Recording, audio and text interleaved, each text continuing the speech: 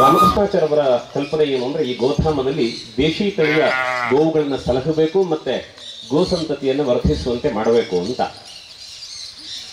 ಇಲ್ಲಿರುವ ಈ ಗೋವಿಗೆ ಬಹುಶಃ ನೀವು ಯೋಚಿಸಲಿಕ್ಕಿಲ್ಲ, ಇವತ್ತಿಗೆ ಕೋಟ್ಯಂತರ ರೂಪಾಯಿ ಬೆಲೆ ಬಾಳುವಂತಹ ಗೋವುಗಳು. 3 ವರ್ಷಗಳಿಂದ ಇದಕ್ಕಾಗಿ ಶ್ರಮ ವಹಿಸಿ ಸುಮಾರು 12 ಲಕ್ಷ ರೂಪಾಯಿಗಳಿಗೂ ಮಿಕ್ಕಿ ಹಣವನ್ನು ವ್ಯಯ ಮಾಡಿ ಈ ಗೋವುಗಳನ್ನು ಈ ಗೋಧಾಮಕ್ಕೆ ತರಲಾಗಿದೆ. ಇದನ್ನು ತಂದ ಉದ್ದೇಶ ಏನು ಅಂತಂದ್ರೆ, ಭಾರತೀಯರಿಗೆ, ಈ ಸ್ಥಳೀಯರಿಗೆ ನಮ್ಮ ದೇಶಿ ಪರಂಪರೆಯ ಗೋವುಗಳನ್ನು ಪರಿಚಯಿಸಬೇಕು, ಅವುಗಳನ್ನು ಉಳಿಸಬೇಕು, ಬೆಳೆಸಬೇಕು ಅನ್ನುವ ಮಹದಾಸೆಯಿಂದ ಇದನ್ನು ಮಾಡಲಾಗಿದೆ. ಇವತ್ತು ಅತ್ಯಂತ ಸಂತೋಷದಿಂದ ಅದಕ್ಕೆ ಹೆಸರನ್ನು ನಿರ್ಣಯ ಮಾಡಿದ್ದಾರೆ. ಈಗಾಗಲೇ ವಿಷ್ಣು ಮತ್ತೆ ಲಕ್ಷ್ಮಿ ಅಂತ 2 ಹೆಸರುಗಳನ್ನು ಆ ಗೋವಿಗೆ ಇಡಬೇಕು ಅಂತ ಈಗಾಗಲೇ ನಿರ್ಣಯ ಮಾಡಲಾಗಿದೆ. ನಾಮಕರಣ ಮಾಡಬೇಕಾದವರು ಯಾರು? ನಾಮಕರಣ ಮಾಡಿದವರಿಗೆಲ್ಲ ಲೆಕ್ಕಾಚಾರ ಸರಿ ಇರಬೇಕು. ಅಕ್ಷರ, ವ್ಯವಹಾರ, ಚಿಂತನೆ, ಲೆಕ್ಕಾಚಾರ ಸರಿ ಇದ್ದವ್ರು ನಾಮಕರಣ ಮಾಡಬೇಕು. ಹಾಗಾಗಿ ನಮ್ಮ ಲೆಕ್ಕದ ಮಾಸ್ಟ್ರೇ ಅದಕ್ಕೆ ನಾಮಕರಣ ಮಾಡಿದರೆ ಸಂತೋಷ ಅಂತ ನಮಗನ್ನಿಸಿತ್ತು. ಅದರಿಂದ ಆಚೆಗೆ ಉಳಿದಂತೆ ನಾನು ಅವ್ರ ಬಗ್ಗೆ ಮತ್ತೆ ಮಾತಾಡುತ್ತೇನೆ. ಸುಧಾಕರ್ ಶೆಟ್ಟರು ಯಾಕೆ ನಾಮಕರಣ ಮಾಡಬೇಕು, ಯಾಕೆ ಗೋಪೂಜೆ ಮಾಡಬೇಕು ಅಂತ ನಮ್ಮನ್ನು ಕೇಳಿದ್ರೆ ನಮಗಿರುವ ಒಂದೇ ಮಾತು ಈ ಹೊತ್ತಿಗೆ ಹೇಳಬಹುದಾದ್ರೆ, ಸುಧಾಕರ ಶೆಟ್ಟರ ಜೊತೆಗಿನ ಮಾತುಕತೆ, ಅವರ ಸಹವಾಸ ಅಂದ್ರೆ ಅದು ನಮಗೆಲ್ಲ ಒಂದು ಸತ್ಸಂಗ ಇದ್ದ ಹಾಗೆ. ಆದ್ದರಿಂದ ಯಾರು ಸಹೃದಯರಿದ್ದಾರೆ ಅವರು ಸತ್ಕರ್ಮಗಳನ್ನ ಮಾಡಿದರೆ ಸರ್ವಶಕ್ತ ಸದಾ ನಮ್ಮ ಧರಿಸ್ತಾನೆ ಅನ್ನುವ ಬಲವಾದ ನಂಬಿಕೆಯೊಂದಿಗೆ ನಾವು ಈ ಕಾರ್ಯಕ್ರಮದ ಕಡೆ ತೊಡಗಿದ್ದೇವೆ. ಇನ್ನು ಕರುಗಳಿಗೆ ಮಾಲಾರ್ಪಣೆ ಮಾಡಿ ಅರಶಿನ ಕುಂಕುಮ ಹಚ್ಚಿ ಆರತಿ ಬೆಳಗಿ ಸುಧಾಕರ ಶೆಟ್ಟರು ಆ ಕರುಗಳಿಗೆ ನಾಮಕರಣವನ್ನು ಮಾಡುತ್ತಾರೆ. ಹಿನ್ನೆಲೆಯಲ್ಲಿ ಕೊಳಲಿನಾದ ಕೇಳಿ ಬರುತ್ತದೆ. ಅವ್ರು ಮಾಲೆ ಹಾಕುವಾಗ ನಮಗೆ ನಿಮ್ಗೆ ಬೇರೆ ಕೆಲಸ, ಪ್ರೀತಿಯಿಂದ ಜೋರಾಗಿ ಚಪ್ಪಾಳೆ ತಟ್ಟದ ಸಂಭ್ರಮಿಸೋಣ ಅಂತ ಹೇಳ್ತಾ ಇದೀಗ ಗೋ ಪೂಜೆಗೆ ಮುಂದಾಗೋಣ.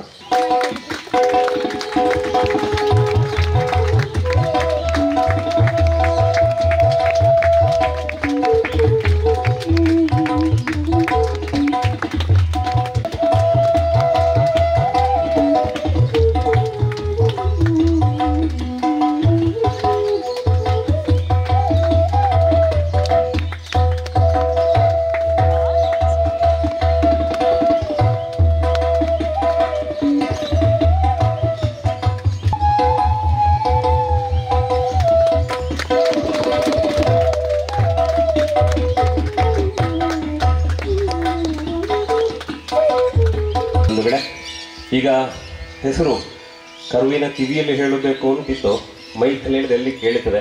ಆದ್ದರಿಂದ ಸುಧಾಕರ ಶೆಟ್ಟರೆ, ಮೊದಲಿಗೆ ಲಕ್ಷ್ಮಿ ಮತ್ತು ವಿಷ್ಣು ಅಂತ ಹೆಸರಿಟ್ಟಿದ್ದೇವೆ. ನಿಮ್ಮ ಬಾಯಿಯಿಂದ ಅಧಿಕೃತವಾಗಿ ಒಮ್ಮೆ ಆ ಕರುಗಳನ್ನು ನೀವು ಕರೆದು ಬಿಡಬೇಕು ಅನ್ನೋದು ನನ್ನ ಅಪೇಕ್ಷೆ.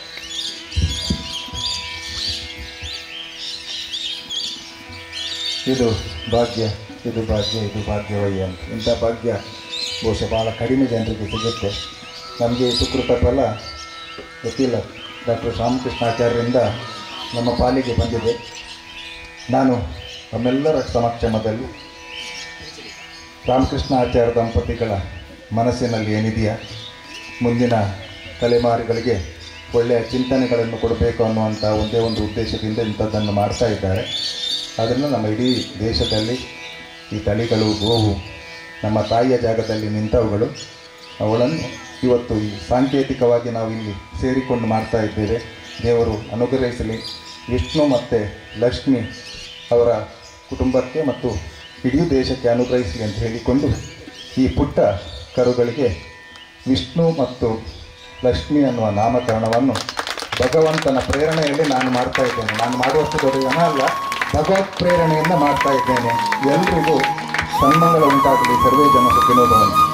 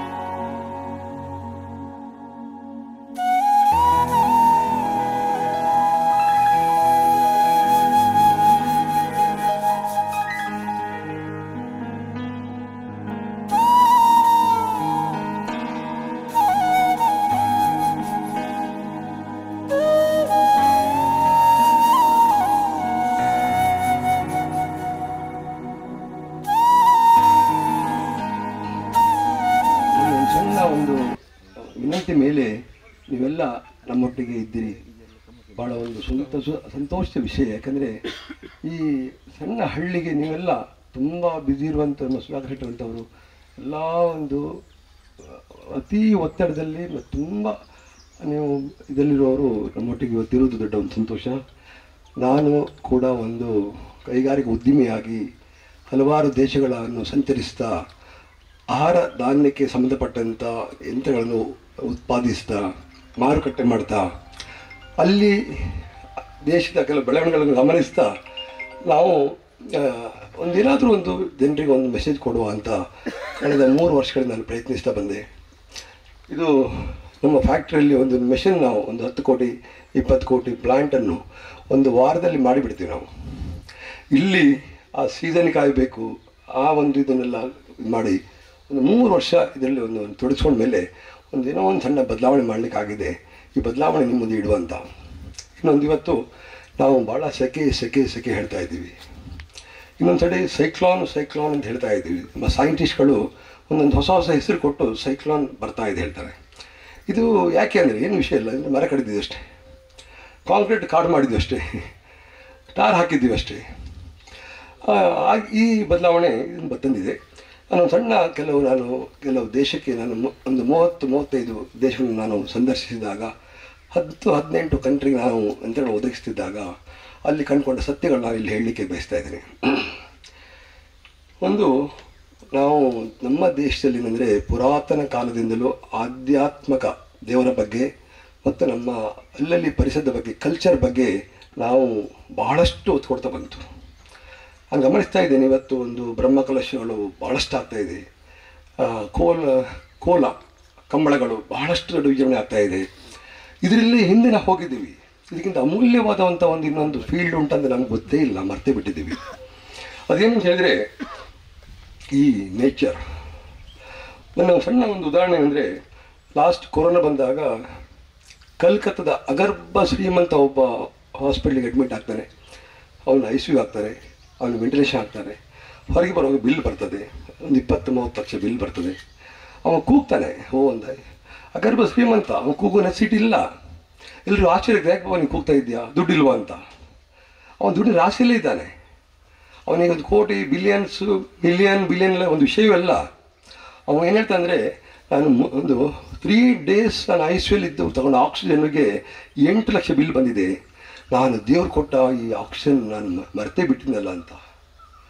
ನಾವು ಇವತ್ತು ಯಾವುದರ ಹಿಂದೆ ಹೋಗ್ತಾ ಇದ್ದೀವಿ ಅಂದರೆ ಬರೀ ಯಾವುದೋ ಒಂದು ಇದರಿಂದ ನಾವು ಓಡ್ತಾ ಇದ್ದೀವಿ. ಯಾಕೆ ಓಡ್ತೀವಿ ನಮಗೆ ಗೊತ್ತಿಲ್ಲ. ಯಾವುದು ಅದನ್ನು ಕರೆಕ್ಷನ್ ಮಾಡ್ಕೊಳ್ಬೇಕು ಅದು ಮಾಡ್ಕೊಳ್ತಾ ಇಲ್ಲ. ಅಲ್ಲಿ ನಾನು ದಕ್ಷಿಣ ಅಮೇರಿಕದ ಉರುಗ್ವೆ ಅಂತ ಒಂದು ಸಣ್ಣ ದೇಶ, ಪುಟ್ಟ ದೇಶ, 70-80 ಸಾವಿರ ಜನಸಂಖ್ಯೆ ಇರುವವರು ನಮ್ಮ 40 ವರ್ಷದಿಂದ ನಮ್ಮ ದೇಶದಲ್ಲಿ ದನವನ್ನು ತಗೊಂಡು ಹೋಗಿ ಅಲ್ಲಿ ಬ್ರೀಡ್ ಡೆವಲಪ್ ಮಾಡಿ ಪ್ರತಿಯೊಬ್ಬನು 5 ದನವನ್ನು ಸಾಕ್ತಾ ಇದ್ದಾನೆ. ಅವರು 1 ಕೋಟಿ ಜನಕ್ಕೆ 5 ಕೋಟಿ ದನಗಳಿದೆ. ಅಲ್ಲಿ ಏನಂತ ಹೇಳಿದ್ರೆ ಅವರು ಹೇಗಿದೆ ಅಂತ ಹೇಳಿದ್ರೆ, ದನಕ್ಕೆಲ್ಲಾದರೂ ಅನ್ಯಾಯ ಮಾಡಿದರೆ, ಅದನ್ನು ಮರ್ಡರ್ ಮಾಡಿದರೆ ಅವನಿಗೆ ಜೀವಾವಧಿ ಶಿಕ್ಷೆ ಕೂಡ ಇದೆ. ಸೆಕೆಂಡ್ ಏನಂತ ಹೇಳಿದರೆ ಅವರು 1 ಕೋಟಿ ಜನ ಅವರ ದೇಶದಲ್ಲಿ ಉತ್ಪತ್ತಿ ಮಾಡೋದು ಆರ್ಗ್ಯಾನಿಕ್ ಇದರಲ್ಲಿ 10-15 ಕೋಟಿ ಜನರ ಆಹಾರವನ್ನು ಉತ್ಪಾದನೆ ಮಾಡ್ತಾರೆ. ಆ ದೇಶ ಎಷ್ಟು ಸಮೃದ್ಧಿ ಹೇಳಿದೀವಿ. ಇವತ್ತು ಪೆಟ್ರೋಲಿಯಮ್ಮು ತೆಗೆದು ಮಾರಾಟ ಮಾಡೋ ದೇಶಕ್ಕಿಂತ ಅದು ಅವರ GDP 11.7%. ಅಷ್ಟು ದೊಡ್ಡ GDP ಯಾವ ದೇಶ ಕೂಡ ಇಲ್ಲ. ಇವತ್ತು ದುಬೈ ಇರ್ಬೋದು, ನೀವು ಸೌದಿ ಅರೇಬಿಯಾ ಇರ್ಬೋದು, ಅಮೇರಿಕ ಇರ್ಬೋದು, ಯಾರ್ದೂ ಇಲ್ಲ. 7-9% GDP. ಅಂದರೆ ಅಲ್ಲಿ ಅವ್ರು ಮಾಡಿದಂದರೆ ಆರ್ಗ್ಯಾನಿಕ್ ಫಾರ್ಮಿಂಗ್. ಅಲ್ಲಿಯ ಆಹಾರ ಉತ್ಪನ್ನ ಇದು ವೆಜಿಟೇಬಲ್ಸ್ಗಳು, ಕೃಷಿ ಇದೆಲ್ಲ ಉತ್ಪನ್ನಗಳೆಲ್ಲ ಬಾಕಿ ದೇಶಕ್ಕಿಂತ 10 ಪಟ್ಟು ಜಾಸ್ತಿ. ಅಮೇರಿಕದ ವೈಟ್ ಹೌಸಿಗೆ ಅವನ ಫುಡ್ಡೇ ಹೋಗ್ತಾ ಇದೆ. ಯಾಕೆಂದರೆ ಆರ್ಗ್ಯಾನಿಕ್ ಫುಡ್ ಅಂತ. ಅದು ಎಷ್ಟು ಜನ ಸರ್ಚ್ ಮಾಡ್ತಾ ಇದ್ದಾರೆ, ಎಷ್ಟು ಬೆಲೆ ಕೊಡ್ತಾ ಇದ್ದಾರೆ ಅಂತ. ಹಾಗೆ ಇನ್ನೊಂದು ದೇಶ ಅಂತ ಹೇಳಿದರೆ ನಮ್ಮ PNG, ಪಾಪುವಾ ನ್ಯೂ ಗಿನಿ ಅಂತ. ಅಲ್ಲಿ ಕಾಫಿ ಭಾಳ ಬೆಳೀತಾರೆ, ಫಾರೆಸ್ಟ್ ಬೆಳೀತಾರೆ. ನಾನು ಅಲ್ಲಿ ಕಾಫಿ ಪ್ಲಾಂಟ್ ಬೇಕಷ್ಟು ಕೊಟ್ಟಿದ್ದೆ. ಅಲ್ಲಿ ಇಡೀ ದೇಶ GDP ಕೌಂಟ್ ಆಗೋದು ಅಲ್ಲಿಯ ಫಾರೆಸ್ಟ್ ಡೆವಲಪ್ಮೆಂಟಿಂದ. ನಾವಿಲ್ಲಿ ಫಾರೆಸ್ಟ್ಗಳನ್ನು ಮರಗಳು ಕಡಿತಾ ಇದ್ದೀವಿ. ಈಗ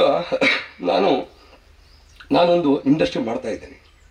ಇಂಡಸ್ಟ್ರಿ ಮಾಡ್ತಾ ಇರುವಾಗ ಒಂದು 10 ಎಕರೆಯಲ್ಲಿ 35% ಲ್ಯಾಂಡನ್ನು ನಾನು ಇದು ರಿಸರ್ವ್ ಫಾರೆಸ್ಟಿಗೆ ಇಟ್ಟಿದ್ದೇನೆ. 1 ಎಕರೆಯನ್ನು ಕೆರೆಗೆ, ನಮ್ಮ ಕಾಂಟ್ರಾಕ್ಟರ್ ಇಲ್ಲಿದ್ದಾರೆ, ನಾವು ಡೈಲಿ ಮಾತಾಡ್ತಾ ಇರ್ತೀವಿ. 1500 ಮರಗಳನ್ನು, ಅದು ರೆಂಜ, ಬೋವು, ಧೂಪ, ಹಬ್ಬೆಲ್ಸು, ಹಲಸು ಇಂಥದನ್ನೆಲ್ಲ ಇಡ್ತಾ ಇದ್ದೀವಿ. ಯಾಕಂದರೆ ನಾವಿವತ್ತು ನಮ್ಮ ಮೂರ್ದಿಟ್ಟು ಕಾರ್ಗಳು ಬರಬೇಕಾದ್ರೆ ಹೈವೇ ಆಗ್ತಾ ಇದೆ, ನಾವು ಬೈತಾ ಇದ್ದೀವಿ ಹೈವೇ ಮಾಡ್ತಾ ಇದ್ದಾರೆ, ಮರ ಕಡಿತಾ ಇದ್ದೀವಿ ಅಂತ. ಹೈವೇ ಮಾಡೋದು ಅಗತ್ಯ. ನಾವು ದೇಶ ಬದಲಾದಾಗೆ ನಿಮಗೆ ಕಾರ್ಗಳು ಜಾಸ್ತಿ ಆದಾಗೆ ಮೊದಲು ಒಂದು ಊರಿಗೆ 5 ಕಾರ್ ಇತ್ತು, ಈಗ ಒಂದು ಮನೆಗೆ 5 ಕಾರ್ ಇದೆ. ನಾವು ಈ ಬದಲಾವಣೆ ಬೇಕು, ಈ ಡೆವಲಪ್ಮೆಂಟ್ ಬೇಡ. ಇದಕ್ಕೇನು ಮಾಡ್ಬೋದು? ನಮ್ಮಂಥವ್ರು ಒಂದು 100 ಜನ ಒಂದೊಂದು 500 ಗಿಡ ಹಾಕಿದರೆ 50,000 ಗಿಡ ಆಯಿತು. ಅಲ್ಲಿ ಮರ ಕಡಿದು ನೀವು 5,000 ಗಿಡ, 5,000ಕ್ಕೆ 50,000 ಡೆವಲಪ್ ಮಾಡಿದ್ರೆ ಎಲ್ಲಿ ನಾವು ನೇಚರ್ ಹಾಳಾಗ್ತದೆ. ಈ ಕಲ್ಪನೆ ನಾವು ತರಬೇಕಂತ ಹೇಳ್ತಾ ಇದ್ದೀನಿ.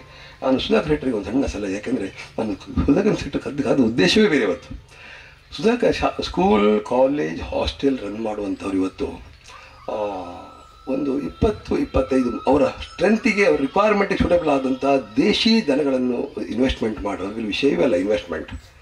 ನಾನು ಬೇಕಾದರೆ ಅವ್ರೊಟ್ಟಿಗೆ ಹಿಂದೆ ಹೇಳ್ತೀನಿ, ಅವ್ರ ಹಿಂದೆ. ಯಾಕೆಂದರೆ ಯಾರಿಗೆ ಕಾನ್ಫಿಡೆನ್ಸ್ ಇಲ್ಲದೆ ಯಾಕಪ್ಪ ನಾಳೆ ಎಲ್ಲಿಂದ ಜನ ತರೋದು, ಏನು ಮಾಡೋದು, ನಾನು ಹೇಗೆ ನೋಡೋದು ಅಂತ. ನಾನು ಬೇಕಾದ್ರೆ ಮಾಡೆಲ್ ಆಗಿ ನಾನಿತ್ತು ಅಲ್ಲಿ ಸೇವಕರ ಕೆಲಸ ಮಾಡಲಿ ತಯಾರಿದ್ದೀನಿ. ನಾನು ಒಂದು 25-30 ದನವನ್ನು ಸಾಕಿದರೆ ಅದರಿಂದ ಬರೋ ಹಾಲನ್ನು ಮಕ್ಕಳಿಗೆ ನಾವಿವತ್ತು ಕೆಮಿಕಲ್ ಹಾಲು ಹೇಳ್ತಾ ಇದ್ದೀವಿ ನೋಡಿ. ನಮ್ಮ ದೇಶದಲ್ಲಿ ಇನ್ನೊಂದು 4 ಟೈಮ್ ಹಾಲು ಇವತ್ತು ಕೆಮಿಕಲ್ ಹಾಲಾಗಿ ಮಿಕ್ಸ್ ಆಗ್ತಾ ಇದೆ ಇವತ್ತು. ನನಗೆ ಎಲ್ಲಿ ಕೂಡ ಪೇಟೆಯಲ್ಲಿ ಹಾಲು ಕೊಡಿ ನಂಬಿಕೆ ಇಲ್ಲ. ನನಗೆ ಈ ಹಾಲು ಕುಡಿದ ರುಚಿ ನನಗೆ ಗೊತ್ತುಂಟು, ಅಲ್ಲಿ ರುಚಿ ನನಗೆ ಗೊತ್ತುಂಟು, ಟೇಸ್ಟ್, ಆಯಿಲ್ ಎಲ್ಲದೂ ಹಾಗೆ ಆಗ್ತಾಯಿದೆ. ಅವರು 25-30 ದನಗಳನ್ನು ಸಾಕಿದರೆ ಮಕ್ಕಳಿಗೆ ಅದೇ ಹಾಲು, ಬೆಣ್ಣೆ, ತುಪ್ಪ, ಮೊಸರು ಸಂಪೂರ್ಣ ಅಲ್ಲಿ ಉತ್ಪಾದನೆ ಮಾಡ್ಬೋದು. ಅದರ ವೇಸ್ಟನ್ನು ಸರಿಯಾಗಿ ಗ್ಯಾಸ್ ಆಗಿ ಬೆಳೆಸಿದರೆ ಅವರು ಇಡೀ ಅವರ ಹಾಸ್ಟೆಲನ್ನು, ಕಿಚನನ್ನು ಅವರು ಗ್ಯಾಸ್ ಆಗಿ ಬಳಸ್ಬೋದು. ಅದರ ವೇಸ್ಟನ್ನು ಅಲ್ಲಿ ಸರಿಯಾಗಿ ಒಂದು ಮಾಡಿಕೊಂಡ್ರೆ ಇಡೀ ಅವರು ಕ್ಯಾಂಪಸ್ ಬೇಕಾದ ವೆಜಿಟೇಬಲ್ ಅವ್ರು ಬೆಳೆಸ್ಬೋದು. ವೆಜಿಟೇಬಲ್ಲು, ಹಾಲು 2 ಸಿಕ್ಕಿದರೆ ನನ್ನ ಹೆಂಡತಿ ಜೀವನದಲ್ಲಿ 5 ರೂಪಾಯಿ, ನನಗೆ ಇಲ್ಲಿ ಎಲ್ಲದೂ ಫ್ರೀ ಇದೆ. ಬರೇ ಒಂದು ಅಕ್ಕಿ ಹುಡಿ ಅಥವಾ ರಾಗಿ ಹುಡಿ ಅಥವಾ ಜೋಳದ ಹುಡಿ ಅದು ಮಾತ್ರ ಕೊಟ್ಕೊಳ್ಬೇಕು ನಾನು. ಹಾಗೆ ಆಮೇಲೆ ಸುತ್ತ ಬೌಂಡ್ರಿಗೆ ಒಂದು ಡೆನ್ಸಿಟಿ ಫಾರೆಸ್ಟ್ ಗಿಡಗಳು ಹಾಕಿದರೆ ಏನು ಸಮಸ್ಯೆ ಇಲ್ಲ. ಫಾರೆಸ್ಟ್ರು ಕೊಡ್ತಾರೆ, ಕ್ಯಾರ್ ತಗೊಳ್ತಾರೆ. ಒಂದು 1000 ಗಿಡವನ್ನು ನಾವು ಡೆವಲಪ್ ಮಾಡ್ಬೋದು. ನಾನು ಇಲ್ಲಿ ಒಂದು 1000 ಗಿಡ ಫಾರೆಸ್ಟ್ ಗಿಡ ಹಾಕಿದ್ದೇನೆ, ಅಲ್ಲಿ 1,500 ಗಿಡ ಹಾಕಲಿಕ್ಕೆ ಯೋಚಿಸ್ತಾ ಇದ್ದೇನೆ. ಹಾಗೆ ಇದೊಂದು ದೊಡ್ಡ ಅಗತ್ಯ. ಎಲ್ಲರೂ ನಾವು ಇಂಥ ಕೆಲಸಗಳನ್ನು ಮಾಡ್ತಾ ಬಂದಾಗ ಈ ಸಣ್ಣ ಬದಲಾವಣೆ ದೊಡ್ಡ ಬದಲಾವಣೆ ತರ್ಬೋದು ಅಂತ ನನಗೆ ಅನಿಸ್ತಾ ಇದೆ. ನಮ್ಮ ಗೋದಾಮದ ಆಶಯ ಏನಂದರೆ ರಾಸಾಯನಿಕ ಒಂದು ನಮ್ಮ ಸೇವ್ ಸಾಯಿಲ್. ನಮ್ಮ ಇವತ್ತು ಸಾಯಿಲ್ ತುಂಬ ಡೆಡ್ ಆಗಿ ಹೋಗಿದೆ. ಇನ್ನು ಪಂಜಾಬ್ ಅನ್ನೋದು ನಮ್ಮ ದೇಶದಲ್ಲಿ, ಪಂಜಾಬಲ್ಲಿ ಯಾವುದೂ ಬೆಳೀಲಿಕ್ಕೆ ಸಾಧ್ಯ ಇಲ್ಲ. ಅಲ್ಲಿ ಬೆಳೆದವರು ಇಡೀ ವರ್ಲ್ಡಿನ ಕ್ಯಾನ್ಸರ್ ಬೌಲ್ ಪಂಜಾಬ್ ಆಗಿದೆ. ಡ್ಯೂ ಟು ಅಲ್ಲಿ ಕೆಮಿಕಲ್ ಹಾಕಿ ವೀಟ್ ಬೆಳೆದು ಶ್ರೀಮಂತರಾಗಿ ಬೇಕಷ್ಟು ಆಸ್ತಿ ಇದೆಲ್ಲ ಸಂಪಾದನೆ ಮಾಡಿದ ಮೇಲೆ ಈಗ ಕ್ಯಾನ್ಸರ್ ಟ್ರೀಟ್ಮೆಂಟ್ ಮಾಡಲಿಕ್ಕೆ ಆಗ್ತಾಯಿಲ್ಲ. ಆಮೇಲೆ ಶ್ರೀಲಂಕಾ ಬರ್ಡ್ ಆಗಿ ಹೋಗಿದೆ, UK ಬರ್ಡ್ ಆಗಿ ಹೋಗಿದೆ. ನಮ್ಮ ದೇಶದಲ್ಲಿ ಕೂಡ ಒಂದು ಮೊನ್ನೆ ಸರ್ವೆ ಪ್ರಕಾರ ಕರ್ನಾಟಕದಲ್ಲಿ 37 ಡಿಸ್ಟ್ರಿಕ್ ಏನೋ ಅಂತಲ್ಲ, ಅದರಲ್ಲಿ ಚೇಂಜ್ ಆಗ್ತಾ ಇರ್ತದೆ, 32 37 ಆ ಥರ. ಅದರಲ್ಲಿ 22 ಡಿಸ್ಟ್ರಿಕಲ್ಲಿ 5 ವರ್ಷದಲ್ಲಿ ಯಾವುದೇ ಬೆಳೆ ಬೆಳೀಲಿಕ್ಕೆ ಆಗೋದಿಲ್ಲ ಅಂತ ಬರ್ತಾ ಇದೆ. ಮೊನ್ನೆ ಸಣ್ಣ ಲಾಸ್ಟ್ ವರ್ಷ ಒಂದು ಬರೀ ಕ್ಲೈಮೆಟಿಕಲ್ ಎಫೆಕ್ಟಿಂದ 50% ನಮ್ಮ ಕ್ರಾಪ್ ಫೇಲ್ಯೂರ್ ಆಗಿದೆ. ಈ ವರ್ಷ ನಮ್ಮ ಅಕ್ಕಿ ಸಾಮಾನ್ಯ 200 ರೂಪಾಯಿ ಹೋಗ್ತಾ ಇತ್ತು. ಆದರೆ ಮೋದಿ ಒಂದು ಇದು ಮಾಡಿದ್ರು, ಯಾಕಂದರೆ ಸ್ಟಾಕ್ ರೈಸ್ ನಮ್ಮ ದೇಶದಲ್ಲಿ 4 ವರ್ಷ ಆಗೋ ಸ್ಟಾಕ್ ರೈಸ್ ಇತ್ತು, ಅವರು ಭಾರತ್ ರೈಸ್ ಅಂತ 30 ರೂಪಾಯಿ ರಿಲೀಸ್ ಮಾಡಿದ್ರು. ಹಾಗಾದ್ರೆ ನಿಮಗೆಲ್ಲ ಇನ್ನೊಂದು ವರ್ಷ ಮಟ್ಟಿಗೆ ತೊಂದರೆ ಇಲ್ಲ, 50 ರೂಪಾಯಿಗಿಂತ ಅಕ್ಕಿ ರೇಟ್ ಜಾಸ್ತಿ ಆಗೋದಿಲ್ಲ. ಆ ಸ್ಟಾಕ್ ರೈಸ್ ಮುಗಿದ ಮೇಲೆ ಹೀಗೆ ಕಂಟಿನ್ಯೂ ಆದರೆ ನಮ್ಮ ಅಕ್ಕಿಯನ್ನು 100 ರೂಪಾಯಿ 200 ರೂಪಾಯಿ ಅಥವಾ 500 ರೂಪಾಯಿ ತಗೊಳ್ಳುವಂಥ ದಿನ ಬರ್ತದೆ. ಮತ್ತು ನಮ್ಮದೇನೆಂದರೆ ಪ್ರಾಚೀನ ಭಾರತದ ಒಂದು ಸಂಸ್ಕೃತಿಯನ್ನು ಪುನಃ ನಿರ್ಮಿಸಬೇಕಂತ. ಇವತ್ತು ನಾನೊಂದು 1 ಲಕ್ಷ ಹುಡುಗಿನ ಕೂಡ ಇಂಟರ್ವ್ಯೂ ಮಾಡಿದೆ. ನನಗೆ ಒಂದು ಶಿಬಿರ ಮಾಡ್ತಾಯಿತ್ತು, ನಾವು ಲಾಸ್ಟ್ 20 ವರ್ಷ ಶಿಬಿರ ಮಾಡ್ತಾಯಿತ್ತು. ಬೇರೆ ಸ್ಕೂಲಿಗೆ ಹೋಗ್ತೀನಿ. ಯಾವ ಹುಡುಗಿ ಕೂಡ ಇವತ್ತು ಕೃಷಿಕನ ಮದುವೆ ಆಗ್ತಾಯಿಲ್ಲ ಹೇಳ್ತಿದ್ದಾರೆ. ಕೃಷಿಕನ ಮದುವೆ ಆಗೋದಿಲ್ಲ ಹೇಳಿದರೆ ದೊಡ್ಡ ದುರಂತ ಆಗ್ತಾಯಿದೆ. ಕೃಷಿಕರು ಮಕ್ಕಳು ಇವತ್ತು ಹೊರಗೆ ಹೋಗ್ತಾ ಇದ್ದಾರೆ. ಈ ಕೃಷಿ ಲ್ಯಾಂಡ್ಗಳನ್ನು ನಾವು ಕರಪ್ಟರು ಇವತ್ತು ಮಾರ್ಕೆಟಲ್ಲಿ ಹಣ ಇದ್ದವರು ಅದನ್ನು ತಗೊಂಡು ಅದನ್ನು ಸೈಟ್ ಮಾಡಿ ಮಾರ್ತಾ ಇದ್ದಾರೆ. ಹೀಗೆ ಮುಂದುವರೆದ್ರೆ ಒಂದಿಷ್ಟು ದೊಡ್ಡ ಒಂದು ಸಮಸ್ಯೆ ಇದೆ. ನಮ್ಮ ಕಾನ್ಸೆಪ್ಟ್ ಅಂದರೆ ಇಸ್ರೇಲ್ ಅವರು 40 ವರ್ಷ ಹಿಂದೆ ಒಂದು ಪ್ರತಿಜ್ಞೆ ಮಾಡಿದರು, 1 ಸ್ಕ್ವೇರ್ ಫೀಟಲ್ಲಿ $1 ನಾನು ಗೇನ್ ಮಾಡಬೇಕಂತ. ಆ 1 ಎಕರೆ 43,000 ಸ್ಕ್ವೇರ್ ಫೀಟ್, 43,500 ಸ್ಕ್ವೇರ್ ಫೀಟಿಗೆ $1 ಅಂದರೆ 34 ಲ್ಯಾಕ್ಸ್ ಆಗ್ತದೆ. ನಾನು ಹೇಳೋದು, 1 ಎಕರೆ ಲ್ಯಾಂಡ್ ನನಗೆ ಕೊಟ್ಟರೆ ಒಂದು SSLC ಹೋಗಿ ಹುಡುಗನ ಕೊಟ್ಟರೆ ಅವನಿಗೆ ಆಸಕ್ತಿ ಇರಬೇಕು, ಮನೆಯವರ ಪ್ರೋತ್ಸಾಹ ಇರಬೇಕು. ಖಾಲಿ 1 ಎಕರೆ ಜಾಗದಲ್ಲಿ ಅವ ತಿಂಗಳಿಗೆ ಡಿಗ್ರಿ ಆಗಿ ಬರುವಾಗ 3 lakhs ಗೇನ್ ಮಾಡ್ಬೋದು, ಮತ್ತು ವರ್ಷಕ್ಕೆ 1 ಕೋಟಿ ಗೇನ್ ಮಾಡ್ಬೋದು. Very simple. ಅಂದರೆ ಅವ SSLC ಹೋಗುವಾಗ ಒಂದು 300 ಸಾಗುವಾನಿ ಗಿಡಗಳು ಹಾಕಬೇಕು. ಅಲ್ಲಿಂದ ಅದು ನೋಡ್ಕೊಳ್ಬೇಕು. ಎಲ್ಲರೂ ಹೇಳ್ತಾರೆ ನನಗೆ ಸಾಧ್ಯ ಇಲ್ಲ, ನಾನು ಇಲ್ಲಿ ಬೆಳೆ ತೋರಿಸಿದೆ ಎಲ್ಲ ಇಲ್ಲಿದೆ, ನಾನು ಇದೆಲ್ಲದನ್ನು ಮಾಡಿದ ಮೇಲೆ ನಾನು ನಿಮ್ಗೆ ಹೇಳ್ತಾ ಇದ್ದೇನೆ. ಹೆಚ್ಚಿನ ಹೇಳಿದ್ರೆ ಅದು ಸಾಧ್ಯ ಇಲ್ಲ ಅಂತಂದರೆ 300 ಗಿಡಗಳು ಹಾಕಿದರೆ ಸರಿಯಾಗಿ ಅದಕ್ಕೆ ಸ್ವಲ್ಪ ಗೊಬ್ಬರ ನೀರು ಎಲ್ಲ ವ್ಯವಸ್ಥೆ ಮಾಡಿದರೆ ಅದಕ್ಕೊಂದು ಸಿಸ್ಟಮಲ್ಲಿ ಬೆಳೆಸಿದರೆ ಅದು PUC ಆಗಿ ಬರುವಾಗ ಒಂದು ಸೈಜ್ ಬರ್ತದೆ, ಇಷ್ಟಪ್ಪ ಬರ್ತದೆ, ಈ ಮರದಷ್ಟಪ್ಪ ಬರ್ತದೆ. ಅದಕ್ಕೆ ಅವ ಒಂದು 3 ಕಾಳು ಮೆಣಸು ಹಾಕಿ ಒಂದು 5 ಜೇನುಗೂಡು ಹಾಕಿದರೆ ಅವನು ಡಿಗ್ರಿ ಆಗಿ ಬರುವಾಗ ಅವನಿಗೆ 2 ಕ್ವಿಂಟಲ್ ಕಾಳು ಮೆಣಸು ಬರ್ತದೆ. ಪೆಪ್ಪರು 2 ಕ್ವಿಂಟಲ್ ಬಂದರೆ ಮಿನಿಮಮ್ ಇವತ್ತೊಂದು 6 ಲಕ್ಷ ರೂಪಾಯಿ ಇದೆ. 12 ಲಕ್ಷ ರೂಪಾಯಿ ಅವನಿಗೆ ವರ್ಷಕ್ಕೆ ತಿಂಗಳಿಗೆ 1 ಲಕ್ಷ ಆದಾಯ ಆಯಿತು. 5 ದನವನ್ನು ಸಾಕಿದರೆ ಒಂದು ದನ ನಿಮಗೆ ಎಷ್ಟು ಹಾಲು ಬರುತ್ತದೆ? 50 ಲೀಟ್ರ್ 100 ಲೀಟ್ರ್ ಬರೋ ಹಾಲುಗಳೆಲ್ಲ ಬರೀ ಒಂದು ದನ 2,000 ಲೀಟ್ರ್ ಹಾಲು ಕೊಡ್ತದೆ. ಎವರೇಜ್ 6 ಲೀಟ್ರ್ ಹಾಲು ಇಂಟು 9 ಮಂತ್ಸ್ ಬರ್ತದೆ ಅಷ್ಟೇ. 2,000 ಲೀಟ್ರ್ ಹಾಲು ಬಂದರೆ ಅದರಲ್ಲಿ ನೀವು ತುಪ್ಪ ಮಾಡಿದರೆ ಮಿನಿಮಮ್ 80 ಕೆಜಿ ತುಪ್ಪ ಬರ್ತದೆ. 3,000 ಅಂದರೆ 2.4 lakhs ಅಲ್ಲಿ ಆಯಿತು. ಅಲ್ಲಿಂದ ಅದನ್ನು ಮಜ್ಜಿಗೆ ಮಾಡಿದರೆ 2,000 ಲೀಟ್ರ್ ಇಂಟು 5 ಟೈಮ್ ರೆಸಿಪಿ ಮಾಡಿದರೆ 10,000 ಲೀಟ್ರ್ ಆಯಿತು. 5 ಪೌಚ್ ಮಾಡಿದರೆ ಅದು 50,000 ಆಯಿತು. 8 ರೂಪಾಯಿ ಅಂತ ಹೇಳಿದರೆ ಅದು ನಿಯರ್ಲಿ 4 ಲಕ್ಷ ಆಯಿತು. ನಾವು ಇವತ್ತು ಪೆಪ್ಸಿ ಕೋಕೋಗಳು ಕುಡಿತಾ ಇದ್ದೇವೆ, ಯಾಕೆಂದರೆ ನಮ್ಮಲ್ಲಿ ಉತ್ಪಾದನೆ ಇಲ್ಲ. ಶುಗರ್ ಕ್ಯಾನ್ ಇದೆ, ನಮ್ಮ ಮಿಲ್ಕ್ ಇದೆ, ಇದೆಲ್ಲ ನಾವು ಸರಿ ಬಳಸ್ಕೊಳ್ಳೋದೇ ಇಲ್ಲ. ಸೆಕೆಂಡ್, ಒಂದು ಬ್ರೀಡ್ ಡೆವಲಪ್ ಮಾಡಿದ್ರೆ 1 ಲಕ್ಷ ಆಯಿತು. ವೇಸ್ಟ್ ಕಂಪೋಸ್ಟ್ ಇದೆಲ್ಲ ಬಳಸಿದರೆ 1-2 ಲಕ್ಷ ಆಯಿತು. 1 ದನದಿಂದ 10 lakhs ಗೇನ್ ಮಾಡ್ಬೋದು. 5 ದನದಿಂದ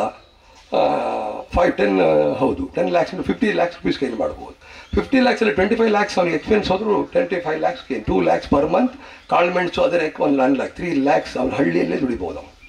ಇದೇ ಗಿಡಗಳನ್ನು ನಾವು ಕಾಳು ಮೆಣಸಿಗೆ ಗೊಬ್ಬರ ಹಾಕಿ ಬೆಳೆಸ್ತಾ ಟೀಕ್ ಅನ್ನೋದು 80ರಿಂದ 100 ಸೆಫ್ಟಿ ಬರ್ತದೆ. ಒಂದು ಮರದಿಂದ 100 ಸೆಫ್ಟಿ 80 ಸೆಫ್ಟಿ ಬಂದರೆ ಕೂಡ 8 lakhs ಆಯಿತು. 8 ಮೂರಲಿ 24 lakhs ಕ್ರೋರ್ಸ್. 24 crores ಈ ಮರದ 20 crores ತಗೊಳ್ಳಿ ಅಥವಾ 15 ಕೋಟಿ ತಗೊಳ್ಳಿ, 15 ವರ್ಷಕ್ಕೆ 15 ಡಿವೈಡ್ ಮಾಡಿದ್ರೆ 1 ಕೋಟಿ per annum ಆಯಿತು. ನಾವು ಇನ್ನು ಬಡತನ ಹೇಳ್ತಾ ಇದ್ದೀವಿ ಅಂದರೆ ಅಷ್ಟು ರಿಸೋರ್ಸ್ ನಮ್ಮ ಮುಂದೆ ಇದೆ. ಹಾಗೆ ನಾವು ಆ ಕೆಲಸ ಮಾಡ್ತಾ ಇದ್ದೀವಿ. ಈಗ ಇಲ್ಲಿ ಒಂದು 2 ಸಮಸ್ಯೆ ಅಂದರೆ ನಮ್ಮ 1970 ನಮಗೆ ಫುಡ್ಡು ಕ್ಯಾರ್ಸಿಟಿಯನ್ನು ನಾವು ಮೀಟ್ ಮಾಡಲಿಕ್ಕೆ ನಮ್ಮ ಸೈಂಟಿಸ್ಟ್ಗಳು UK ಹೋದರು, USA ಹೋದರು. UK USA ಹೋದಾಗ ಅವ್ರು ಏನು ಮಾಡಿದರು, ಕೆಮಿಕಲ್ ಬೇಸ್ ಡೆವಲಪ್ ಮಾಡಿದ್ರು. ನಮ್ಮ 1935 34 35 ನಮ್ಮ ಡಾಲರ್ $1 $3 ಇತ್ತು. ಆ ಒಂದು ರೇಂಜಲ್ಲಿತ್ತು. ಇಲ್ಲಿಂದ ಏನಾಯ್ತು ಅಂದರೆ ಅವರು ಕೆಮಿಕಲ್ ಬೇಸ್ ಕೊಟ್ಟರು. ಅದನ್ನೇನು ಮಾಡಿದರು, ನಾವು ಇಂಪೋರ್ಟ್ ಮಾಡ್ತು. ಅವ್ರು ಇಂಪೋರ್ಟ್ ಮಾಡುವಾಗ ನಮ್ಮ ಕೃಷಿ ತಜ್ಞರಿಗೆ ಕೂಡ ಸಿಲೆಬಸ್ ಕೊಟ್ಬಿಟ್ರು. ನಾನು ನೋಡ್ತಾ ಇದ್ದೀನಿ, ಮೊನ್ನೊಬ್ಬರು ಇಲ್ಲಿ ಬಂದರು, ನಾನು ಪಪ್ಪಾಯ ಹಾಕಿದ್ದೀನಿ. ನಂಗೆ 5 ವರ್ಷ ಮೊದಲು ನಾನೇನು ಕಲೀಲಿಲ್ಲ, ನಾನು ತುಂಬ ಲೇವ್ ಆಗಿದೆ. ಒಬ್ಬರು ಡೀನ್ ಬಂದರು, ನಾನು ಭಾಳ ಖುಷಿ ಆಯ್ತು. ನನ್ನ ಕನ್ಸಲ್ಟೆಂಟ್ ಒಬ್ಬ ಕೃಷಿ ವಿಜ್ಞಾನ ಕೇಂದ್ರದ ಡೀನ್ ನನಗೆ ಬಂದು ಕನ್ಸಲ್ಟ್ ಮಾಡಿದ್ರೆ ಅಂತೇಳಿ ನಾನು ಭಯಂಕರ ಪ್ರೌಡ್ ಅಂತೇಳಿ 1,000 ಪಪ್ಪಾಯನ್ನು ಬೆಳೆಸಿದೆ. ಅವನಿಗೆ ಕೇಳಿದೆ, ಕೆಲಸದವ್ರಿಗೆ ಹೇಳಿದ್ರು 1 kg ಯೂರಿ ಹಾಕಿ ಹೋಗಿ ಹೇಳಿದ್ರು. ಅವ ಯೂರಿ ಹಾಕಿದ್ದ. 3ನೇ ದಿನಕ್ಕೆಲ್ಲ ಅಡ್ಡ ಬಿತ್ತು. ಅಂದರೆ ಎಷ್ಟು ಹಾಳಾಗ್ತಾ ಉಂಟಂತ ಹೇಳಿದರೆ, ನಾವು ಕೌ ಬೇಜರು ಫಾರ್ಮ್ ಬಿಟ್ಟು ಕೆಮಿಕಲ್ ಬೇಜಿಗೆ ಹೋಯಿತು.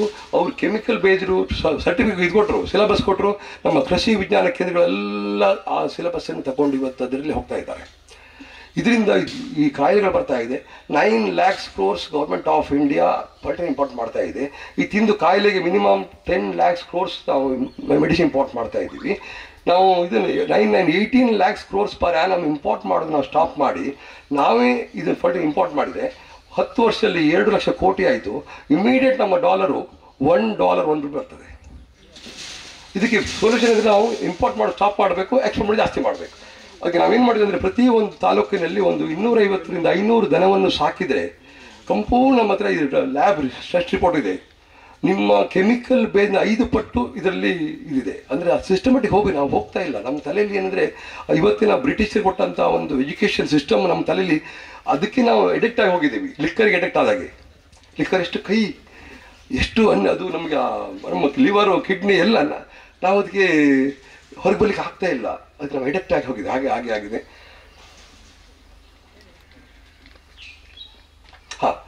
ಸೆಕೆಂಡ್ ಏನಾಯ್ತು ಅಂದರೆ, ಇನ್ನೊಂದು ನಮ್ಮ ದೇಶದಲ್ಲಿ ಕುರಿಯನ್ ಅವರು ಭಾಳ ಒಳ್ಳೆ ಕೆಲಸ ಮಾಡಿದರು. ಅಮೂಲ್ ಅವರು 70 ನಮಗೆ ಮಿಲ್ಕ್ ಶಾರ್ಟೇಜ್ ಆಯಿತು. ಮಿಲ್ಕ್ ಶಾರ್ಟೇಜಿಗೆ ಕೂಡ ಅವರು UK ಮತ್ತು US ಹೋದರು. ನನಗೆ ಒಂದು 50 ಲೀಟ್ರ್ ಹಾಲು ಕರೆಯೋ ಮೆಷಿನ್ ಬೇಕು ಹೇಳಿದರು ಅವರು. ನಮಗೆ ಹಾಲು ಬೇಕಿತ್ತಾಗ ಅವರೇನು ಮಾಡಿದರು, ಅಮೇರಿಕದಲ್ಲಿ ಈ ಹಂದಿಯ ಜೀನ್ಸನ್ನು ಬೇರೆ ಒಂದು ಪ್ರಾಣಿ ಎನಿಮಲ್ಗೆ ಕ್ರಾಸ್ ಮಾಡಿ ಅದನ್ನು ಹಂದಿಯ ಟೇಸ್ಟ್ ಬರುವ ಹಾಗೆ ಒಂದು ಇದನ್ನು ಡೆವಲಪ್ ಮಾಡಿಟ್ಟಿದ್ದಾರೆ HF ಜೆರ್ಸಿ ಅಂತ. ಅವರಿಗೆ ಮೀಟ್ ಬೇಕಿತ್ತು, ಯಾಕಂದರೆ ಹಂದಿಯಲ್ಲಿ ಸಿಕ್ಕುವುದು 50 kg, ಅವ್ರಿಗೆ 300 kg ಬೇಕಿತ್ತು. 300 kg ಮೀಟ್ ಡೆವಲಪ್ ಮಾಡಿದ್ರೆ ಅವರಿಗೆ ಅವರು ಆಹಾರ ಕೊರತೆ ಅವ್ರು ಮುಗಿಸ್ಕೊಳ್ತಾರೆ. ಅವರು ಅದನ್ನು ಡೆವಲಪ್ ಮಾಡಿದ್ದಕ್ಕೆ ಇವರು ಕೇಳಿದಾಗ ಅದಕ್ಕೆ ಹಾಲು ಬರುವಾಗೆ, ಮರದಲ್ಲಿ ಸೊನೆ ಬಂದ ಹಾಗೆ ಹಾಲು ಬರುವಾಗೆ ಮಾಡಿಕೊಟ್ರು ಅವರು. ಆ ಹಾಲು ಬಂದು ಅದನ್ನು ನಾವು ಕುಡಿದಿದ್ದೀವಿ.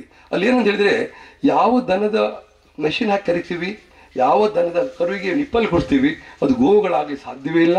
ಅದು ಎನಿಮಲ್. ನಾವು ಎನಿಮಲ್ ಹಾಲು ಕುಡಿತಾ ಬರ್ತಾ ಇದ್ದೀವಿ. ಅದರಿಂದ ನಮ್ಮ ಮಕ್ಕಳು, ನಮ್ಮದು ಎಲ್ಲ ಕಾಯಿಲೆ ಬರ್ತಾ ಇದೆ. ಅದ್ರ ಬಗ್ಗೆ ನಮ್ಮ ಕಾಡಸಿ ಸ್ವಾಮಿಗಳು ಭಾಳಷ್ಟು ಕೆಲಸ ಹೇಳ್ತಾ ಇದ್ದಾರೆ. ಅದಕ್ಕೆ ನಮ್ಮ ದೇಶಿ ಗೋವುಗಳನ್ನೇ ನೀವು ಬೆಳೆಸಬೇಕು. ಆ ದೇಶಿ ಗೋವುಗಳ ವೇಸ್ಟನ್ನು ನಾವು, ಆ ವೇಸ್ಟ್ ಕೂಡ ನಮಗೆ ಕಲ್ಟಿವೇಷನ್ಗೆ ಆಗಲಿಲ್ಲ, ಕಲ್ಟಿವೇಷನ್ಗೆ ಅದು ಆಗಲಿಲ್ಲ, ನಾವು ಇದು ತಿಳ್ಕೊಳ್ಳಿಲ್ಲ. ಯಾಕೆ ಹಂದಿಯ ವೇಸ್ಟ್ ನಿಮಗೆ ಈಗ ಕುರಿದಾಗ್ತದೆ, ಆಡಿದಾಗ್ತದೆ, ಇದೆಲ್ಲ ಆಗ್ತದೆ, ಆದರೆ ನಮ್ಮ ಹಂದಿದು ಆಗ್ತಾ ಇಲ್ಲ. ಹಾಗಾಗಿ ಅಲ್ಲಿ ಕೂಡ ಇದಾಯಿತು. ಇನ್ನೊಂದು ಗೋವಿನ ಮಹತ್ವ ನಾವು ನೋಡಿ, ಮನೆ ವಕ್ತಿಗೆ ನಾವು ಕರೆಸ್ತೀವಿ, ನಾವು ಕಾಂಟ್ರಾಕ್ಟಲ್ಲಿದ್ದ ನಾವು ಇದು ಮಾಡ್ತೀವಿ. ಎಲ್ಲ ಆದಮೇಲೆ ದೊಡ್ಡ ದೊಡ್ಡ ಇವರಿಂದ ಪೂಜೆಯನ್ನು ಮಾಡಿಸ್ತೀವಿ. ಯಾವುದು ಮಾಡಿದ್ರೆ ನಮ್ಮ ಸಮಾಧಾನ ಇಲ್ಲ, ಗೋವನ್ನು ಫಸ್ಟ್ ಹೋಗಿಸ್ತೀವಿ, ಯಾಕಂದರೆ ಸತ್ತೋದ್ರೆ ಅವೇ ಹೋಗಲಿ ಅಂತ. ನಾವು ತುಂಬ ಸ್ವಾರ್ಥಿಗಳು. ಒಂದು ಸಣ್ಣ ಒಂದು ಉದಾಹರಣೆ ಹೇಳ್ತೀವಿ, ಗೋವು ಎಷ್ಟು ಸ್ಟ್ರಾಂಗ್ ಇದಂತ, ನಮ್ಮ ಪುರಾತನ ಕಾಲದಿಂದ ಎಷ್ಟು ಶಕ್ತಿಯುತ ಅಂತ ಹೇಳಿದರೆ, ಹೈದರಾಬಾದಲ್ಲಿ ಒಂದು ಮನೆ ಒಕ್ಕಲಿಗೆ ಬಿಲಿಯನರ್ ಅವರು ದೊಡ್ಡ ಒಂದು ಬಂಗ್ಲೆ ಕಟ್ಟಿದ್ರು. ಅಲ್ಲಿಂದ ಮನೆ ಒಕ್ಕಲಿಗೆ ಗೋ ಒಳಗೆ ಹೋಗಲೇ ಇಲ್ಲ. ಅಲ್ಲಿ ಎಷ್ಟೇ ಟ್ರೈ ಮಾಡಿದ್ರು, ಇನ್ನೊಂದು ದನ ತಂದರು ಹೋಗಲಿಲ್ಲ, ಮತ್ತೊಂದು ದನ ತಂದರು ಹೋಗಲಿಲ್ಲ, ಯಾವ ದನ ಹೋಗಲಿಲ್ಲ. ಅಲ್ಲಿಂದ ಅವರು ಸ್ಟಾಪ್ ಮಾಡಿದ್ರು, ಪುನಃ ಇನ್ನೊಂದು ಸಲ ಮನೆ ಒಕ್ಕಲು ಸ್ಟಾರ್ಟ್ ಮಾಡಿದ್ರು. ಒಂದು 6 ತಿಂಗಳು ಬಿಟ್ಟು ಅಲ್ಲಿ ಕೂಡ ದನ ಒಳಗೆ ಹೋಗಲಿಲ್ಲ. ಅವರಿಗೆ ಮತ್ತೆ ಮನೆ ಒಕ್ಕಲು ಮಾಡಿದ್ರು, ಮನೇಲಿ ಕೂತ್ಕೊಂಡಾಗ ಅವ್ರಿಗೇನೋ ಅಸಮಾಧಾನ. ಯಾಕೆ ಅವ್ರ ಹತ್ರ ತುಂಬ ಮನೆಗಳಿದೆ, ಒಂದು ಅವರು ದೊಡ್ಡದು ಮನೆ ಕಟ್ಟಿದ್ದು. ಅಲ್ಲಿಂದ ಅವರು ಆಲೋಚನೆ ಮಾಡ್ತಾ ಆ ಮನೆ ಬಿಟ್ಟು ಹೋದರು. ಆಮೇಲೆ ಒಂದಿನ ಫ್ಲಡ್ ಬಂದು ಆ ಮನೆ ಬಿದ್ದೋಯ್ತು. ಆ ದನಕ್ಕೆ ಮೊದಲೇ ಗೊತ್ತಿತ್ತು ದನ ಎಷ್ಟು ಮೊದಲು ಗ್ರಾಫ್ ಮಾಡ್ತದಂತ. ಆಮೇಲೆ ಆ ಮನುಷ್ಯ ಇವತ್ತು 7,000 ದನಗಳನ್ನು ಸಾಕ್ತಾ ಇದ್ದಾನೆ, ಫ್ರೀ ಸಾಕ್ತಾ ಇದ್ದಾರೆ. ನಾವು ಇವತ್ತು ಕೂಡ ಇದ್ದಾರೆ ಇಲ್ಲಿ ಒಂಗೋಲ್ ಅಂತ ಹೇಳಿ, ಅವರು 7,000 ದನ ಸಾಕ್ತಾರೆ. ಫಸ್ಟ್ ಬಿಲಿಯನ್ ಅಂದರೆ. ಆಮೇಲೆ ಇನ್ನೂ ನೋಡಿ, ಗೋವು ಅನ್ನೋದು ನಾವು ಯಾವುದೇ ನಮ್ಮ ಕೃಷ್ಣ, ರಾಮ, ಈಶ್ವರ, ವಿಷ್ಣು, ಮಹೇಶ್ವರ ಯಾರದ್ದು ನಾವು ಮಲಮೂತ್ರ ತಿನ್ನಲಿಲ್ಲ. ಲಕ್ಷ್ಮೀ, ಸರಸ್ವತಿ ಯಾರದ್ದು ತಿನ್ನಲಿಲ್ಲ. ದೇವರು ಅಂತ ಹೇಳುವವರು ಯಾರು ತಿನ್ನಲಿಲ್ಲ. ನಾವು ಗೋವಿನ ಮಲ ಮೂತ್ರವನ್ನು ತಗೊಳ್ತಾ ಇದ್ದೀವಿ. ಅದು ನಮ್ಮ ಬದುಕನ್ನೇ ಬದಲಾಯಿಸ್ತದೆ, ನಮ್ಮ ಆರೋಗ್ಯವನ್ನು ಬದಲಾಯಿಸ್ತದೆ, ನಮ್ಮೆಲ್ಲವೂ ಬದಲಾಯಿಸ್ತದೆ ಅಂತಾದರೆ ಅದು ಎಷ್ಟು ಶ್ರೇಷ್ಠ ಅಂತ. ಇನ್ನೊಂದು, ಎಲ್ಲಿಯೂ ನಾವು ಇದಾಗದಿದ್ರೆ, ಯಾವುದು ಗ್ರಾಚಾರ ಪರಿಹಾರ ಆಗದಿದ್ದಾಗಿ ಭಟ್ರ ಹತ್ರ ಹೋದರೆ ಎಲ್ಲಿಯೂ ಆಗದಂದರೆ, ಗೋವಿನ ಅಡಿಯಿಂದ ಪಾಸಾದರೆ ಎಲ್ಲ ಗ್ರಾಚಗಳು ಹೋಗುವಂಥ ಒಂದು ಧನ್ಯ ವಿಷಯ ಇದೆ. ಹಾಗೆ ನಾವು ನೆಕ್ಸ್ಟ್ ಏನು ಮಾಡ್ತಾಯಿದ್ವಿ, ನಾವು ಇವತ್ತು ನಿಮ್ಮನ್ನೆಲ್ಲ ಯಾಕೆ ಕರೆದು ಹೇಳಿದರೆ, ನಾವು ಏನೋ ಮಾಡುವಾಗ ಜನ ಏನೆಲ್ಲ ಹೇಳ್ತಾರೆ, ಅದರದ್ದು ನಾವು ನೇರವಾಗಿ ಅವ್ರ ಹತ್ರ ಬಂದು ಅದ್ರ ಬಗ್ಗೆ ವಿಮರ್ಶೆ ಮಾಡೋದು ನಮ್ಮ ಇದು ಕಮ್ಮಿ. ಇವತ್ತು ನಾವು ಸುಧಾಕರ್ ಶೆಟ್ಟರ್ ಯಾಕಂತ ಹೇಳಿದರೆ, ಅವರು ನಮ್ಮ ಹಾಗೆ ಭಾಳ ಸ್ಕ್ರ್ಯಾಚಿಂದ ಮೇಲೆ ಬಂದವರು, ಭಾಳ ಪ್ರಜ್ಞಾವಂತರು, ಭಾಳ ಸಾಧಿಸಿದವರು. ಅವ್ರು ಇವತ್ತು ಯಾಕೆ ಕರೆದಿದ್ದು ಹೇಳಿದರೆ, ನಮ್ಮ ಒಂದು ಈ ಚಿಂತನೆಯನ್ನು, ನಮ್ಮ ಯೋಚನೆ ಏನಂದರೆ, ನೆಕ್ಸ್ಟ್ ಜನ್ರೇಷನಿಗೆ ಈ ಕಲ್ಪನೆಯನ್ನು ಹುಟ್ಟಿಸ್ಬೇಕು, ಕಾರ್ಪೊರೇಟ್ ಇಮೇಜ್ ತರಬೇಕು, ಲಾಭದಾಯಕ ತರಬೇಕು, ಮಕ್ಕಳಲ್ಲಿ ಇಂಥ ಒಂದು ಇನ್ಸ್ಪಿರೇಷನ್ ಹುಡಿಸ್ಬೇಕು ಅನ್ನೋ ದೃಷ್ಟಿಕೋನ ಇಟ್ಕೊಂಡು ಸ್ಕೂಲ್ ಮಕ್ಕಳ ಪ್ಯಾಕೇಜ್ ಮಾಡಲಿ ಪ್ಲ್ಯಾನ್ ಮಾಡ್ತಾ ಇದ್ದೀವಿ.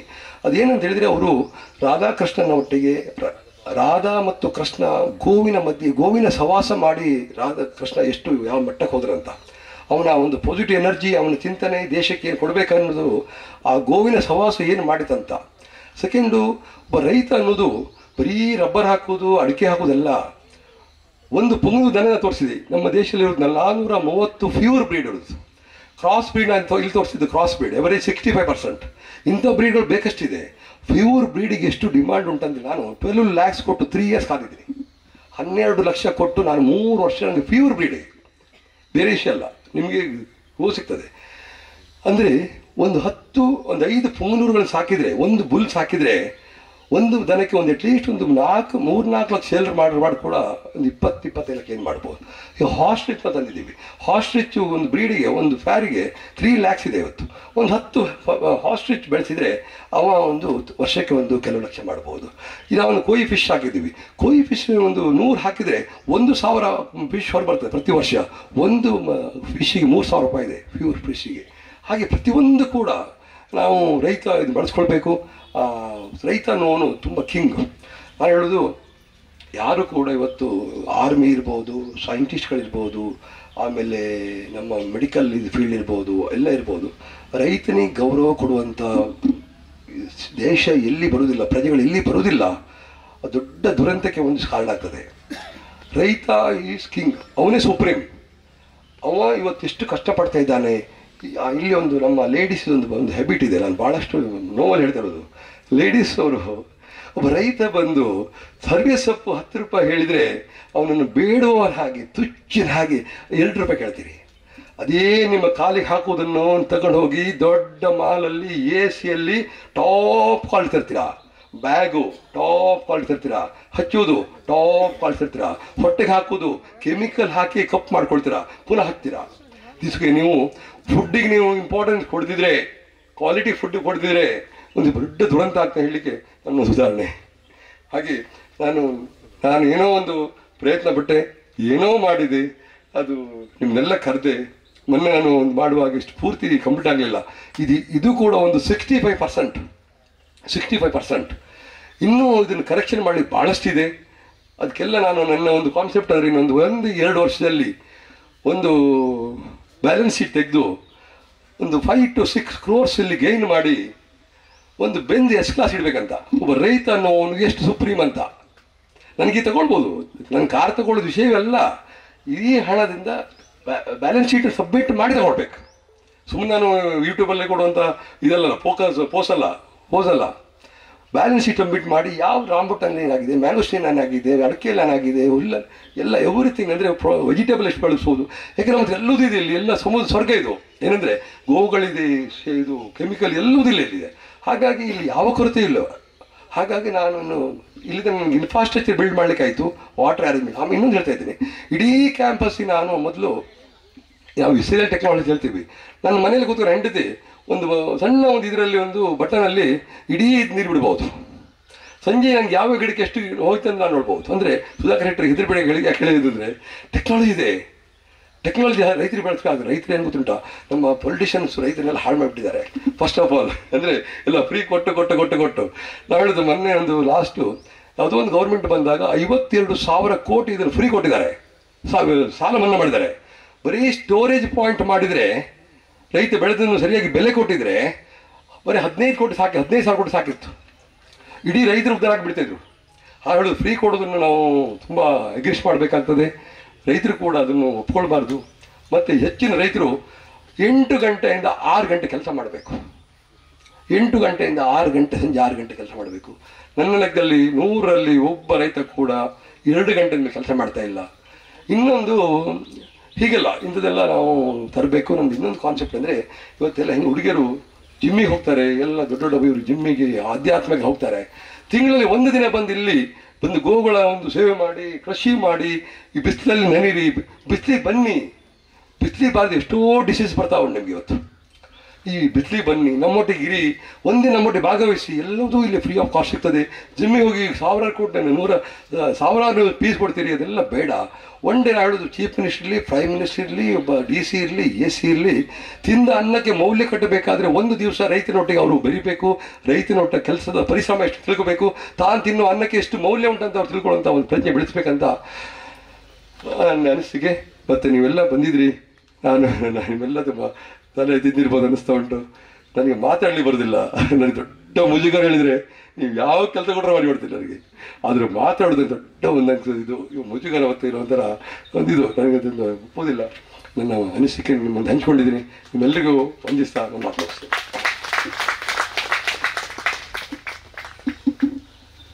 ಆತ್ಮೀಯರೇ, ಕೇಳಿದ್ರಲ್ಲ ಗೋಧಾಮ ಯಾಕೆ ಕಟ್ಟಬೇಕಾಯಿತು, ನಮ್ಮ ದೇಶದ ಸ್ಥಿತಿ ಏನು, ಹೀಗೆಲ್ಲ ಕೇಳಿದ್ದೀರಿ. ನಮ್ಮ ಜೊತೆಗೆ ಶ್ರೀಯುತ ಕೃಷ್ಣ ಕುತ್ಪಾಡಿಯವರು ನಮ್ಮ ಜೊತೆ ಇದ್ದಾರೆ. ದೂರದ ಬೆಂಗಳೂರಿನಲ್ಲಿದ್ದಾರೆ ಅವರು.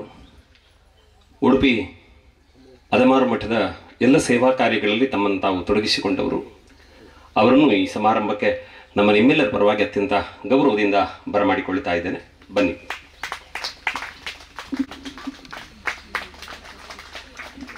ಗೋಧಾಮ ಅನ್ನುವ ಹೆಸರೇ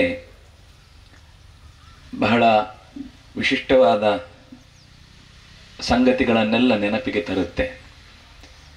ಆ ಶಬ್ದವೇ ಸೀದಾ ಕೃಷ್ಣನಲ್ಲಿ ಕರ್ಕೊಂಡು ಹೋಗ್ಬಿಡುತ್ತೆ. ಈ ಪರಿಸರವು ಹೆಚ್ಚು ಕಮ್ಮಿ ಹಾಗೇ ಇದೆ. ಒಂದು ಕಾಲ್ನಡಿಗೆಯ ಓಡಾಟಕ್ಕೆ ಕಣ್ಣಿಗೆ ಬಹಳ ಹಸಿವನ್ನ ತಣಿಸುವ ಆಹಾರ ಈ ಪರಿಸರದಲ್ಲಿದೆ. ಅವ್ರು ಹೇಳಿದ್ರು ಇಲ್ಲಿ ಓಡಾಡಿ ಸಾಕು ಅಂತ. ನಮಗದೇ ಕಷ್ಟ ಆಗಿದೆ. ದಿನ ಅರ್ಧ ಗಂಟೆ ಓಡಾಡಿ ನೀರು ಕುಡೀರಿ, ನಿಮಗೆ ಎಲ್ಲ ರೋಗಗಳು ಪರಿಹಾರ ಆಗುತ್ತೆ ಅಂತ ಹೇಳಿದ್ರು. ಅವ್ರು ಹೇಳಿದ್ರು ಏನಾದರೂ ಮಾತ್ರೆ ಇದ್ರೆ ಹೇಳಿ, ಓಡಾಡೋದು ಹೇಳ್ಬೇಡಿ ಅಂತ. ನಮ್ಗೆ ಅದಕ್ಕಿಂತ ಸುಲಭದಲ್ಲಿ ಆಗಬೇಕು ಅಂತ. ನಮ್ಮದು ಎಲ್ಲ ಒಂದು ರೀತಿಯಲ್ಲಿ ಇವತ್ತು ವೇಗ ವೇಗ ವೇಗ ವೇಗ ಅಂತಾಗಿ ಎಲ್ಲಿಗೆ ಹೋಗ್ತಾ ಇದ್ದೇವೆ ಅಂತ ಗೊತ್ತಿಲ್ಲದೆ ಓಡ್ತಾ ಇದ್ದೇವೆ. ಬಹಳ ಮುಖ್ಯವಾಗಿ ನಮ್ಮ ಪ್ರಾಚೀನರು ಹೇಳುವಂಥದ್ದೇನು ಅಂದ್ರೆ, ಯಾರಿಗೂ ಹಾನಿ ಮಾಡದೆ ಬದುಕುವುದೇ ಸರಿಯಾದ ಬದುಕು. ಅಂದ್ರೆ ಇದನ್ನ ಚಿಂತನೆ ಮಾಡಿದ್ರೆ ಬಹಳ ನಾವು ಬದುಕ್ತಾ ಇರೋದು ಎಲ್ಲವೂ ತಪ್ಪೆ ಅಂತ ಅನಿಸ್ಬಿಡುತ್ತೆ ಒಂದ್ಸಲ ಅದನ್ನು ಯೋಚನೆ ಮಾಡಿದ್ರೆ. ಪ್ರಾಚೀನರ ಬದುಕು ನಿಮಗೆ ಗೊತ್ತಿದೆ. ಅವರು ಈ ತರ ಬೆಳಿಗ್ಗೆ ಎದ್ದ ತಕ್ಷಣ ಯಾವುದೋ ಒಂದು ಮರದ ಮಾವಿನ ಎಲೆ ತುದಿಯನ್ನು ತಗೊಂಡ್ರು, ಕಚ್ಚಿದ್ರು, ಅದನ್ನು ಚೆನ್ನಾಗಿ ತಿಕ್ಕಿದ್ರು, ಅದರ ಮಧ್ಯದ ನಾರನ್ನ ನಾಲಿಗೆಗೆ ಹಾಕಿ ಉಜ್ಜಿದ್ರು, ಎಸ್ತರು, ಏನು ತೊಂದರೆ ಆಗ್ಲಿಲ್ಲ ನೆಲಕ್ಕೆ. ಆಮೇಲೆ ಆ ಕೆರೆಗೆ ಹೋದ್ರು, ಜಳಕ ಮಾಡಿದ್ರು, ಎದ್ದು ಬಂದ್ರು, ಏನು ಕೆರೆಗೆ ತೊಂದರೆ ಆಗ್ಲಿಲ್ಲ. ಅಂದ್ರೆ ಇದು ನಡೀತಾ ಇದ್ದದ್ದು ಸುಮಾರು ನಾನು ಹೇಳ್ತಾ ಇರೋದು 5,000 6,000 ವರ್ಷದಿಂದ ಈಚೆಗೆ ತನಕವೂ ಹೀಗೆ ಬದುಕಿದ್ರು. ಒಂದು ದಿವಸವೂ ಯಾವ ನದಿಯೂ ಹಾಳಾಗ್ಲಿಲ್ಲ, ಯಾವ ಕೆರೆಯೂ ಹಾಳಾಗ್ಲಿಲ್ಲ, ಯಾವ ಮೋರಿಯೂ ಹುಟ್ಟಲಿಲ್ಲ. ಆದರೆ ನಾವು ಯಾವಾಗ ನಮ್ಮ ಜೀವನದ ಶೈಲಿಯನ್ನು ಬದಲಿಸಿಕೊಂಡು ಸುಮಾರು ಒಂದು 100 ವರ್ಷದ ಹಿಂದೆ ಒಂದು ಬ್ರಷ್ ಕೊಟ್ಟರು, ಅದಕ್ಕೊಂದು ಪೇಸ್ಟ್ ಕೊಟ್ಟರು ಅಂತ ಆದಾಗ ನಾವು ಹೇಳೋದುಂಟು, ದೊಡ್ಡ ದೊಡ್ಡ ಕಾರ್ಖಾನೆಗಳಿಂದಾಗಿ ತ್ಯಾಗವಾದ ಅಂದ್ರೆ ತ್ಯಾಜ್ಯ ವಸ್ತುಗಳಿಂದ ಪರಿಸರ ಮಾಲಿನ್ಯ ಆಗ್ತಾ ಇದೆ ಅಂತ. ಅದು ಒಂದು ಅಂಶದಲ್ಲಿ ಸತ್ಯ ಆದ್ರೂ ಅದಕ್ಕಿಂತ ದೊಡ್ಡ ಕೊಡುಗೆ ನಮ್ದಿದೆ. ನಮ್ದು ಅಂದ್ರೆ ನಾವೆಲ್ಲರದ್ದು. ನಾವು ನಿತ್ಯದಲ್ಲಿ ಉಪಯೋಗಿಸುವ ಪೇಸ್ಟ್ ಸೋಪುಗಳಿಂದ ಅಥವಾ ಪಾತ್ರೆ ತೊಳಿಲಿಕ್ಕೆ ಬಳಸುವ ಡಿಟರ್ಜೆಂಟ್ಗಳಿಂದ, ಬಟ್ಟೆ ಒಗಿಲಿಕ್ಕೆ ಉಪಯೋಗಿಸುವ ಡಿಟರ್ಜೆಂಟ್ಗಳಿಂದ ಆಗುವ ಹಾನಿ ನಮ್ಮ ಕಾರ್ಖಾನೆಗಳ ತ್ಯಾಜ್ಯದಿಂದಲೂ ಆಗಲ್ಲ. ಯಾಕಂದ್ರೆ ಯೋಚನೆ ಮಾಡಿ, ನಾವು ಎಷ್ಟು ಜನ ಇದ್ದೇವೆ, ನೀವು ನಿಮ್ಮ ಮನೆಯ ಪರಿಸರ ಇಲ್ಲಿಯವರಿಗೆ ಬಹಳ ಬೇಗ ಗೊತ್ತಾಗುತ್ತೆ. ನಾನು ಹೇಳೋದಕ್ಕೆ ತುಂಬಾ ಕಷ್ಟಪಡ್ಬೇಕಾಗಿಲ್ಲ, ಬೆಂಗಳೂರೆಲ್ಲ ನಾನು ಎಲ್ಲ ಬಿಡಿಸಿ ಹೇಳಬೇಕು. ಇಲ್ಲಿಯವರಿಗೆ ಕೂಡಲೇ ಗೊತ್ತಾಗುತ್ತೆ. ನಮ್ಮಲ್ಲಿ ಏನಿತ್ತು, ಮನೆಯಲ್ಲಿ ಬೆಳಿಗ್ಗೆ ನಾವು ಕೈಕಾಲು ತೊಳೆದು ಬಚ್ಚಿಲಿನ ನೀರು ಅಲ್ಲೇ ಒಂದು ಬಾಳೆಯ ಗಿಡಕ್ಕೆ ಜಾಗ ಆಗ್ತಿತ್ತು, ಅದು ಸೋಸಿ ಭೂಮಿ ಆಳಕ್ಕೆ ಹೋಗಿ ಅದೇ ನೀರು ನಾಳೆ ನಮ್ಮ ಪಕ್ಕದ ಬಾವಿಗೆ ಒಳ್ಳೆ ನೀರಾಗಿ ಬರ್ತಿತ್ತು. ಆದ್ರೆ ಇವತ್ತು ನಮ್ಮ ಒಂದು ಜಾಗದಲ್ಲಿ 25 ಫ್ಲೋರ್ ಕಟ್ಟಿದ ಮೇಲೆ ಅಷ್ಟು ಜಾಗಕ್ಕೆ ಬೇಕಿರುವ ನೀರು, ಅಷ್ಟು ಜಾಗದ ಕೊಳೆ ಒಟ್ಟಿಗೆ ಆ ಭೂಮಿ ತನ್ನೊಳಗೆ ಎಳ್ಕೊಳ್ಳೋದು ಎಲ್ಲಿಗೆ? ತಕ್ಷಣವೇ ಅದು ಮೋರಿ ಆಯ್ತು. ಮೋರಿ ಆದ್ಮೇಲೆ ಅದನ್ನೆಲ್ಲೋ ಬಿಡ್ಬೇಕಲ್ಲ, ಒಂದಕ್ಕೆ ತೊರೆ ಸಿಕ್ಕಿತು, ತೊರೆಗೆ ಬಿಟ್ಟು ಆ ತೊರೆ ಹರಿದು ಹೋದದ್ದು ನದಿಗೆ, ಅದನ್ನ ನದಿ ಸೇರಿತು. ಬೆಂಗಳೂರಿನಲ್ಲಿ ಒಂದು 30 ವರ್ಷದ ಹಿಂದೆ ಅತ್ಯಂತ ಎಲ್ಲರಿಂದಲೂ ಕೂಡ ಯಾವ ಕಾಲಕ್ಕೆ ಬೇಕಾದ್ರೂ ಮಿಂದು ಬರಬಹುದಾಗಿದ್ದಂತಹ ವೃಷಭಾವತಿ ಇವತ್ತು ಅದು ಮೋರಿ ಅಂತ ಹೇಳಲಿಕ್ಕಲ್ಲ, ಅದ್ರ ಹತ್ರ ಹೋದ್ರೆ ರೋಗ ಬರುತ್ತೆ, ಅಂಥ ಒಂದು ದುಸ್ಥಿತಿಗೆ ಈಡಾಗಿದೆ. ಇದು ಅದು ಒಂದರ ಕಥೆಯಲ್ಲ, ಎಲ್ಲ ನದಿಗಳ ಕಥೆಯೂ ಹೀಗೆ ಆಗ್ತಾ ಇದೆ. ಅದಕ್ಕೆ ಕಾರಣ ಏನು ಅಂದ್ರೆ, ನಮ್ಮ ಬದುಕಿನ ಶೈಲಿಯನ್ನು ನಾವು ಅಲ್ಲ ಈಗ ನೀವು ಇಷ್ಟು ಪಕ್ಕ ಹೇಳಿದ್ರೆ ಎಲ್ಲ ಬಿಡಿಸ್ಕೊಳ್ಲಿಕ್ಕಾಗತ್ತಾ? ಪೇಟವರಿಗೆ ಆಗದೆ ಇದ್ರು ನಮ್ಗಂತೂ ಮಾಡ್ಕೊಳ್ಲಿಕ್ಕಾಗತ್ತೆ. ನಾವು ಖಂಡಿತ ನಾವು ಬಳಸುವ ಈ ಪದಾರ್ಥಗಳನ್ನ ನಿಧಾನಕ್ಕೆ ಒಂದೇ ಸರ್ತಿ ಎಲ್ಲ ಬಿಟ್ಬಿಡಿ ಅಂತ ಹೇಳಲಿಕ್ಕೆ ಕಷ್ಟ ಆಗುತ್ತೆ. ನಮ್ಗೆ ಅದೊಂದು ನಂಬಿಕೆ ಬಂದ್ಬಿಟ್ಟಿದೆ, ಏನಂದ್ರೆ ಹಲ್ಲು ಬೆಳ್ಳಗಿರ್ಬೇಕು ಅಂತ. ಹಲ್ಲು ಬೆಳ್ಳಗಿರ್ಬೇಕು ಅನ್ನೋದು ಒಳ್ಳೇದೇ, ಗಟ್ಟಿಗಿರ್ಬೇಕು ಅನ್ನೋದು ಯೋಚನೆ ಮಾಡಲ್ಲ ನಾವು. ಈ ಬಳಸುವ ಬ್ರಷ್ನಿಂದ ನಮ್ಮ ಒಸಡೆಲ್ಲ ಲೂಸ್ ಆಗುತ್ತೆ. ನೀವು ದಂತವೈದ್ಯರ ಹತ್ರ ಕರೆಕ್ಟ್ ಆಗಿ ಕೇಳಿದ್ರೆ ಹೇಳ್ತಾರೆ, ಎಲ್ಲ ಚಿಕಿತ್ಸೆ ಮಾಡಿದ್ರೆ ಅವ್ರು ಹೇಳ್ತಾರೆ, ಒಂದು ಯಾವ್ದೋ ಡ್ರಾಪ್ ಕೊಟ್ಟು ಇದನ್ನು ಸುಮ್ಮನೆ ಬೆರಳಲ್ಲಿ ಹಾಕಿ ಉಜ್ಜಿ ಅಂತ. ನಾವು ಮನೆಯಲ್ಲಿ ಪ್ರತಿ ದಿವಸ ಬೆರಳು ಹಾಕಿ ಉಜ್ಜುತ್ತಾ ಇದ್ವಿ, ಇದ್ದಿಲೋ ಅಥವಾ ಇನ್ಯಾವುದೋ ಒಂದು ಪದಾರ್ಥವನ್ನು ಹಾಕಿ ಉಜ್ಜುತ್ತಾ ಇದ್ವಿ. ನಮ್ಗೆ ಬ್ರಷ್ ಕೊಟ್ಟು ಬೆರಳು ಉಜ್ಜುದನ್ನು ಮರೆಸಿದ್ರು. ಈಗ ನೋಡಿ, ಅವತ್ತಿಗಿಂತ ಹೆಚ್ಚು ಸೊಫಿಸ್ಟಿಕೇಟೆಡ್ ಆದ ಒಳ್ಳೆಯ ಪೇಸ್ಟ್ಗಳಿವೆ, ಬ್ರಷ್ಗಳಿವೆ. ಆದ್ರೆ ಉತ್ಸವಗಳಲ್ಲಿ ಹಿಂದೆ ಮುಡಿ ಅಕ್ಕಿಯನ್ನು ಹಲ್ಲಿನಲ್ಲಿ ಎತ್ತಿಕೊಂಡು ಹೋಗಿ ಅರ್ಧ ಕಿಲೋಮೀಟರ್ ದೂರದಲ್ಲಿ ಇಟ್ಟು ಬರ್ಲಿಕ್ಕೆ ಆಗ್ತಿತ್ತು, ಬರೀ ಹಲ್ಲಿನಿಂದ ಎತ್ತಿ. ಈಗ ಎತ್ತಿದ್ರೆ ಸೆಟ್ಟಲ್ಲಿ ಕೆಳಗಿರುತ್ತೆ. ನಾವು ಹೇಳಿಕೊಳ್ಳಿಕ್ಕೆ ನಾಗರಿಕರು, ಆದ್ರೆ ಹಲ್ಲುಗಟ್ಟಿ ಇಲ್ಲ ಅಂತ. ಕಬ್ಬಿನ ಜಲ್ಲೆ ಕೊಟ್ರೆ ಜ್ಯೂಸ್ ಮಾಡಿ ಕೊಡಿ, ಅದನ್ನು ಕಚ್ಚಿ ತಿನ್ನುವಷ್ಟು ನಮಗೆ ಶಕ್ತಿ ಇಲ್ಲ ಅಂತ ಆಗಿದೆ. ಹಾಗಾದ್ರೆ ನಾವು ಹೆಚ್ಚು ಬಳಸ್ತಾ ಇರುವಂತಹ ಅನುಕೂಲಕರವಾದ ಏನು ವಸ್ತುಗಳಿವೆ ಅದರಿಂದ ನಾವು ದುರ್ಬಲರಾಗ್ತಾ ಇದ್ದೇವೆ ಅಂದ್ರೆ ಅದು ಅನುಕೂಲಕರವೋ ಅನಾನುಕೂಲಕರವೋ ಅಂತ ಯೋಚನೆ ಮಾಡಬೇಕಾದ್ದಿದೆ. ಈ ಹಿನ್ನೆಲೆಯಲ್ಲಿ ನಾವು ಭಾಗವತದ ಪರಿಸರವನ್ನು ನೆನೆಸಿಕೊಂಡ್ರೆ ನಮ್ಮ ಸುತ್ತಲಿರುವ ಎಲ್ಲ ಜೀವಿಗಳಿಗೆ ನಾವು ಇವರ ಜೊತೆಗೆ ನಾವು ಬದುಕಬಹುದು ಅನ್ನುವ ಭಾವದ ಬಿತ್ತನೆಯನ್ನು ಮಾಡಿ ಬದುಕಿದ್ರೆ ಅವುಗಳು ಚೆನ್ನಾಗಿರ್ತವೆ, ನಾವು ಚೆನ್ನಾಗಿರ್ತೇವೆ. ನಾವೇನ್ ಮಾಡ್ತಾ ಇದ್ದೇವೆ ಅಂದ್ರೆ ನಮ್ಮ ಸ್ವಾರ್ಥಕ್ಕಾಗಿ ಎಲ್ಲವನ್ನು ಬಲಿ ಕೊಡ್ತಾ ಇದ್ದೀವಿ, ಯಾವುದನ್ನು ಉಳಿಸ್ತಾ ಇಲ್ಲ. ಅದು ಇವತ್ತಿನ ಶಿಕ್ಷಣದ ಸಿಸ್ಟಮೇ ಆಗಿದೆ. ಉಳಿದದ್ದೆಲ್ಲ ಭೋಗಕ್ಕಾಗಿ ಭೋಗಿಸ್ಲಿಕ್ಕೆ ನಾವಿದ್ದೇವೆ ಅನ್ನುವ ಕಲ್ಪನೆಯಲ್ಲೇ ಪಠ್ಯ ಪುಸ್ತಕ ತೆರೆದುಕೊಳ್ಳುತ್ತೆ ಆರಂಭದಿಂದ. ಆದ್ರೆ ನಮ್ಮ ಪ್ರಾಚೀನರು ಹಾಗೆ ಹೇಳಿದ್ದಲ್ಲ, ಬದುಕು ಬದುಕಲು ಬಿಡು. ಭಾಗವತದಲ್ಲಿ ಸೃಷ್ಟಿಯ ಪ್ರಕ್ರಿಯೆಯನ್ನು ಹೇಳುವಾಗ ಎಲ್ಲ ಅನೇಕ ಉತ್ತಮವಾದ ಸೃಷ್ಟಿಗಳು ಅಂತ ಹೇಳಿ ಅದರಲ್ಲಿ ಸಪ್ತಮಃ ಮುಖ್ಯ ಸರ್ಗಸ್ತು, ಅತ್ಯಂತ ದೇವರಿಗೆ ಇಷ್ಟವಾದ ಮುಖ್ಯವಾದ ಸರ್ಗ ಯಾವುದು ಅಂದ್ರೆ ತಸ್ಥುಷಾಂಶಯ ಅಂತ. ತಸ್ಥುಷ ಅಂದ್ರೆ ನಿಂತು ಒಂದೆಡೆ ಬೆಳೆದು ಬದುಕನ್ನು ನಡೆಸುವಂತಹ ಗಿಡ ಮರಗಳು. ಅವುಗಳು ಓಡಾಡಲ್ಲ, ಒಂದೇ ಕಡೆಗಿರ್ತವೆ. ದೇವರು ಅದರ ಸೃಷ್ಟಿ ಬಹಳ ಮುಖ್ಯವಾದದ್ದು ಅಂತ ಹೇಳಿದ್ರು. ಆಮೇಲೆ ತಿರಿಯಕ್ ಪ್ರಾಣಿಗಳು ಅಂದ್ರೆ ತಿಂದದ್ದು ಅಡ್ಡಲಾಗಿ ಸಾಗುವಂಥದ್ದು. ಕೊನೆಯದ್ದು ಮನುಷ್ಯ ಅಂತ. ಈ ಮನುಷ್ಯನ ಅದು ಬದುಕಿನ ರೀತಿ ನೋಡಿ, ಕಾಲಿನಿಂದ ಎಳೆದು ಮೇಲಕ್ಕೆ ನೀರು ಎಳ್ಕೊಳ್ಳುತ್ತೆ. ಅದರಿಂದ ಅದಕ್ಕೆ ಸಂಸ್ಕೃತದಲ್ಲಿ ಪಾದಪ ಅಂತ ಹೆಸರು. ಪಾದೈಹಿ ಪಿಬತಿ, ಅದರ ಊರ್ಧ್ವಗತಿ, ಅದಕ್ಕೆ ಹೆಸರೇ ಊರ್ಧ್ವ ಸ್ರೋತಸ್ಸು ಅಂತ. ಅದು ಎಂದೂ ಕೂಡ ಯಾರಿಗೂ ಹಾನಿ ಮಾಡಲ್ಲ.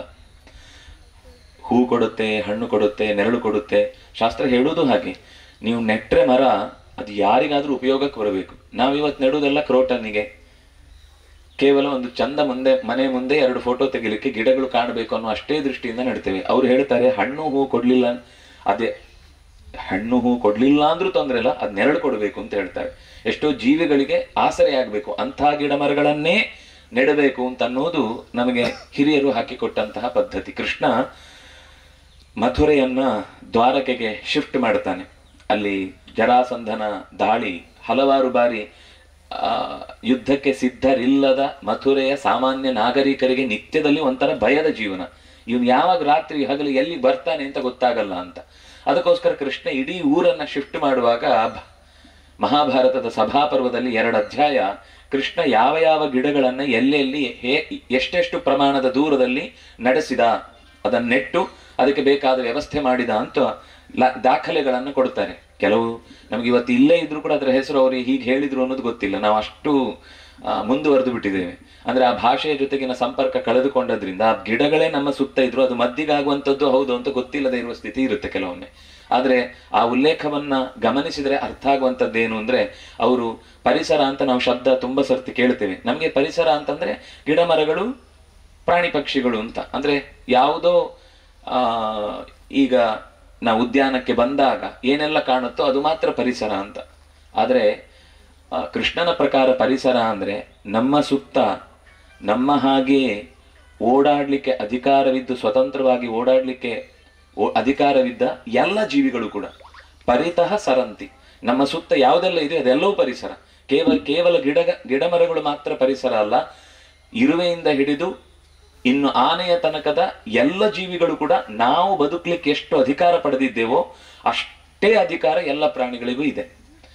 ಹಾಗಾದ್ರೆ ನಾವು ಇವತ್ತು ಒಂದು ಪ್ರಾಣಿಯನ್ನ ಇನ್ನೊಂದು ಪ್ರಾಣಿ ತಿಂದುಕೊಂಡು ಬದುಕುವುದು ಎಲ್ಲ ನೋಡಿ ಮನುಷ್ಯನು ಅದನ್ನ ಅನುಸರಿಸ್ತಾ ಇದ್ದಾನಲ್ಲ, ಅದು ಒಪ್ಪಿಕೊಂಡೇ ಹೇಳಿದ್ದಾರೆ ಅವ್ರು. ಯಾವತ್ತೂ ಕೂಡ ಜೀವೋ ಜೀವಸ್ತು ಜೀವನಂ. ಯಾವಾಗ ಒಂದು ಪ್ರಾಣಿಯ ಅಸ್ತಿತ್ವಕ್ಕೆ ಧಕ್ಕೆ ಬರುತ್ತೋ ಅದನ್ನ ಮಾಡಬೇಡಿ ಅಂದ್ರು. ಹಿಂದೆ ಹೇಗೆ ಅಂದ್ರೆ ರಾಜರು ಕೂಡ ಬೇಟೆ ಆಡ್ಲಿಕ್ಕೆ ಹೋಗ್ತಾ ಇದ್ದದರ ಪರ್ಪಸ್ 2 ಇರ್ತಿತ್ತು. ಒಂದು, ಆ ಪ್ರಾಣಿಗಳ ಸಂಖ್ಯೆ ಜಾಸ್ತಿ ಆಗಿ ಕಾಡಿನಿಂದ ನಾಡಿಗೆ ಬಂದು ಅದು ಅವ್ರಿಗೆ ತೊಂದರೆ ಕೊಡ್ತಿತ್ತು ಅನ್ನೋ ಸಂದರ್ಭ ಮಾತ್ರ.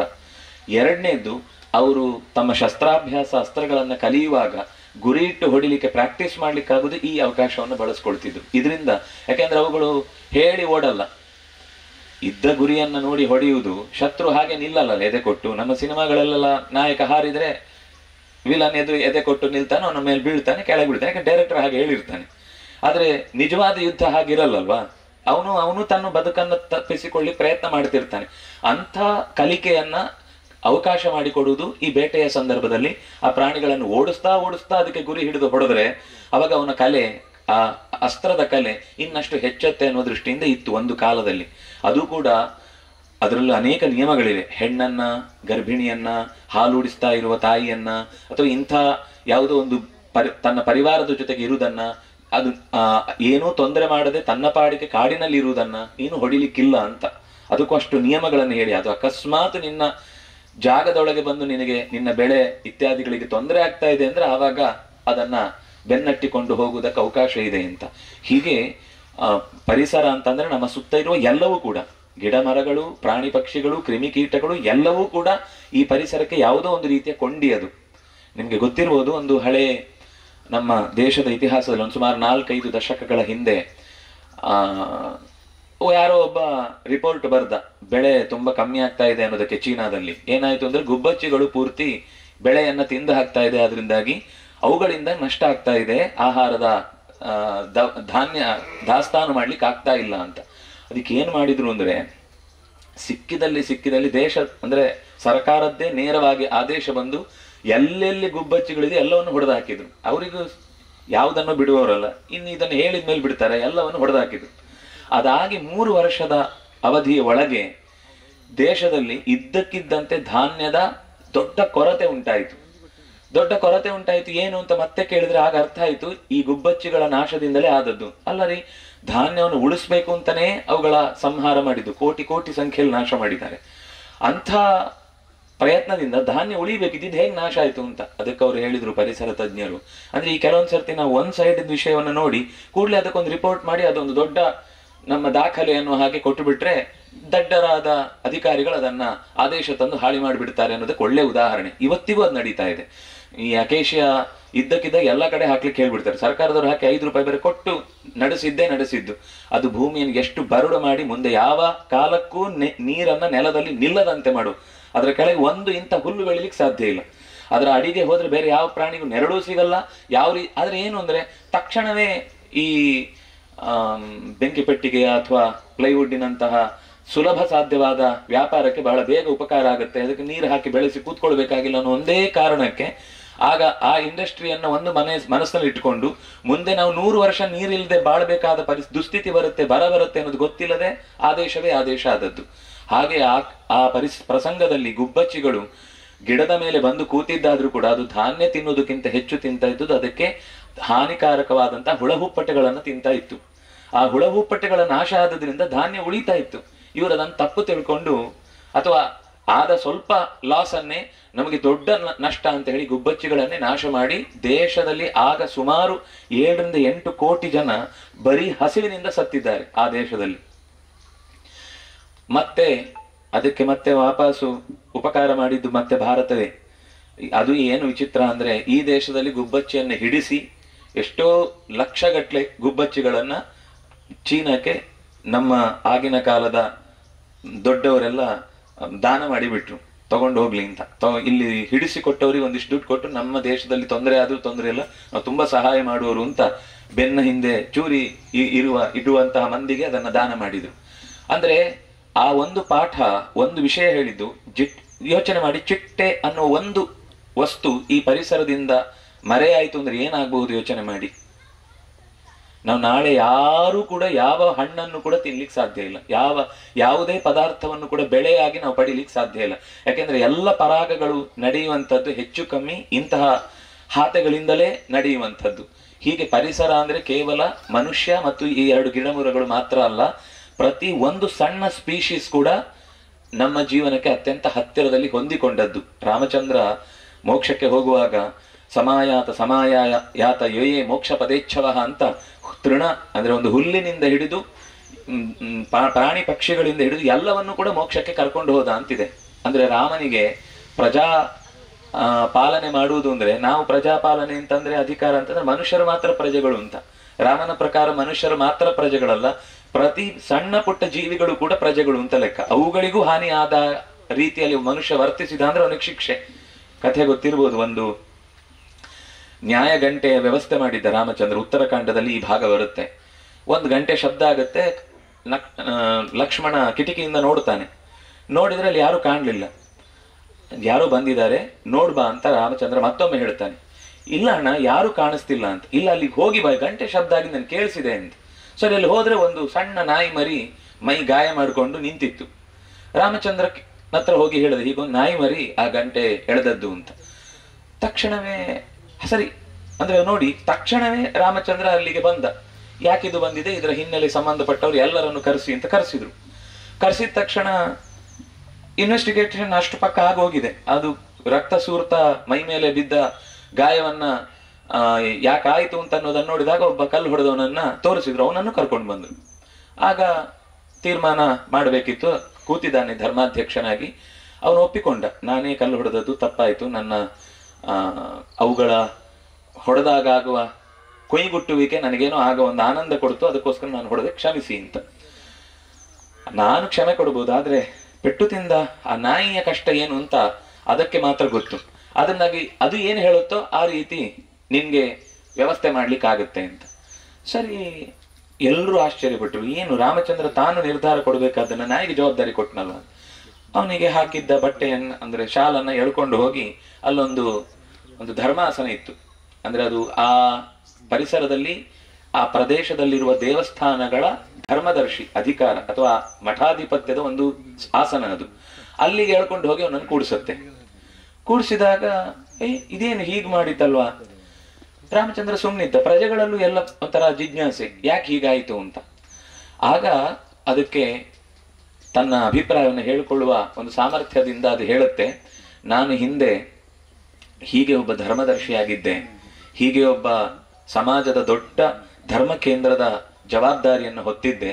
ಆದರೆ ಆಗ ಬಂದ ದೈವಿಕ ಸಂಪತ್ತನ್ನೆಲ್ಲ ನನ್ನ ಸ್ವಾರ್ಥಕ್ಕಾಗಿ ಬಳಸಿಕೊಂಡೆ ಮತ್ತು ನನ್ನಲ್ಲಿರುವ ಸಾಮರ್ಥ್ಯವನ್ನ ಬೇರೆಯವರನ್ನ ಹಳಿಯುವುದಕ್ಕೆ, ಬೇರೆಯವರನ್ನ ನಿಂದಿಸುವುದಕ್ಕಾಗಿ ಬಳಸಿಕೊಂಡೆ. ಅದರ ಪರಿಣಾಮವಾಗಿ ನಾನೀಗ ಈ ತರದ ನಾಯಿಯ ಅಂದ್ರೆ ಅವನಿಗೆ ಪೂರ್ವದ ಸಂಸ್ಕಾರ ಇತ್ತು, ಆ ನಾಯಿಗೆ ಸಂಸ್ಕಾರ ಇತ್ತು.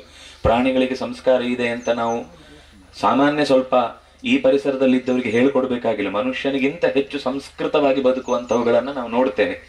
ಹಾಗಾಗಿ ಅದು ಹೇಳಿತು, ನಾನೀಗ ಇವನಿಗೆ ಧರ್ಮದರ್ಶಿಯ ಸ್ಥಾನವನ್ನ ಕೊಟ್ಟದ್ದು ಯಾಕೆ ಅಂದ್ರೆ ಇವನು ಕೂಡ ಈ ಅಧಿಕಾರವನ್ನ ದುರ್ಬಳಕೆ ಮಾಡಿಕೊಂಡ ಅಂದ್ರೆ ನಾಳೆ ನನ್ನ ಹಾಗೆ ಇವನು ಕೂಡ ಒಂದು ನಾಯಿಯ ಜನ್ಮ ಪಡೆದು ಆಗ ಏಟು ತಿಂದಾಗ ಗೊತ್ತಾಗುತ್ತೆ ಅವನಿಗೆ ಕಷ್ಟ ಏನು ಅಂತ. ಇಲ್ಲ, ಅವನು ಅಕಸ್ಮಾತ್ ಒಳಿತಿನಿಂದ ಈಗ ಏನೋ ತಪ್ಪಾಯ್ತು ಇನ್ನೂ ತಿದ್ದಿಕೊಳ್ತೇನೆ ಅಂತ ಅವನು ಧೈರ್ಯದಿಂದ ಯಾವುದೇ ಅನ್ಯಾಯ ಮಾಡದೆ, ನೋಡಿ 4 ದಿವಸ ಆದರ್ಶದ ಮಾತು ಬರುತ್ತೆ. ಒಂದು 10 ದಿವಸ ಆದ್ಮೇಲೆ ಆ ಬಿಸಿ ಕುರ್ಚಿ ಇದೆಯಲ್ವಾ, ಹಾಟ್ ಸೀಟು, ಅದು ತನ್ನಿಂತಾನೇ ಅನ್ಯಾಯದ ಕೆಲಸಗಳನ್ನೆಲ್ಲ ಸರಿ ಅಂತ ಸಮರ್ಥಿಸುವ ಕಡೆಗೆ ಮನಸ್ಸನ್ನ ವಾಲುವಂತೆ ಮಾಡುತ್ತೆ. ಅದು ಎಂಥವನಿಗಾದ್ರೂ ಒಂದು ಕಷ್ಟವೇ. ಅವನು ಸರಿಯಾಗಿ ಬದುಕಿದ ಅಂದ್ರೆ ಮುಂದಿನ ಜನ್ಮದಲ್ಲಿ ಅವನು ಯಥಾವತ್ತಾಗಿ ದೇವರ ಸೇವೆ ಮಾಡ್ಲಿಕ್ಕೆ ಮತ್ತೊಮ್ಮೆ ಹುಟ್ಟುತ್ತಾನೆ. ತಪ್ಪು ಮಾಡಿದ ಅಂದ್ರೆ ನನ್ನಂತೆ ಕಷ್ಟಪಡ್ತಾನೆ ಅಂತ ಅನ್ನುವ ಅನೇಕ ಮೆಸೇಜ್ಗಳಿವೆ ಈ ಒಂದು ಕಥೆಯಲ್ಲಿ. ಅಂದ್ರೆ ಪ್ರಾಣಿಗಳಿಗೂ ಒಂದು ಪ್ರಜೆ ಅನ್ನುವ ಸ್ಥಾನ ಕೊಟ್ಟದ್ದು ರಾಮಚಂದ್ರ. ಕೃಷ್ಣ ಯುದ್ಧ ಮಾಡುವಾಗ ಅರ್ಜುನನಿಗೆ ಇದ್ದಕ್ಕಿದ್ದಾಗ ನಿಲ್ಲಿಸು ಅಂದ. ಯಾಕೆ, ನನಗೇನು ಆಯಾಸ ಆಗಿಲ್ಲ, ಕಷ್ಟ ಆಗಿಲ್ಲ, ನಾನು ರೆಡಿ ಇದ್ದೇನೆ ಯುದ್ಧ ಮಾಡ್ಲಿಕ್ಕೆ. ನೀನು ಮಾತ್ರ ಅಲ್ಲ, ನಾನು ಈ ಸಾರಥಿ ಅಂತಂದಾಗ ನಿನ್ನನ್ನು ಎಷ್ಟು ಗಂಭೀರವಾಗಿ ಗಮನಿಸಬೇಕೋ ಅಷ್ಟೇ ಗಂಭೀರವಾಗಿ ನನ್ನ ರಥವನ್ನು ಒಯ್ಯುವಂತಹ ಈ 4 ಬಲಾಹಕ ಮೊದಲಾದಂತಹ ಕುದುರೆಗಳನ್ನ ನಾನು ಚೆನ್ನಾಗಿ ನೋಡ್ಕೊಳ್ಳೋಕೆ ಅದಕ್ಕೆ ಏಟು ಬಿದ್ದಿದೆ, ಹೋಗೋಣ ಬದಿಗೆ ಅಂತ ಕರ್ಕೊಂಡು ಹೋಗಿ ಅವುಗಳಿಗೆ ಏಟಾಗಿದ್ದ ಬಾಣವನ್ನ ತೆಗೆದು ಅವುಗಳಿಗೆ ಮುಲಾಮು ಹಚ್ಚಿ ಅವುಗಳಿಗೆ ರೆಸ್ಟ್ ಕೊಟ್ಟು ತಿನ್ಲಿಕ್ಕೆ ಕೊಟ್ಟು ಆಮೇಲೆ ವಾಪಸ್ ಕರ್ಕೊಂಡು ಬರ್ತಾನೆ. ಅಂದ್ರೆ ನೀನ್ ಎಷ್ಟು ಮುಖ್ಯನೋ ನನಗೆ ಈ ಕುದುರೆಯೂ ಅಷ್ಟೇ ಮುಖ್ಯ ಅಂತ. ರಾಮಚಂದ್ರನು ಇದೇ ರೀತಿ ಒಂದು ಮಾತು ಹೇಳುತ್ತಾನೆ.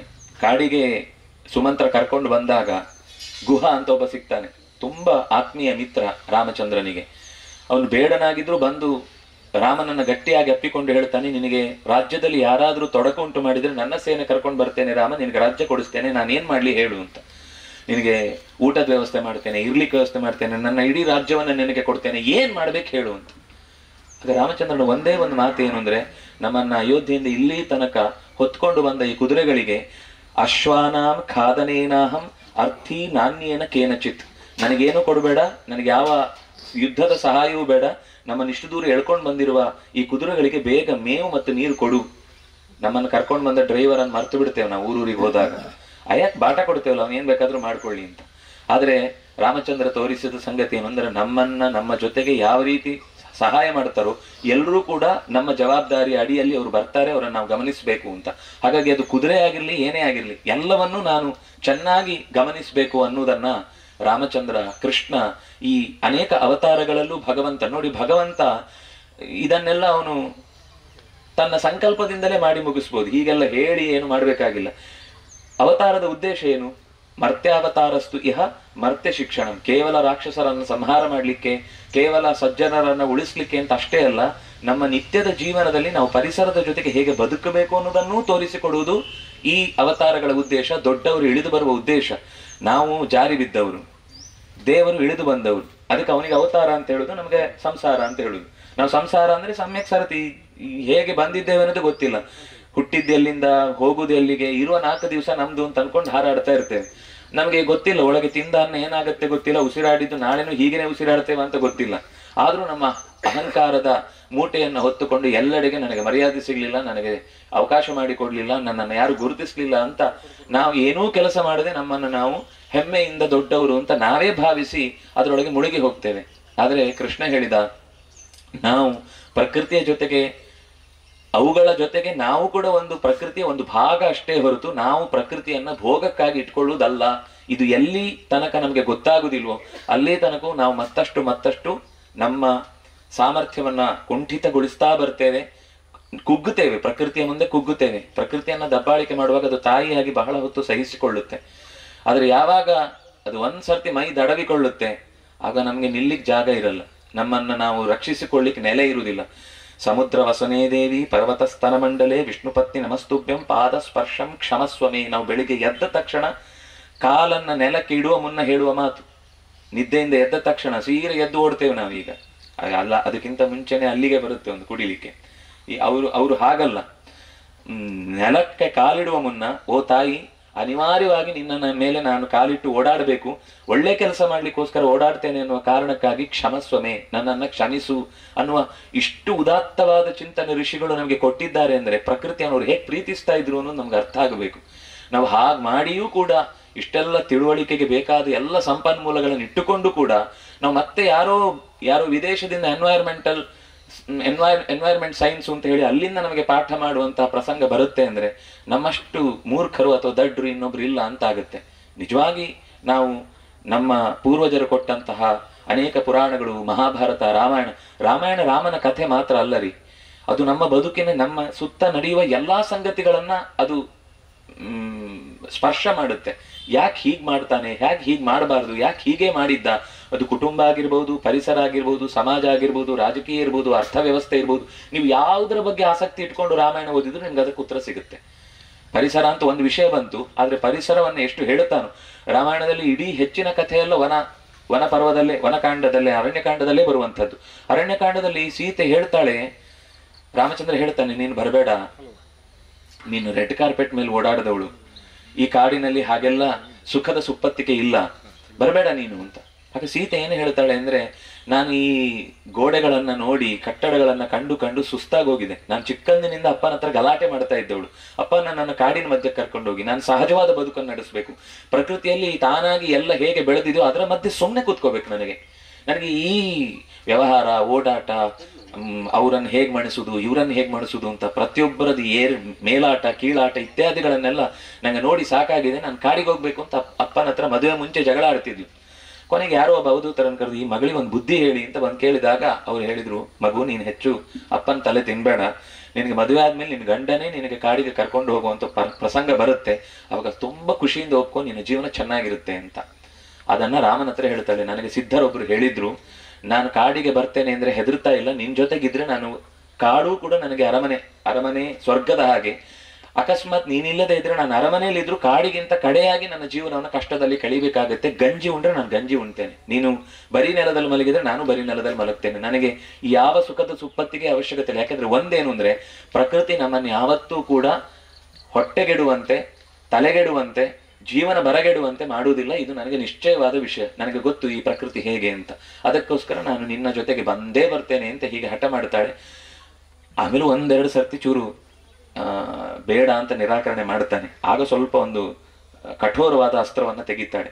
ನಮ್ಮಪ್ಪನಿಗೆ ಎಲ್ಲ ಗೊತ್ತಿತ್ತು, ಒಂದು ಮಾತ್ರ ಗೊತ್ತಾಗ್ಲಿಲ್ಲ, ಏನು ಅಂದ್ರೆ ಗಂಡಿನ ವೇಷದಲ್ಲಿರುವ ಹೆಣ್ಣಿಗೆ ನಮ್ಮಪ್ಪ ಮದುವೆ ಮಾಡಿಕೊಟ್ಬಿಟ್ಟಿದ್ದಾನೆ, ತಪ್ಪು ಮಾಡಿಬಿಟ್ಟಿದ್ದಾನೆ, ಅದರಿಂದ ನನಗೆ ಇಷ್ಟು ಕಷ್ಟ ಆಗ್ತಾ ಇದೆ. ತನ್ನ ಹೆಂಡತಿಯನ್ನು ರಕ್ಷಣೆ ಮಾಡ್ಕೊಳ್ಳಿಕ್ಕಾಗದ ಗಂಡ ಯಾವ ರೀತಿಯ ಗಂಡ ಅಂತ ಅನಿಸಿಕೊಳ್ತಾನೆ ಅಂತ ಸ್ವಲ್ಪ ಚುರುಕು ಮುಟ್ಟಿಸಿದ ಮಾತಾಡಿದ ತಕ್ಷಣ ರಾಮಚಂದ್ರ, ಇನ್ನು ಮಾತಾಡ್ಬೇಡ, ಬಾ ಹೋಗೋಣ, ಇನ್ನು ನೀನು ಕಾಡಲ್ಲಿ ಎಲ್ಲಿ ಕೇಳಿದ್ರು ನಾನು ಕರ್ಕೊಂಡು ಹೋಗ್ತೇನೆ ಅಂತ.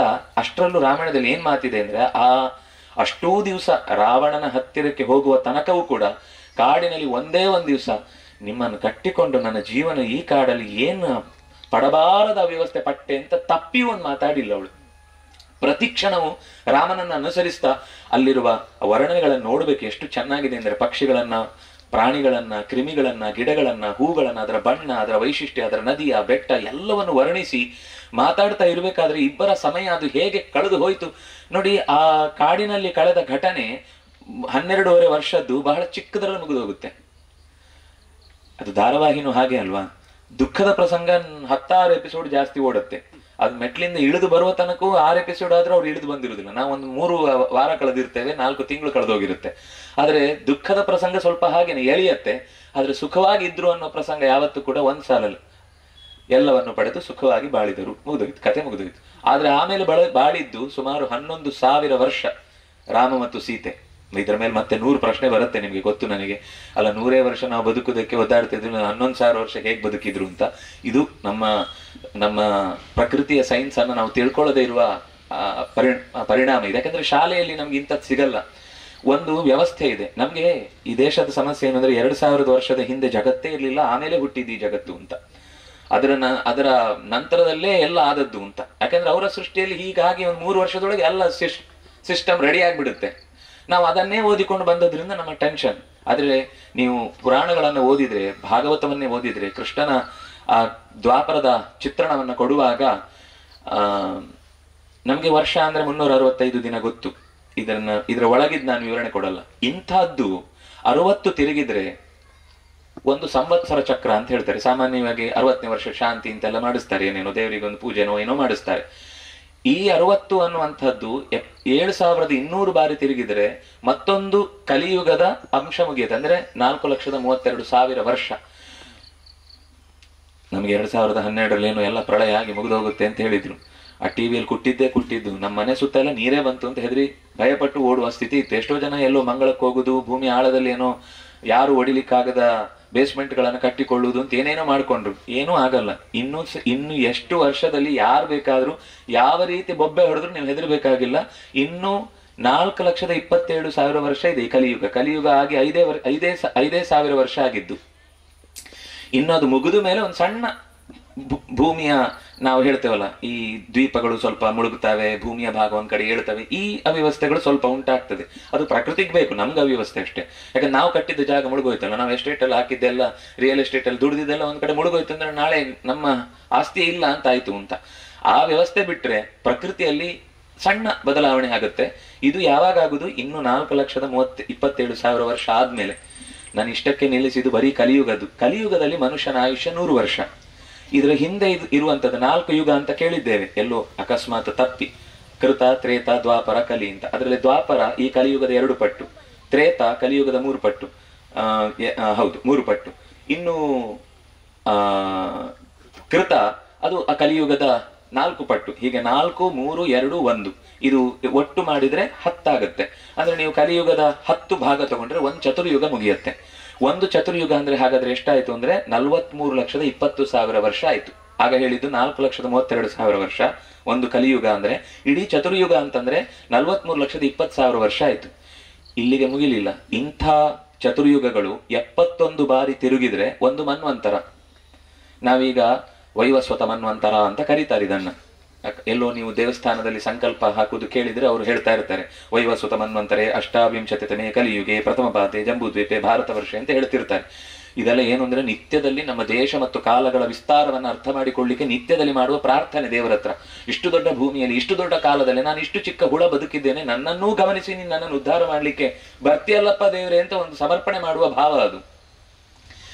ಇಂಥ 71 ಮತ್ತೆ 14 ಸರ್ತಿ ತಿರುಗಿದ್ರೆ ಒಂದು ದಿನದ ಹಗಲಾಗುತ್ತೆ. ಅಂದ್ರೆ ಚತುರ್ಮುಖನ ಹಗಲು. ಚತುರ್ಮುಖ ಅಂದ್ರೆ ಸೃಷ್ಟಿ ಮಾಡುವ ಬ್ರಹ್ಮ ಇದ್ದಾನಲ್ಲ, ಅವನಿಗೆ ಒಂದು ಹಗಲು ಅಂದ್ರೆ ನಿಮ್ಗೆ ಲೆಕ್ಕಾಚಾರದಲ್ಲಿ ಹೇಳುವುದು ಸುಲಭ ಆಗತ್ತೆ ಅಂತಂದ್ರೆ, ಈ ಚತುರ್ಯುಗ ಅಂತ ಅನ್ನೋದು 1,000 ಸಲ ತಿರುಗಿದ್ರೆ ಚತುರ್ಮುಖನ ಒಂದು ಹಗಲು.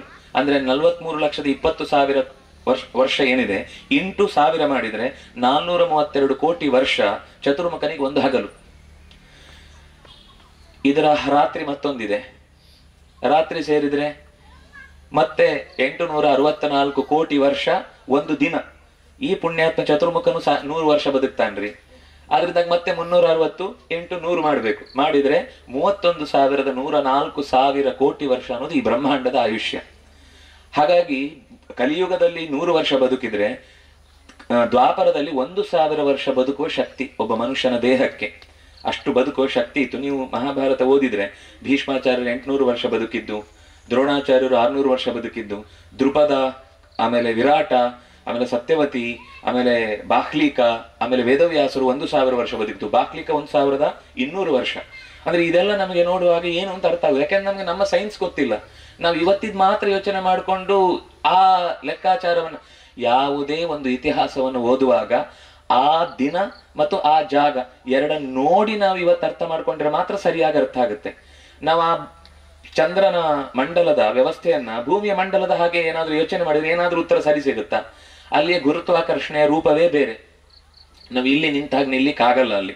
ಹಾಗಂತ ಹೇಳಿ ಅದು ಸರಿ ಇಲ್ಲ ಅಂತ ಹೇಳುದಲ್ಲ. ಅಲ್ಲಿಯ ಗುರುತ್ವಾಕರ್ಷಣೆ ರೀತಿ ಬೇರೆ, ಇಲ್ಲಿಯ ಗುರುತ್ವಾಕರ್ಷಣೆ ರೀತಿ ಬೇರೆ.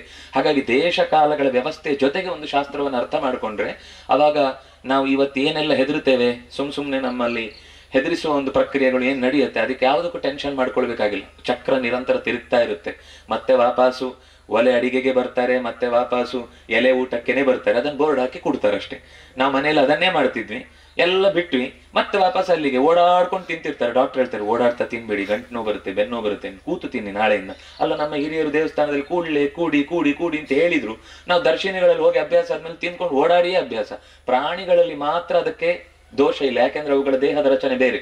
ನಮ್ಮ ರಚನೆ ಏನು ಅಂದ್ರೆ ಕೂತು ತಿಂದ್ರೆ ಮಾತ್ರ ಜೀರ್ಣ ಸರಿಯಾಗುತ್ತೆ, ಇಲ್ಲ ಅಂದ್ರೆ ಅದು ದೇಹಕ್ಕೆ ಹಾನಿ ಉಂಟು ಮಾಡುತ್ತೆ. ಯಾಕಂದ್ರೆ ಎಲ್ಲದಕ್ಕೊಂದು ಪೋಸ್ಚರ್ ಇದೆ. ನಾವು ಪ್ರತಿಯೊಂದು ಸಣ್ಣ ವಿಷಯದಲ್ಲೂ ಕೂಡ ದೇಹಕ್ಕೆ ಆರೋಗ್ಯಕ್ಕೆ ಅನುಕೂಲಕರವಾಗುವ ರೀತಿಯಲ್ಲಿ ಅವರು ಪರಿಸರದ ವ್ಯವಸ್ಥೆಯನ್ನ ನಮ್ಮ ಮುಂದೆ ತೆರೆದಿಟ್ಟಿದ್ದಾರೆ. ಅದಕ್ಕೆ ಅನುಗುಣವಾದ ರೀತಿಯಲ್ಲಿ ನಾವು ಬದುಕನ್ನ ಕಟ್ಟಿಕೊಳ್ಬೇಕು ಅನ್ನುವುದು ಮುಖ್ಯವಾದದ್ದು. ಅದರಲ್ಲೂ ನಮಗೆ ಕೃಷ್ಣನ ಬಹಳ, ಎಲ್ಲಿ ಗೋವಿದೆಯೋ ಅಲ್ಲಿ ಕೃಷ್ಣ ಇದ್ದಾನೆ ಅಂತ ಲೆಕ್ಕ. ಕೃಷ್ಣ ಇದ್ರೆ ಗೋಗಳಲ್ಲಿ ಓಡಿಕೊಂಡು ಬರ್ತವೆ. ಇದು ನಮಗೆ ಭಾಗವತ ಭುವನೋತ್ಸವೋ ಭೂತು ಅಂತ ಅವನನ್ನ ಹೊಗಳ್ತಾ ಹೇಳ್ತಾರೆ. ಅವನು ಬಂದಲ್ಲಿ ಎಲ್ಲಾ ಪ್ರಾಣಿಗಳ ಕಂಗಳಲ್ಲೂ ಕೂಡ ಒಂದು ಚೈತನ್ಯದ ಸೆಳೆತ. ನಾವು ಇಷ್ಟು ಚೆನ್ನಾಗಿ ಬದುಕಲಿಕ್ಕೆ ಕೃಷ್ಣನ ಅಸ್ತಿತ್ವದಿಂದ ಸಾಧ್ಯ ಆಗುತ್ತೆ ಅಂತ. ಅಂದ್ರೆ ಗೋವು ಅನ್ನುವ ಶಬ್ದಕ್ಕೆ ಭೂಮಿ ಅಂತ ಅರ್ಥ ಇದೆ, ಗೋವು ಅನ್ನುವ ಶಬ್ದಕ್ಕೆ ವೇದಗಳು ಅಂದ್ರೆ ಜ್ಞಾನ ಅಂತ ಅರ್ಥ ಇದೆ, ಗೋವು ಅನ್ನುವ ಶಬ್ದಕ್ಕೆ ಹಸು ಅಂತ ಅರ್ಥ ಇದೆ. ಈ ಬೌದ್ಧಿಕವಾಗಿ ಯಾರು ಕೆಲಸ ಮಾಡುತ್ತಾನೋ ಅವನು ಗೋವನ್ನ ಸಾಕ್ತಾನೆ, ಅವನು ಜ್ಞಾನವನ್ನು ಇಟ್ಕೊಳ್ತಾನೆ. ಅವನ ಗೋವು ಅಂದ್ರೆ ಜ್ಞಾನ. ಯಾರು ಭೂಮಿಯನ್ನ ರಕ್ಷಣೆ ಮಾಡ್ಲಿಕ್ಕೆ ಅಧಿಕಾರದಲ್ಲಿರ್ತಾರೆ ಅವರಿಗೆ ಭೂಮಿ ಗೋವು. ಯಾರು ವ್ಯವಹಾರ ವಾಣಿಜ್ಯ ಅಂದ್ರೆ ಈ ಶಬ್ದಗಳೆಲ್ಲ ಗೊತ್ತಾದ್ರೆ ಬಹಳ ಸಂತೋಷ ಆಗುತ್ತೆ ನಮಗೆ. ಇದು ಗೊತ್ತಿಲ್ಲದೆ ರಾಜಕಾರಣದ ಒತ್ತಡಕ್ಕೆ ಬಲಿಯಾಗಿ ನಾವು ಹೇಳುವಂತಹ ಶಬ್ದಗಳು ಏನು ಅಂತ ಅರ್ಥೈಸಿಕೊಳ್ಳಿಕ್ಕೆ ಆಗದೇ ಇರುವುದರಿಂದ ನಮ್ಮಲ್ಲಿ ಈ ವ್ಯವಸ್ಥೆಗಳನ್ನೆಲ್ಲ ತಪ್ಪು ರೀತಿಯಲ್ಲಿ ವ್ಯಾಖ್ಯಾನ ಮಾಡುತ್ತೇವೆ ನಾವು. ವಸ್ತುತಃ 4 ರೀತಿಯ ಅಂದ್ರೆ ಕಂಬಗಳು ಈ ಜಗತ್ತಿಗೆ ಬೇಕು. ಇದು ಭಾರತಕ್ಕಲ್ಲ, ಇಡೀ ಜಗತ್ತಿನ ಯಾವುದೇ ಮೂಲೆಗೆ ಹೋದ್ರು ಕೂಡ. ನಾನು ಅದನ್ನು ಬಿಡಿಸಿ ಹೇಳಿದ್ರೆ ನಿಮ್ಗೆ ಅರ್ಥ ಆಗುತ್ತೆ. ಮೊದಲನೇದು ಜ್ಞಾನ, ವಿಸ್ಡಮ್. 2ನೇದು ಪ್ರೊಟೆಕ್ಷನ್ ಅಂದ್ರೆ ರಕ್ಷಣೆ. 3ನೇದು ಪ್ರೊಡಕ್ಷನ್ ಅಂದ್ರೆ ಉತ್ಪತ್ತಿ, ಸಂಪನ್ಮೂಲ. 4ನೇದು ಸರ್ವಿಸ್ ಅಂದ್ರೆ ಸೇವೆ. ಇದು 4 ಇಲ್ಲದ ಯಾವುದಾದ್ರೂ ದೇಶ ತೋರಿಸಿ. ಇದು 4ರ ಮೇಲೆ ಜಗತ್ತು ದೇಶ ನಿಂತಿದೆ. ನಾವು ಅದನ್ನು ಹೀಗೆ ಹೇಳಿದಾಗ ನೀವು ಹೌದು ಹೇಳ್ತೀರಿ. ನಾನು ಇನ್ನೊಂದು ಈಗ ಶಬ್ದ ಹೇಳ್ತೇನೆ, ಈಗ ನಿಮಗೆ ತಲೆ ಕೆಡುತ್ತೆ, ಹೌದು ಇದನ್ನು ಹೇಳಿದ್ದ ಅಂತ. ಅಲ್ಲಿ ಹೇಳುದವ್ರು 4 ಚಾತುರ್ವರ್ಣ್ಯಂ ಮಯಾ ಸೃಷ್ಟಂ ಗುಣಕರ್ಮ ವಿಭಾಗಶಃ ಅಂತ. ಬ್ರಾಹ್ಮಣ, ಕ್ಷತ್ರಿಯ, ವೈಶ್ಯ, ಶೂದ್ರ ಅಂತ. ಇದು ಜಾತಿ ಬಗ್ಗೆ ಹೇಳಿದ್ದೇ ಅಲ್ಲ. ನಾವಿವತ್ತೇನ್ ಜಾತಿ ಅಂತ ಶಬ್ದ ಅರ್ಥ ಮಾಡ್ತೇವೆ, ಸಮಾಜದಲ್ಲಿರುವ ವಿಷಯ ನಾನು ಹೇಳ್ತಿಲ್ಲ. ಕೃಷ್ಣ ಏನ್ ಹೇಳಿದಾನೆ ಅದನ್ನು ನಿಮ್ಗೆ ಹೇಳ್ತಾ ಇದ್ದೇನೆ. ಭಾಗವತದಲ್ಲಿ ಈ ಬ್ರಾಹ್ಮಣ ಅಂದ್ರೆ ಬೌದ್ಧಿಕವಾಗಿ ಯಾರು ಬೆಳೆದಿರ್ತಾನೆ, ಐಸಾಕ್ ನ್ಯೂಟನ್ ಅವನು ಬ್ರಾಹ್ಮಣ ಶಾಸ್ತ್ರದ ಪ್ರಕಾರ. ಇನ್ನು ಯಾರು ಭೂಮಿಗೋಸ್ಕರ ಹೋರಾಟ ಮಾಡಿ ಜನರ ಕಣ್ಣೀರನ್ನು ಒರೆಸುವ ನಾಯಕನಾಗಿ ನಿಲ್ತಾನೆ ಅವನು ಕ್ಷತ್ರಿಯ. ಆ ಶಬ್ದದ ಅರ್ಥವೇ ಹಾಗೆ, ಕ್ಷತಾತ ತ್ರಾಯತೆ, ನೊಂದವರ ಕಣ್ಣೀರನ್ನು ಒರೆಸುವವ. ಬ್ರಹ್ಮ ಅಣತಿ, ದೊಡ್ಡದನ್ನು ಹುಡುಕಿಕೊಂಡು ಹೋಗುವ, ಬೌದ್ಧಿಕವಾದ ಸಮಾಜಕ್ಕೆ ಜ್ಞಾನ ಕೊಡುವುದು, ಸಂಶೋಧನೆ ಮಾಡುವುದು, ಅದನ್ನು ಸರಿಯಾದ ರೀತಿಯಲ್ಲಿ ಪಾಸ್ ಮಾಡುವುದು ವಿದ್ಯೆಯನ್ನ. ಈ ರೀತಿ ಮಾಡುವಂತಹ ವ್ಯಕ್ತಿತ್ವ ಇರುವಂತಹದ್ದು ಜ್ಞಾನಕ್ಕೆ ಸಂಬಂಧಪಟ್ಟದ್ದು, ಅದು ವಿಸ್ಡಮ್. 2ನೇದು ಪ್ರೊಟೆಕ್ಷನ್. 3ನೇದು ಪ್ರೊಡಕ್ಷನ್. ವೈಶ್ಯ ಅನ್ನೋ ಶಬ್ದಕ್ಕೆ ಅರ್ಥ ವಿಷಾಂ ಪ್ರಾಪಯತಿ. ವಿಟ್ ಅಂದ್ರೆ ಪ್ರಜೆಗಳು ಅಂತ ಅರ್ಥ. ವಿಟ್ ಅಂದ್ರೆ ಎಲ್ಲ ಕಡೆಗೆ ತಮ್ಮ ಬದುಕನ್ನ ಕಟ್ಟಿಕೊಳ್ಳಿ ಕಲ್ಲಲ್ಲಿ ತಮ್ಮ ಪರಿಸರದ ಜೊತೆಗೆ ಬದುಕುವವರು ಅಂತ ಅರ್ಥ.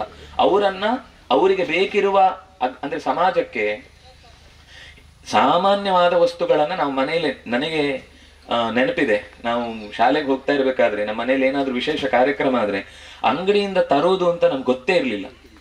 ಯಾವುದೇ ಪದಾರ್ಥ ತೀರಾ ನಮಗೆ ಈ ಆಪಲ್ ನಂಥದ್ದು ಅಥವಾ ಈ ಸಂಬಾರದ ಪದಾರ್ಥಗಳೇನಿದೆ, ಜೀರಿಗೆ, ಧನಿಯಾ ಇಂತಹ ಪದಾರ್ಥಗಳನ್ನೆಲ್ಲೋ ಅಂಗಡಿಯಿಂದ ತರುವುದು ಇತ್ತು ಬಿಟ್ರೆ ಇನ್ಯಾವ ಪದಾರ್ಥವು ನಾವು ಹೊರಗೆ ಮನೆಯಲ್ಲಿ ಒಂದು ಸತ್ಯನಾರಾಯಣ ಪೂಜೆ ಅಂತಂದ್ರೆ ಅಲ್ಲಿರೋ ಎಲ್ಲಾ ಪದಾರ್ಥಗಳು ಮನೆಯಲ್ಲೇ ಸಿಕ್ತಿತ್ತು. ಅಕ್ಕಿನೂ ಆ ಕಡೆ, ಬಾಳೆ ಗಿಡನೂ ಆ ಕಡೆ, ಬಾಳೆ ಗೊನೆನೂ ಆ ಕಡೆ, ಈ ಕಡೆಯಿಂದ ಹಣ್ಣು, ಈ ಕಡೆಯಿಂದ ಸೊಪ್ಪು, ಒಂದಿಷ್ಟು ತರಕಾರಿಗಳು ಎಲ್ಲವೂ ಮನೆ ಸುತ್ತಾನೆ ಇರ್ತದೆ. ಅದೇನು ಸಾವಿರಾರು ಎಕರೆ ಜಾಗ ಇದ್ದ ಮನೆಯಲ್ಲ, ಬರೀ ಒಂದು 40-50 ಸೆಂಟ್ಸ್ ಇರೋ ಮನೆಯಲ್ಲೂ ಇಷ್ಟು ವ್ಯವಸ್ಥೆಗಳು ಅವ್ರಿಗೆ ಬೇಕಾದ್ದಾಗ್ತಿತ್ತು. ಅದರಿಂದಾಗ ಹೊರಗಡೆ ಒಂದು ಪ್ರಪಂಚದ ಜೊತೆಗೆ ಸಂಬಂಧವೇ ಬೇಕಿರ್ಲಿಲ್ಲ, ಶುದ್ಧವಾಗಿ ಸಿಕ್ತಿತ್ತು.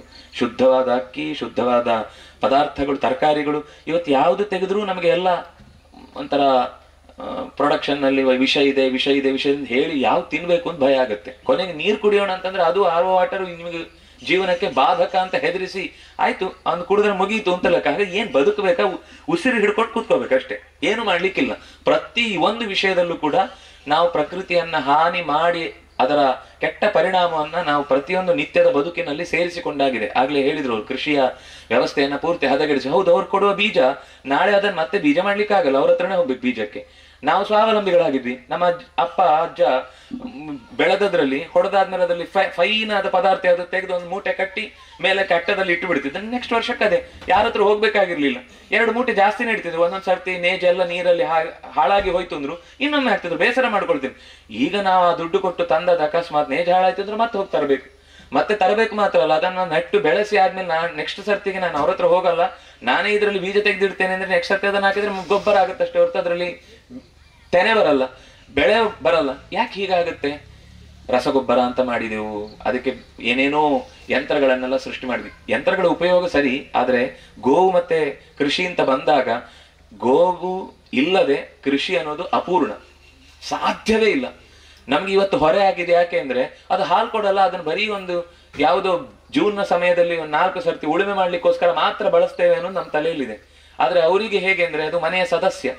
ನಂಗೆ ಎಷ್ಟೋ ಸರ್ತಿ ನೆನಪಿದೆ, ನಮ್ಮ ಅಪ್ಪ ಅಮ್ಮ ಅಥವಾ ನಮ್ಮ ಮನೆಯಲ್ಲಿ ಹಿರಿಯರು ಯಾರೇ ಆದ್ರೂ ಕೂಡ ಹಸುಗಳನ್ನ ಅದು ಇದು ಅಂತ ಹೇಳಿದ್ರೆ ಬೈತಿದ್ರು.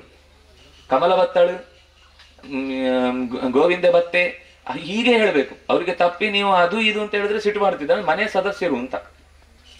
ನಮ್ಮ ಒಬ್ಬರ ಪರಿಚಯದವರ ಮನೆಯಲ್ಲಿ ಅವರ ತಂದೆ ತಾಯಿಗಳನ್ನೆಲ್ಲ ಅವರು ಎಲ್ಲಿಗೋ ಬೇರೆ ಪೇಟೆಗೆ, ಯಾಕಂದ್ರೆ ಇಲ್ಲೆಲ್ಲ ಮಾರಿ ಆಗಿತ್ತು, ಕರ್ಕೊಂಡು ಹೋಗುದು ಅಂತ ಒತ್ತಾಯ ಮಾಡಿದ್ರು. ಆಗ ಅವ್ರು ಏನ್ ಮಾಡಿದ್ರು ಬರಲ್ಲ ಅಂದ್ರು. ಇಲ್ಲಿ ನಾನು ಉಪವಾಸ ಬಿದ್ರು ತೊಂದ್ರೆ ನಾನು ಅಲ್ಲಿಗೆ ಬರಲ್ಲ. ಯಾಕೆಂದ್ರೆ ನಾನು ನಿಮ್ಮನ್ನ ಮಕ್ಕಳು ಅಂತ ಎಷ್ಟು ಪ್ರೀತಿಯಿಂದ ಬೆಳೆಸಿದ್ದೇನೋ, ನನ್ನ ಮನೆಯ ಕೊಟ್ಟಿಗೆಯಲ್ಲಿರುವ ಮಕ್ಕಳು ಕೂಡ ನನ್ನ ಮಕ್ಕಳೇ, ನನ್ನ ತೋಟದಲ್ಲಿರುವಂತ ಎಲ್ಲಾ ಗಿಡಗಳು ನನ್ನ ಮಕ್ಕಳೇ. ನೀವು ಇವೆಲ್ಲವನ್ನು ನಿನ್ನ ಪೇಟೆ ಕರ್ಕೊಂಡು ಬರ್ತೀನಿ ಅಂತಾದ್ರೆ ನಿನ್ ಜೊತೆಗೆ ಬರ್ತೇನೆ. ಇದು ನಮ್ಮ ಬಾಂಧವ್ಯ ಇದ್ದದ್ದು. ಈ ಬಾಂಧವ್ಯ ಇವತ್ತು ಎಲ್ಲಿ ಉಳಿದಿದೆ? ನಾವು ಹಸು ಸಾಕುದು ಕೂಡ ನಮ್ಗೆ ಆರ್ಥಿಕವಾದ ಲಾಭವನ್ನು ನೀವು ಹೇಳಿದ್ರೆ ಮಾತ್ರ ಅದ್ರಲ್ಲಿ ಆಸಕ್ತಿ ಹುಟ್ಟುವಾಗ ಆಯ್ತು ಅಂದ್ರೆ ನಾವು ತುಂಬಾ ದಡ್ರು ಅಂತ ಅರ್ಥ.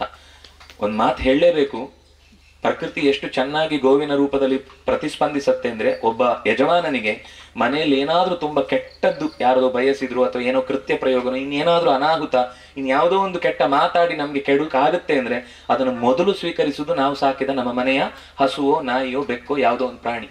ಮನುಷ್ಯನ ಯಜಮಾನನ ತನಕ ಅದು ಬರ್ಲಿಕ್ಕೂ ಬಿಡಲ್ಲ, ಫಸ್ಟ್ ಅದು ಸ್ವೀಕಾರ ಮಾಡುತ್ತೆ. ಇದು ನಾನು ಹೇಳ್ಬೇಕಾಗಿಲ್ಲ, ನಿಮ್ಗೂ ಗೊತ್ತಿರುತ್ತೆ. ಸ್ವಲ್ಪ ಗಮನಿಸಿ ಇದನ್ನ ಆಲೋಚನೆ ಮಾಡಿದ್ರೆ, ಪ್ರಕೃತಿಯಲ್ಲಿರೋ ಮನೆಯಲ್ಲಿ ಗಿಡ ಸಾಯುತ್ತೆ. ಎಷ್ಟೋ ಸತಿ ತುಳಸಿ ಗಿಡ ಸಾಯುದುಂಟು. ಅದೇನು ಅಂತ ನೀವು ಮತ್ತೆ ಪ್ರಶ್ನೆ ಮಾಡಿ, ನಿಮ್ಗೆ ಯಾರೋ ಕೆಟ್ಟದ್ದು ಬಯಸಿದರೆ ಅದನ್ನ ಗಿಡ ತಗೊಂಡು ಸತ್ತಿದೆ ಅಂತ. ಅಂದ್ರೆ ನಾವು ಸಾಕಿದ ಮೇಲೆ ಪ್ರತಿಯೊಂದು ಕೂಡ ಯಜಮಾನನಿಗೆ ಪ್ರಾಣ ಕೊಡ್ಲಿಕ್ಕೆ ತಯಾರಿರ್ತವುಗಳು. ಅದಕ್ಕೆ ಪರಿಸರ ಅಂತ ಹೇಳುದು. ಪರಿಸರ ಅಂದ್ರೆ ನಮ್ಮ ಸುತ್ತ ಇದು ರಕ್ಷಣೆಗೋಸ್ಕರ ನಮ್ಮನ್ನ ಕಾಯ್ತಾ ಇರ್ತವೆ. ಅದನ್ನ ನಾವು ಕಳ್ಕೊಂಡು ಗೋಡೆ ಕಟ್ಟಿ ಗಿಡದ 4 ಫೋಟೋ ಹಾಕಿ ಅದರ ಮುಂದೆ ಕೂತು ನಾವು ಭಾರಿ ನಾಗರಿಕರು ಅಂತ ಭ್ರಮೆ ಪಡುವ ಹಾಗೆ ಬದುಕಿದ್ರೆ ನಮ್ಮಷ್ಟು ದಡ್ರು ಮೂರ್ಖರು ಯಾರಿರ್ಲಿಕ್ಕೆ ಸಾಧ್ಯ? ಹಾಗಾಗಿ ನಮ್ಮ ಹಿರಿಯರು ನಮ್ಮ ಸುತ್ತ ಇರುವ ಸಹಜವಾದ ಬದುಕು, ಪ್ರಕೃತಿಯ ಜೊತೆಗಿನ ಸಹಜವಾದ ಬದುಕಿಗೆ ನಾವು ಎಷ್ಟು ತೆರೆದುಕೊಳ್ತೇವೋ ಅಷ್ಟು ನಾವು ಆರೋಗ್ಯವಂತರಾಗಿರ್ತೇವೆ. ಶುದ್ಧ ನೀರು, ಶುದ್ಧ ಗಾಳಿ, ಶುದ್ಧ ಬೆಳಕು, ಶುದ್ಧ ಪರಿಸರ, ಇದು ನಮ್ಮ ಬದುಕಿನ ಎಲ್ಲಾ ತರದ ಬಾಹ್ಯಿಕವಾದ ಉನ್ನತಿಕೆ, ಅಂತರಂಗದ ಉನ್ನತಿಕೆ. ಅವರು ಹೇಳಿದ್ರು, ಅಲ್ಲಿ ಬಂದು ಯಾರಾದ್ರೂ ಕೂತು ಮೌನವಾಗಿ ತಮ್ಮ ಬದುಕನ್ನ ಬರೆಯುವುದೋ ಓದುವುದೋ ಅಥವಾ ಸುಮ್ಮನೆ ಧ್ಯಾನ ಮಾಡುವುದು ಕಳೀಲಿಕ್ಕಾದ್ರೆ ಇಲ್ಲಿ ಜಾಗ ಇದೆ ಅಂತ. ಸತ್ಯದ ಮಾತದು. ನಾವು ಯಜ್ಞ ಮಾಡಿ ಏನೋ 100 ಅಶ್ವಮೇಧ ಮಾಡಿ ಪುಣ್ಯ ಕಟ್ಕೊಳ್ತೇವೆ ಅನ್ನೋದಕ್ಕಿಂತ ಹೆಚ್ಚು ಒಂದು ಶುದ್ಧವಾದ ಪರಿಸರದಲ್ಲಿ, ಶುದ್ಧ ಗಾಳಿ, ನೀರು, ಬೆಳಕಿನ ಮಧ್ಯದಲ್ಲಿ ನಮ್ಮ ಒಳಗೆ ಇಂಟ್ರಾಸ್ಪೆಕ್ಟ್ ಮಾಡುವುದಕ್ಕೆ ನಾವು ಪ್ರಯತ್ನ ಮಾಡಿದೆವು ಅಂತಂದ್ರೆ ನಾವು ಎಷ್ಟು ಹೊರಗಿನ ಅನರ್ಥದ ಕೊಳೆಯನ್ನು ಒಳಗಿನಿಂದ ತುಂಬಿಕೊಂಡಿದ್ದೇವೆ ಅದನ್ನೆಲ್ಲ ಪ್ರತ್ಯಾಹಾರ ಹೊರಗೆ ಹಾಕಿ ಒಳಗೆ ಶುದ್ಧ ಆಗ್ಲಿಕ್ಕೆ, ಸರಿಯಾದ ಆಲೋಚನೆ ಮೂಲಕ ಜೀವನವನ್ನು ನಡೆಸಲಿಕ್ಕೆ ಎಲ್ಲದಕ್ಕಿಂತ ಮುಖ್ಯ ಸಿಕ್ಕಿದ್ರಲ್ಲಿ ಇದ್ದದ್ರಲ್ಲಿ ತೃಪ್ತಿ ಪಟ್ಟು ಬದುಕುವ. ನಾವು ಹೇಳುದು ಹೇಳ್ತೇವೆ, ಬಂದದ್ದೆಲ್ಲ ಬರಲಿ ಗೋವಿಂದನ ದಯೊಂದಿರಲಿ ಅಂತ. ಅದು ಹಾಡಲ್ಲಾಗಿ ಹೋಗುತ್ತೆ ಹೊರತು ಜೀವನದಲ್ಲಿ ನಮ್ಗೆ ಆಗೋದು ಕಷ್ಟ ಆಗುತ್ತೆ. ಅದನ್ನ ಸಾರ್ಥಕವಾಗಿ ನಡೆಸ್ಲಿಕ್ಕೆ ಸಾಧ್ಯ ಆಗೋದು ಪರಿಸರವನ್ನ ಪ್ರೀತಿಸಿದ್ರೆ. ಪರಿಸರದ ಪ್ರೀತಿ ಕೇವಲ ಪರಿಸರದ ದಿನಾಚರಣೆ ದಿವಸ ಒಂದು ಸೆಲ್ಫಿಯಲ್ಲ. ನಮ್ಗೆ ಅಮ್ಮನ ದಿನಾಚರಣೆ, ಅಪ್ಪನ ದಿನಾಚರಣೆ ಅವತ್ತು ಮಾತ್ರ, ಬೇರೆ ದಿವಸದಲ್ಲಿ ಇಲ್ಲವೇ ಇಲ್ಲ. ಬೇರೆ ದಿವಸದಲ್ಲಿ ಸಾರಿ ಬೈತಿರ್ತಾರೆ, ನೀವು ಮಾಡಿದ್ರಿಂದ ನಂಗೆ ಸರಿಯಾಗಿ ಒಂದು ಒಳ್ಳೆ ಕಾಲೇಜಿಗೆ ಕಳಿಸ್ಲಿಲ್ಲ ಅಂದ್ರೆ ನಾನು ಇವತ್ತು ಈ ತರ ಇದ್ದೇನೆ, ನಾನು ಇಷ್ಟು ಕಷ್ಟಪಡ್ತಾ ಇದ್ದೇನೆ ಅಂತ ಬೈತಾ ಇರ್ತಾರೆ. ಅವ್ರಿಗೆ ಸಿಟ್ಟು ಬರುತ್ತೆ, ನಿಂಗೆ ಅಷ್ಟು ಖರ್ಚು ಮಾಡಿದ್ರೆ ಇಷ್ಟು ಖರ್ಚು ಮಾಡಿದ್ರೆ ಅವರು ಅಂತ ಇರ್ತಾರೆ. ಎರಡೂ ಕಡೆ ತಪ್ಪು ನಡೆಯುತ್ತೆ. ಈ ಅಂದೇನಾಗುತ್ತೆ ಅಂದ್ರೆ ನೀನ್ ಎಷ್ಟು ಖರ್ಚು ಮಾಡಿದ್ರೆ ಅಷ್ಟು ಕೊಟ್ಬಿಡ್ತೇನೆ, ನಾಳೆಯಿಂದ ನಿಂಗೆ ನಂಗೆ ಸಂಬಂಧ ಇಲ್ಲ ಅನ್ನೋ ಮಾತಾಡೋ ಮಕ್ಕಳು ಹುಡ್ತಾರೆ. ಅಥವಾ ಪ್ರತಿಯೊಂದಕ್ಕೂ ಕೂಡ ಲೆಕ್ಕಾಚಾರದಿಂದಲೇ ಬದುಕುವುದು ಅನ್ನೋದು ಕಟ್ಟಿಕೊಂಡದ್ರಿಂದ ಸಂಬಂಧಗಳು ನಿರಂತರ ಹಾಳಾಗ್ತಾ ಹೋಗುತ್ತೆ. ಆದ್ರೆ ನಮಗೆ ಗೊತ್ತಿರಬೇಕಾದದ್ದು, ನಮ್ಮ ಪ್ರತಿಯೊಂದು ಪರಿಸರದ ಸುತ್ತಲಿನ ವಸ್ತುಗಳ ಜೊತೆಗೆ ಒಂದು ಆಂತರಂಗಿಕ ಬಾಂಧವ್ಯ ಇದೆ. ಅದನ್ನು ಬೆಳೆಸಿಕೊಳ್ಳಿಕ್ಕೆ ಮತ್ತಷ್ಟು ಪ್ರಯತ್ನ ಮಾಡೋಣ. ಆ ಪ್ರಯತ್ನಕ್ಕೆ ನಮ್ಮ ಇಂಥ ವಾತಾವರಣಗಳು, ಇಂಥ ನೆಲೆಗಳು ಪೂರಕವಾದ ವಾತಾವರಣವನ್ನು ಕಲ್ಪಿಸಲಿ ಅಂತ ಹಾರೈಸ್ತಾ, ಇಂಥ ಒಳ್ಳೆ ಕೆಲಸಕ್ಕೆ ನಿಮ್ಮೆಲ್ಲರ ಸಹಕಾರ ನಿರಂತರ ಇರುತ್ತೆ ಅಂತ ಭಾವಿಸಿ ನನ್ನ ಮಾತನ್ನು ಮುಕ್ತಾಯ ಮಾಡ್ತಾ ಇದ್ದೇನೆ. ಜೈ ಹಿಂದ್.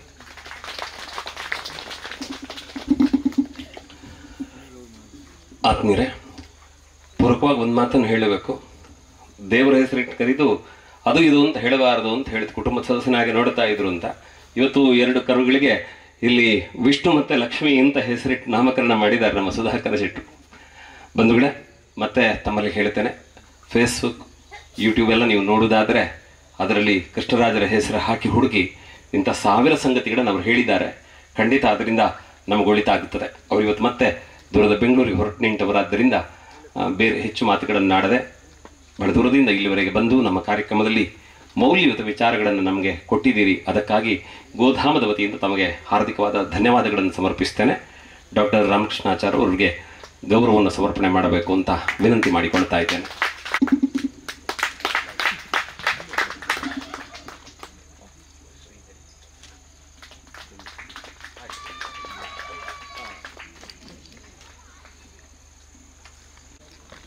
ಅವರನ್ನು ಬೀಳಿಕೊಡ್ತಾ ಮುಂದಿನೊಂದು 5-10 ನಿಮಿಷಗಳಲ್ಲಿ ನಮ್ಮ ಕಾರ್ಯಕ್ರಮವನ್ನು ಪೂರೈಸಿ ಆ ಬಳಿಕ ನೀವು ಸತ್ಕಾರವನ್ನು ಸ್ವೀಕರಿಸಿ ತೆರಳಬೇಕು ಅಂತ ತಮ್ಮಲ್ಲಿ ವಿನಂತಿ ಮಾಡಿಕೊಳ್ತಾ ಇದ್ದೇನೆ. ಇಲ್ಲಿವರೆಗೆ ಬಂದು ಕಾರ್ಯಕ್ರಮ ಚೆಂದ ಕಾಣಿಸಿಕೊಟ್ಟದಕ್ಕೆ ಧನ್ಯವಾದ ಹೇಳ್ತಾ ಅವ್ರನ್ನ ಈ ಕಾರ್ಯಕ್ರಮದ ಬೀಳ್ಕೊಡೋಣ. ನಿಮ್ಮೆಲ್ಲರ ಚಪ್ಪಾಳೆಯೊಂದಿಗೆ ಅವ್ರು ನಿರ್ಗಮಿಸ್ತಾರೆ. ಈ ಪುರಾಣ, ಶಾಸ್ತ್ರ, ವೇದ ಇವುಗಳ ದೃಷ್ಟಿಯಲ್ಲಿ ಬದುಕು ಏನು ಅಂತ ಇಷ್ಟವರೆಗೆ ಕೇಳಿದ್ದೇವೆ. ಇನ್ನು ಸಹಜವಾಗಿ ನಗನಗುತ್ತಾ ನಡೆಯುವ ವಿದ್ಯಮಾನಗಳನ್ನು ಅರ್ಥ ಮಾಡ್ತಾ ಬದುಕು ಏನು ಅಂತ ಹೇಳಿಕೊಳ್ಳುವುದಕ್ಕೆ ನಮ್ಮ ಜೊತೆ ಒಬ್ಬ ಸಂತ ಇದ್ದಾರೆ. ಅವರ ಅತ್ಯಂತ ಪ್ರೀತಿಯಿಂದ ವಿನಂತಿ ಮಾಡಿಕೊಳ್ತೇನೆ, ಡಾಕ್ಟರ್ ಸುಧಾಕರ ಶೆಟ್ಟಿಯವರು ವೇದಿಕೆ ಬರಬೇಕು. ಡಾಕ್ಟರ್ ಜಿ ರಾಮಕೃಷ್ಣಾಚಾರ್ಯ ಕೂಡ ಜೊತೆಯಾಗಬೇಕು ಅಂತ ವಿನಂತಿ ಮಾಡಿಕೊಳ್ತೇನೆ. ಮತ್ತೆ ನಾನು ಮಾತನಾಡಬೇಕಾದಿಲ್ಲ. ಯಾಕೆಂದರೆ ಅವರು ಕಂಡವರೇ ನೀವೆಲ್ಲ ಜೊತೆಗಿದ್ದೀರಿ. ನಾನು ಆರಂಭಕ್ಕೆ ಒಂದು ಮಾತು ಹೇಳಿದೆ. ಸುಧಾಕರ ಶೆಟ್ಟರ ಜೊತೆಗಿನ ಮಾತು ಮತ್ತು ಅವರ ಸಹವಾಸ, ಅವರ ಮಾರ್ಗದರ್ಶನ ಅದೇ ಒಂಥರ ಸತ್ಸಂಗದ ಹಾಗೆ. ಯಥಾರ್ಥ ವಿಚಾರಗಳನ್ನು ಒಪ್ಪಿಕೊಂಡು ಬದುಕಿದವರು. ಅವರ ಒಂದು ಸನ್ನಿವೇಶ ನೆನಪಾಗ್ತದೆ. ಈ ರಾಮನ ಮಂದಿರ ನಿರ್ಮಾಣ ಆದ ಹೊತ್ತಿಗೆ ರಾಮನ ಹಾಗೆ ಉಡುಗೆ ತೊಡುಗೆಯಲ್ಲಿ ಬಂದಾಗ ಅವರು ಹೇಳ್ತಾರೆ, ನಾವು ಇರಬೇಕಾದದ್ದೇ ಹೀಗೆ, ಆದರೆ ಹೀಗಿದ್ರೆ ಜನ ನಗುತ್ತಾರೆ, ಹೇಗಿರಬಾರದೋ ಹಾಗಿದ್ರೆ ಜನ ಚಪ್ಪಾಳೆ ತಡ್ತಾರೆ ಅಂತ ಒಂದು ಮಾತು ಹೇಳಿದ್ದಾರೆ. ಅಂದರೆ ನಾವು ವಾಸ್ತವವಾಗಿ ಬದುಕುವುದೇ ಕಷ್ಟವಾದ ಈ ಕಾಲಘಟ್ಟದಲ್ಲಿ ಅದನ್ನು ಸಮಾಜಕ್ಕೆ ಹೇಳಬೇಕಾದಂಥ ಅವಶ್ಯಕತೆ ಅನೇಕ ಇದೆ. ಇನ್ನು ಅತ್ಯಂತ ಮಾರ್ಮಿಕವಾಗಿ ಒಂದು ಮಾತನ್ನು ಹೇಳಬೇಕು. ಮೊನ್ನೆ ಇತ್ತೀಚೆಗೆ ಒಂದು ದೇಶಕ್ಕೆ ಸಂಬಂಧಪಟ್ಟಂತೆ ಅವರು ಮಾತನಾಡಬೇಕಿತ್ತು. ಆ ವೇದಿಕೆಯಲ್ಲಿ ಮಾತಾಡ್ತಾ ಪುಣ್ಯಾತ್ಮ ಹೇಳಿದ್ದೇನು ಅಂದರೆ, ಜ್ಞಾನಸುಧಾ ಅನ್ನುವ ಸಂಸ್ಥೆಯನ್ನು ಎಷ್ಟು ಕಷ್ಟಪಟ್ಟು ಎಷ್ಟು ಇಷ್ಟದಿಂದ ಕಟ್ಟಿದಾರವರು, ಅದೆಷ್ಟು ಜನಕ್ಕೆ ಬದುಕು ಕೊಟ್ಟಿದ್ದಾರೆ. ಅವರ ವಿದ್ಯಾರ್ಥಿಗಳೇ ಅವರ ಸಂಸ್ಥೆಯಲ್ಲಿ ದೊಡ್ಡ ಹುದ್ದೆಯಲ್ಲಿ ಇದನ್ನು ಮುನ್ನಡೆಸುವುದಕ್ಕೆ ಸಿದ್ಧರಾಗಿ ನಿಂತಿದ್ದಾರೆ. ಅಂತಹ ಸಂಭ್ರಮದ ವಾತಾವರಣ ಅದು. ಮೊನ್ನೆ ಹೇಳ್ತಾರೆ, ಏನ್ರಿ ಜ್ಞಾನಸುಧಾ ದೊಡ್ಡದಲ್ಲ, ದೇಶದ ಮುಂದೆ ಜ್ಞಾನಸುಧಾ ಏನೂ ಅಲ್ಲ ಅಂತ ಮಾತಾಡ್ತಾರೆ. ಅಂದರೆ ತಾನು ಕಷ್ಟಪಟ್ಟು ಪ್ರಯತ್ನಪಟ್ಟು ಯಾವುದನ್ನು ಬೆಳೆಸಿದರೂ ಕೂಡ ದೇಶದ ವಿಚಾರಕ್ಕೆ ಬಂದಾಗ ತನ್ನೊಬ್ಬನ ಸಾಧನೆ ದೊಡ್ಡದಲ್ಲ ಅನ್ನುವ ಮಾತಾಡೋದುಂಟಲ್ಲ, ಅದಕ್ಕೆ ಬಹಳ ಹೃದಯವಂತಿಕೆ ಬೇಕು, ಧೈರ್ಯ ಬೇಕು, ಮತ್ತು ಅಂತಹ ದೇಶದ ಕುರಿತಾದ ಗೌರವ ಬೇಕು. ಆದ್ದರಿಂದಲೇ ಅವರ ಬಗ್ಗೆ ನನಗನ್ನಿಸುವುದಿಷ್ಟೇ, ನಾವೆಲ್ಲ ಪುಣ್ಯ ಕಥೆಗಳನ್ನು ಕೇಳಿದರೆ ಎಷ್ಟು ಪುಣ್ಯ ಬರಬಹುದೋ, ಸುಧಾಕರ ಶೆಟ್ಟರ ಬದುಕಿನ ಒಂದೊಂದು ಕಥೆಗಳನ್ನು ಕೇಳಿದ್ರೆ ನಮಗಷ್ಟು ಒಳಿತಾಗ್ತದೆ ಅಂತ ನನಗನ್ನಿಸ್ತದೆ. ಅದೇ ಗೌರವ ಭಾವದಿಂದ ಅವರನ್ನು ಈ ಕಾರ್ಯಕ್ರಮಕ್ಕೆ ನಮ್ಮೆಲ್ಲರ ಪರವಾಗಿ ನಾನು ಸ್ವಾಗತಿಸ್ತೇನೆ. ಅವರಿಗೆ ಪುಟ್ಟ ಗೌರವ ಅರ್ಪಣೆ ಇದೆ ರಾಮಕೃಷ್ಣಾಚಾರ್ಯ ಅವರಿಗೆ ಅಂತ. ರಾಮಕೃಷ್ಣಾಚಾರ್ಯ ನಮ್ಮಲ್ಲಿ ಒಂದು ಮಾತಿದೆ, ವಿದ್ವಾನೇವ ವಿಜಾನಾತಿ ವಿದ್ವಜ್ಜನ ಪರಿಶ್ರಮಂ ಅಂತ. ಅಂದರೆ ಒಬ್ಬ ವಿದ್ವಾಂಸನಾದವನಿಗೆ ಮಾತ್ರ ವಿದ್ವಾಂಸನ ಕಷ್ಟ ಏನು ಅಂತ ಅರ್ಥ ಆಗ್ತದೆ ಅಂತ. ಹಾಗೆ ಒಂದು ಸಂಸ್ಥೆಯನ್ನು ಕಟ್ಟುವುದು ಹೇಗೆ, ಅದನ್ನು ಹೇಗೆ ಬೆಳೆಸುವುದಕ್ಕೆ ಹೇಗೆ ಸಾಧ್ಯ ಆಗ್ತದೆ ಅನ್ನೋದು ಅದೇ ಪ್ರಯತ್ನ ಪಟ್ಟು ಕಟ್ಟಿದವರಿಗೆ ಮಾತ್ರ ಅದು ಗೊತ್ತಾಗುವುದಕ್ಕೆ ಸಾಧ್ಯ. ಆದ್ದರಿಂದ ಬಹಳ ಎತ್ತರದ ಸ್ಥಾನವನ್ನು ಹೊಂದಿದರೂ ಮಗು ಮನಸ್ಸಿನೊಂದಿಗೆ ವ್ಯವಹರಿಸುವ ಸುಧಾಕರ ಶೆಟ್ಟರು ಈ ಸಾಧನೆಯನ್ನು ಮಾಡಿದಂತಹ ಡಾಕ್ಟರ್ ಜ್ಯೋತಿ ಪದ್ಮನಾಭ್ ಅವರು ವೇದಿಕೆಗೆ ಬರುವಂತೆ ತಮ್ಮಲ್ಲಿ ವಿನಂತಿ ಮಾಡಿಕೊಳ್ತಾ ಇದ್ದೇವೆ. ರಾಮಕೃಷ್ಣಾಚಾರ್ಯ ಅವರನ್ನು ಸುಧಾಕರ್ ಶೆಟ್ಟರು ಅಭಿನಂದಿಸ್ತಾ ಇದ್ದಾರೆ.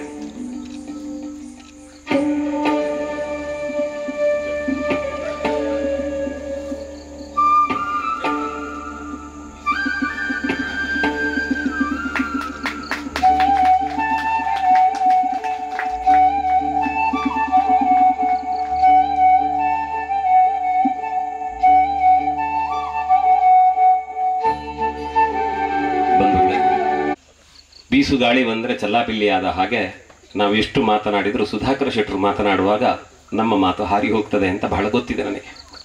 ಆದರೆ ಸರ್, ನಾನು ಒಂದು ಮಾತನ್ನು ನಿಮ್ಮ ಮುಂದೆ ಹೇಳಿ ನಿಮ್ಮ ಮಾತುಗಳನ್ನು ಕೇಳುವುದಕ್ಕೆ ನಾವು ಸಿದ್ಧರಾಗುತ್ತೇವೆ. ನಮ್ಮಲ್ಲಿ ಸಂಸ್ಕೃತ ಭಾಷೆಯಲ್ಲಿ ಒಳ್ಳೆಯ ಒಂದು ಸುಭಾಷಿತ ಇದೆ. ಏನು ಅಂದರೆ, ಕೃಷಿತೋ ನಾಸ್ತಿ ದುರ್ಭಿಕ್ಷಂ ಜಪತೋ ನಾಸ್ತಿ ಪಾತಕಂ ಮೌನಿನಃ ಕಲಹ ನಾಸ್ತಿ ನಭಜಂಚಾಸ್ತಿ ಜಾಗ್ರತಃ ಅಂತ. ಅಂದರೆ ಕೃಷಿತೋ ನಾಸ್ತಿ ದುರ್ಭಿಕ್ಷಂ, ಎಲ್ಲಿ ಕೃಷಿ ಕಾರ್ಯ ನಡೆಯುತ್ತದೆ ಅಲ್ಲಿ ದುರ್ಭಿಕ್ಷ ಬರುವುದಿಲ್ಲವಂತೆ. ಜಪತೋ ನಾಸ್ತಿ ಪಾತಕಂ, ಯಾರು ದೇವರ ಸ್ಮರಣೆ ಇತ್ಯಾದಿ ಸತ್ಕರ್ಮಗಳನ್ನು ಮಾಡ್ತಾನೆ ಅಲ್ಲಿ ಪಾತಕಕ್ಕೆ ಎಡೆ ಇಲ್ಲವಂತೆ. ಜಪತೋ ನಾಸ್ತಿ ಮೌನಿನಃ ಕಲಹ ನಾಸ್ತಿ, ಒಳ್ಳೆಯ ಚಿಂತನೆಗಳನ್ನು ಮಾಡು ತನ್ನಷ್ಟಕ್ಕೆ ತಾನು ತೊಡಗಿಕೊಂಡಿರುವವರಿದ್ದರೆ ಅಲ್ಲಿ ಕಲಹ ಇಲ್ಲಂತೆ. ಎಚ್ಚರವಾಗಿರುವವನಿಗೆ ಯಾವತ್ತೂ ಕೂಡ ಭಯ ಆವರಿಸುವುದಿಲ್ಲಂತೆ. ಈ ಮಾತನ್ನು ಯಾಕೆ ಹೇಳಿದ್ದು ಕೇಳಿದರೆ, ರಾಮಕೃಷ್ಣಾಚಾರ್ಯರು ಅವರು ಶ್ಲೋಕ ಹೇಳದಿರಬಹುದು, ಆದರೆ ಪ್ರಾಚೀನ ಶ್ಲೋಕಗಳ ತಾತ್ಪರ್ಯ ಏನುಂಟು ಅದನ್ನು ಇಲ್ಲಿ ಅನಾವರಣಗೊಳಿಸುವುದಕ್ಕೆ ಪ್ರಯತ್ನ ಪಟ್ಟಿದ್ದಾರೆ. ಹಾಗಾಗಿ ದುರ್ಭಿಕ್ಷ ದೂರವಾಗಬೇಕಾದ ಕೃಷಿಯ ಮಾಹಿತಿಯನ್ನು ಈ ನೆಲದಲ್ಲಿ ಕೊಡುತ್ತಾರೆ. ಅದು ಗೋವು, ಕೃಷಿ ಇತ್ಯಾದಿ. ಜಪತೋ ನಾಸ್ತಿ ಪಾತಕಂ, ದೇವರನ್ನು ಕುರಿತು ಧ್ಯಾನ ಮಾಡುತ್ತೇವಾದರೆ ನಾಗನ ಬನ ಉಂಟು. ಜಪತೋ ನಾಸ್ತಿ ಪಾತಕಂ ಮೌನಿನಃ ಕಲಹ ನಾಸ್ತಿ, ಒಳ್ಳೆಯ ಯೋಚನೆಗಳುಂಟು, ಅದನ್ನು ಯೋಚನೆ ಮಾಡ್ತಾ ಮಾಡ್ತಾ ನನ್ನ ವ್ಯಕ್ತಿತ್ವವನ್ನು ನಾನು ರೂಪಿಸಿಕೊಳ್ತೇನೆ ಅಂದರೆ ಇಲ್ಲಿ ದೇವರ ಗೋವುಗಳ ಸೇವೆ ಮಾಡ್ತಾ ಏಕಾಂತದಲ್ಲಿ ಕೂತುಕೊಳ್ಳುವುದಕ್ಕೆ ಧ್ಯಾನ ಕುಟೀರ ಉಂಟು. ಮೌನಿನ ಕಲಹ ನಾಸ್ತಿ ನ ಭಜಂಚಾಸ್ತಿ ಜಾಗ್ರತಃ. ಇದನ್ನೆಲ್ಲ ನೋಡ್ತಾ ನೋಡ್ತಾ ಮುಂದೆ ನಾನು ಹೀಗೆ ಎಚ್ಚರವಾಗಿರಬೇಕು, ಇಲ್ಲದೆ ಅಪಾಯ ಬರುತ್ತದೆ ಅಂತ ತನ್ನನ್ನು ತಾನು ಎಚ್ಚರಿಸಿಕೊಳ್ಳುವುದಕ್ಕೆ ಅವಕಾಶವನ್ನು ಮಾಡಿಕೊಟ್ಟಿದ್ದಾರೆ. ಆದ್ದರಿಂದ ಭವಿಷ್ಯತ್ತಿಗೆ ಭಯವಿಲ್ಲದ ವಾತಾವರಣ ರೂಪಿಸುವುದಕ್ಕೆ ಅವರು ತೊಡಗಿದ್ದಾರೆ. ಆದ್ದರಿಂದ ಇಂತಹ ಅನೇಕ ಚಿಂತನೆಗಳ ಸಂಗಮ ಸ್ಥಾನ ಈ ಗೋಧಾಮ. ನೀವೆಲ್ಲ ಬಂದು ನಮ್ಗೆ ಅತ್ಯಂತ ಸಂತೋಷವನ್ನು ಕೊಟ್ಟಿದೆ. ನಿಮ್ಮನ್ನು ಕರೆಯುವುದಕ್ಕೆ ಅವರಿಗಿದ್ದ ಬಲವಾದ ನಂಬಿಕೆ ಏನು ಅಂದರೆ, ಇಂತಹ ಒಳ್ಳೆಯ ವಿಚಾರಗಳನ್ನು ಕಂಡಾಗ ಕೇಳಿದಾಗ ಅದನ್ನು ಮೊಟ್ಟ ಮೊದಲು ತಾನು ಅನುಕರಿಸಬಲ್ಲ ಸಾಧಿಸಿ ತೋರಿಸಬಲ್ಲ ಒಂದು ಯೋಗ್ಯತೆ ಇದ್ರೆ ಅದು ಸುಧಾಕರ ಶೆಟ್ಟರಿಗೆ ಮಾತ್ರ ಅಂತ 10 ಬಾರಿ ರಾಮಕೃಷ್ಣಾಚಾರ್ಯ ಮಾತನಾಡಿದ್ದಾರೆ. ಆದ್ದರಿಂದ ಇಂತಹ ಯೋಜನೆಗಳು ನಿಮ್ಮ ಮೂಲಕ ನಾಡಿನ ವಿಸ್ತರಿಸುವ ಮಹತ್ವಾಕಾಂಕ್ಷೆಯನ್ನು ಹೊಂದಿ ತಮ್ಮನ್ನು ಆಹ್ವಾನಿಸಿದ್ದೇವೆ. ಬಂದಿದ್ದೀರಿ, ನಮ್ಗೆ ಸಂತೋಷ ಆಗಿದೆ. ಈಗ ನಿಮ್ಮ ಮಾತುಗಳನ್ನು ಕೇಳುವುದಕ್ಕೆ ನಾವು ಕಾತರರಾಗಿದ್ದೇವೆ. ಬೇಕು ಅಂತ ಗೊತ್ತಿಲ್ಲ ಡಾಕ್ಟರ್ ರಾಮಕೃಷ್ಣಾಚಾರ್ಯ ಮತ್ತು ಸವಿತಾ ರಾಮಕೃಷ್ಣಾಚಾರ್ಯಗೆ. ಬಹುಶಃ ಹೊಗಳಿಕೆಗೋಸ್ಕರ ಅಲ್ಲ, ನಾವ್ಯಾರು ಕೂಡ ವ್ಯಕ್ತಿ ಪೂಜೆ ಮಾಡುವವರಲ್ಲ. ಅದರಿಂದ ನಾನು ನಿಮ್ಗೆಲ್ರಿಗೂ ಕೇಳಿಕೊಳ್ಳೋದೇನಂತ ಹೇಳಿದರೆ, ನಮ್ಮ ಥ್ಯಾಂಕ್ಸ್ ಒಂದು ಎಲ್ಲರೂ ಸ್ಟ್ಯಾಂಡಿಂಗ್ ಓವೇಷನ್ ಕೊಟ್ಟು ಈ ಪರಿಸರವನ್ನು ನೀಡಿದಂಥ ದಂಪತಿಗಳಿಗೆ ಆರೋಗ್ಯ ಚೆನ್ನಾಗಿ ಆಗಲಿ ಅಂತೇಳಿ ಎಲ್ಲರೂ ಎದ್ದು ನಿಂತು ಗೌರವವನ್ನು ಸೂಚಿಸಬೇಕು ಅಂತ ನಾನು ನಿಮ್ಮೆಲ್ಲರ ಕೇಳ್ತಾ ಇದ್ದೇನೆ. ಧನ್ಯವಾದಗಳು. ಕೂತ್ಕೊಳ್ಳಿ. ಸ್ವಲ್ಪ ಕೂತವರಿಗೆ ಕೈಕಾಲು ಕೂಡ ಆಚೆ ಈಚೆ ಮಾಡಲಿಕ್ಕೆ ಆಯಿತು. ವೇದಿಕೆಯ ಮೇಲಿರುವ ಇವತ್ತಿನ ಈ ಕಾರ್ಯಕ್ರಮವನ್ನು ಭಾಳ ಪ್ರೀತಿಯಿಂದ, ಯಾರನ್ನು ಓಲೈಸಲಿಕ್ಕಲ್ಲ, ಮಾಡಿದಂಥ ದಂಪತಿಗಳೇ ಮತ್ತು ಪತ್ರಕರ್ತರೇ. ಎದುರಿನಲ್ಲಿ ತುಂಬ ಪತ್ರಕರ್ತರಿದ್ದಾರೆ. ಪತ್ರಕರ್ತರ ಸಂಘದ ಅಧ್ಯಕ್ಷರು ಕೂಡ ಇದ್ದಾರೆ, ಶರೀಫ್ರವರಿದ್ದಾರೆ, ಪ್ರಭಾಕರ್ ಕೊಂಡಳ್ಳಿಯವರಿದ್ದಾರೆ, ಡಾಕ್ಟರ್ ಬಾಯಾರ್, ನಮ್ಮ ಕಾಲೇಜಿನಿಂದ ತುಂಬ ಮಂದಿ ಬಂದಿದ್ದಾರೆ, CEO ಮತ್ತು ಪ್ರಿನ್ಸಿಪಲ್ ನಮ್ಮ ದಿನೇಶ್. ಅವ್ರ ಹೆಸರೆಲ್ಲ ಯಾಕೆ ಹೇಳ್ತೇನೆ ಅಂತ ಹೇಳಿದರೆ, ನಮ್ಮ ಆಚಾರ್ಯ ಒಂದು ರಿಕ್ವೆಸ್ಟ್ ಮಾಡಿದರು, ಅದನ್ನಲ್ಲಿ 7 ಎಕರೆ ಜಾಗ ಇದೆ ನಮ್ಮ ಸಂಸ್ಥೆಗೆ, ಅಲ್ಲಿ ಅದನ್ನು ಮಾಡ್ಬೋದು ನೀವು ಅಂತ. ದಿನೇಶರವರೇ ಮತ್ತು PRO ಜ್ಯೋತಿ ಪದ್ಮನಾಭರವರೇ ಮತ್ತು ಡಾಕ್ಟರ್ ಪ್ರಜ್ವಲ್, ತುಂಬ ಬಂದಿದ್ದಾರೆ. ಅಲ್ಲಿ HODಗಳು ಬಂದಿದ್ದಾರೆ, ನಮ್ಮೊಟ್ಟಿಗೆ ಡಾಕ್ಟ್ರು ಬಂದಿದ್ದಾರೆ, ಪ್ರಸನ್ನ ಡಾಕ್ಟ್ರು, ನನ್ನೊಟ್ಟಿಗೆ ಉದ್ಯಮಿಗಳು ಬಂದಿದ್ದಾರೆ, ತ್ರಿವಿಕ್ರಮಕಿಣಿ, ದೇವೇಂದ್ರ ನಾಯಕ್, ನನ್ನ ಸಂಸ್ಥೆಯಿಂದ ಒಂದಷ್ಟು ಮಂದಿ ಬಂದಿದ್ದಾರೆ. ಅದ್ರ ಜೊತೆಯಲ್ಲಿ ನನ್ನ ಹಿಂದಿನ ಭಾಳ ಮಿತ್ರರಾದ ಸಿದ್ದಾಪುರ ವಾಸ್ತವ್ಯ ಭಟ್ರಿದ್ದಾರೆ. ನನಗೆ ಭಾಳ ಸಂತೋಷ ಅಂತ ಹೇಳಿದರೆ, ನಮಗೆ ದಾಮೋದರ್ ಶರ್ಮದ ಮಾತು ಎಷ್ಟು ಕೇಳಿದ್ರು ಕೇಳುವ ಅಂತ ಅನ್ನಿಸ್ತದೆ. ಅದೊಂದು ವಿಶೇಷವಾದ ಕನ್ನಡ ಸರಸ್ವತಿ ಪುತ್ರರು ಅಂತ ನಾನು ಯಾವತ್ತೂ ಹೇಳೋದು. ಅವರನ್ನು ಕರೆದು ನಮ್ಮ ಮಕ್ಕಳಿಗೆ ಮಾತಾಡಿಸಿದ್ದೇವೆ. ಬಹುಶಃ 1 ಗಂಟೆ ಮಾತಾಡಿದ ಮಾತುಗಳು ಬಹುಶಃ ಇಡೀ ಕರ್ನಾಟಕಕ್ಕೆ ತಲುಪಿದೆ. ನಮಗೆಲ್ಲ ಸಾಹಿತಿಗಳಿದ್ದಾರೆ ನೋಡಿ, ಅವರು ನಗಾಡ್ತಾ ಇದ್ದಾರೆ. ಅವರು ದೊಡ್ಡ ಸಾಹಿತಿ ಪ್ರಭಾಕರ ಕೊಂಡಳ್ಳಿ ಅವರು. ನಾನು ಮಾತಾಡುವಾಗ ಎಲ್ಲಾದರೂ ತಪ್ಪದ ಅಂತ ನೋಡ್ತಾ ಇದ್ದಾರೆ ಅಂತ ನನಗೆ ಡೌಟ್ ಬರೋದುಂಟು. ಬರೀ ಒಂದು 10 ನಿಮಿಷದಲ್ಲಿ ಮುಗಿಸ್ತೇನೆ. ಇನ್ನೊಂದು ಥ್ಯಾಂಕ್ಸ್ ಹೇಳಬೇಕಾದ್ದು, ಒಂದು ಸುಂದರವಾದ ಇವತ್ತಿನ ಪ್ರವಚನ ಮಾಡುವವರನ್ನು ಕರೆದಿದ್ದೀರಲ್ಲ. ಅಷ್ಟು ಸಣ್ಣ ಹುಡುಗ ಒಂದಷ್ಟು ವಿಷಯ ಮಾತಾಡುವಾಗ ನಾನಂತೂ ಒಂದು ಶಬ್ದವನ್ನು ಬಿಡದೆ, ಎಷ್ಟು ನೆನಪಿದೆ ಅಂತ ನನಗೆ ಗೊತ್ತಿಲ್ಲ, ಆದರೆ ಎಲ್ಲೋ ಒಂದು ಕಡೆ ನಮಗೆಲ್ಲ ಮ್ಯೂಸಿಕ್ ಗೊತ್ತಾಗೋದಿಲ್ಲ, ಆದರೆ ಅದು ಚಂದ ಇದೆ ಅಂತ ಹೇಳ್ಬೋದು. ನಾವು ಕೆಲವು ಭಾಷೆ ನಮಗೆ ಗೊತ್ತಿಲ್ಲ ಇದ್ರು ಅವ್ರು ಮಾತಾಡುವಾಗ ಭಾಳ ಚಂದ ಮಾತಾಡ್ತಾರೆ ಮಾರ್ರೆ ಅಂತ ಹೇಳ್ಬೋದು. ನಮಗೆ ಅದರ ಬಗ್ಗೆ ಅಷ್ಟು ಸೌಂಡಾಗಿ ನಾಲೆಜ್ ಇಲ್ಲದಿದ್ರು. ಆದ್ದರಿಂದ ಇವತ್ತು ಕರೆದಂಥ ಅತಿಥಿ ಏನಿದ್ದಾರೆ ಅವರು ಭಾಳ ಚೆನ್ನಾಗಿ ಮಾತಾಡಿದರು. ಬಹುಶಃ ಕೆಲವೆಲ್ಲ ಅವರ ಮಾತುಗಳು ನಾವು ನಮ್ಮ ಜೀವನದಲ್ಲಿ ನಡೆದುಕೊಂಡು ಬಂದ ಹಾಗೆ ಇತ್ತು. ಆ ಕೆಲವು ಜಾಗಗಳನ್ನೆಲ್ಲ ಹೇಳುವಾಗ ಅಷ್ಟು ಚೆನ್ನಾಗಿತ್ತು. ಜೊತೆಗೆ ರಾಮಕೃಷ್ಣಾಚಾರ್ಯ ಬಹಳ ಒಳ್ಳೆಯ ಅಂಕಿಅಂಶಗಳನ್ನು ನಮ್ಗೆ ಕೊಟ್ಟಿದ್ದಾರೆ. ಎಷ್ಟು ನೆನಪಿದೆ ನಮಗೆ ಗೊತ್ತಿಲ್ಲ. ಊರುಗುವೆ ಬಗ್ಗೆ ಕೊಟ್ಟರು, ಎಲ್ಲವನ್ನು ಕೊಟ್ಟರು. ಇದೆಲ್ಲ ಸಾಮಾನ್ಯವಾಗಿ ಮಾಡುವಂಥದ್ದಲ್ಲ. ನನಗೆ ಪ್ರತಿಯೊಂದು ಕ್ಷಣದಲ್ಲಿಯೂ ಇಲ್ಲಿ ನಡ್ಕೊಂಡು ಹೋಗುವಾಗ ನನ್ನ ಅಮ್ಮನ ನೆನಪಾಗ್ತಿತ್ತು, ತಂದೆಯ ನೆನಪಾಗ್ತಿತ್ತು. ನಮ್ಮ ತಂದೆ ತಾಯಿ ಇಬ್ಬರು ಕೃಷಿ ಮಾಡುವವರು, ಹೆಚ್ಚು ಕಲಿತವರೇನಲ್ಲ. ನನ್ನ ಪಪ್ಪ 96 ವರ್ಷ ಬದುಕಿದ್ರು. 2016ರಲ್ಲಿ ಒಂದು ದಿವಸವೂ 2016 ತನಕ 96 ವರ್ಷ ಆಗುವಾಗ ಹಾಸ್ಪಿಟಲ್ನಲ್ಲಿ ಅಡ್ಮಿಟ್ ಆಗಿಲ್ಲ.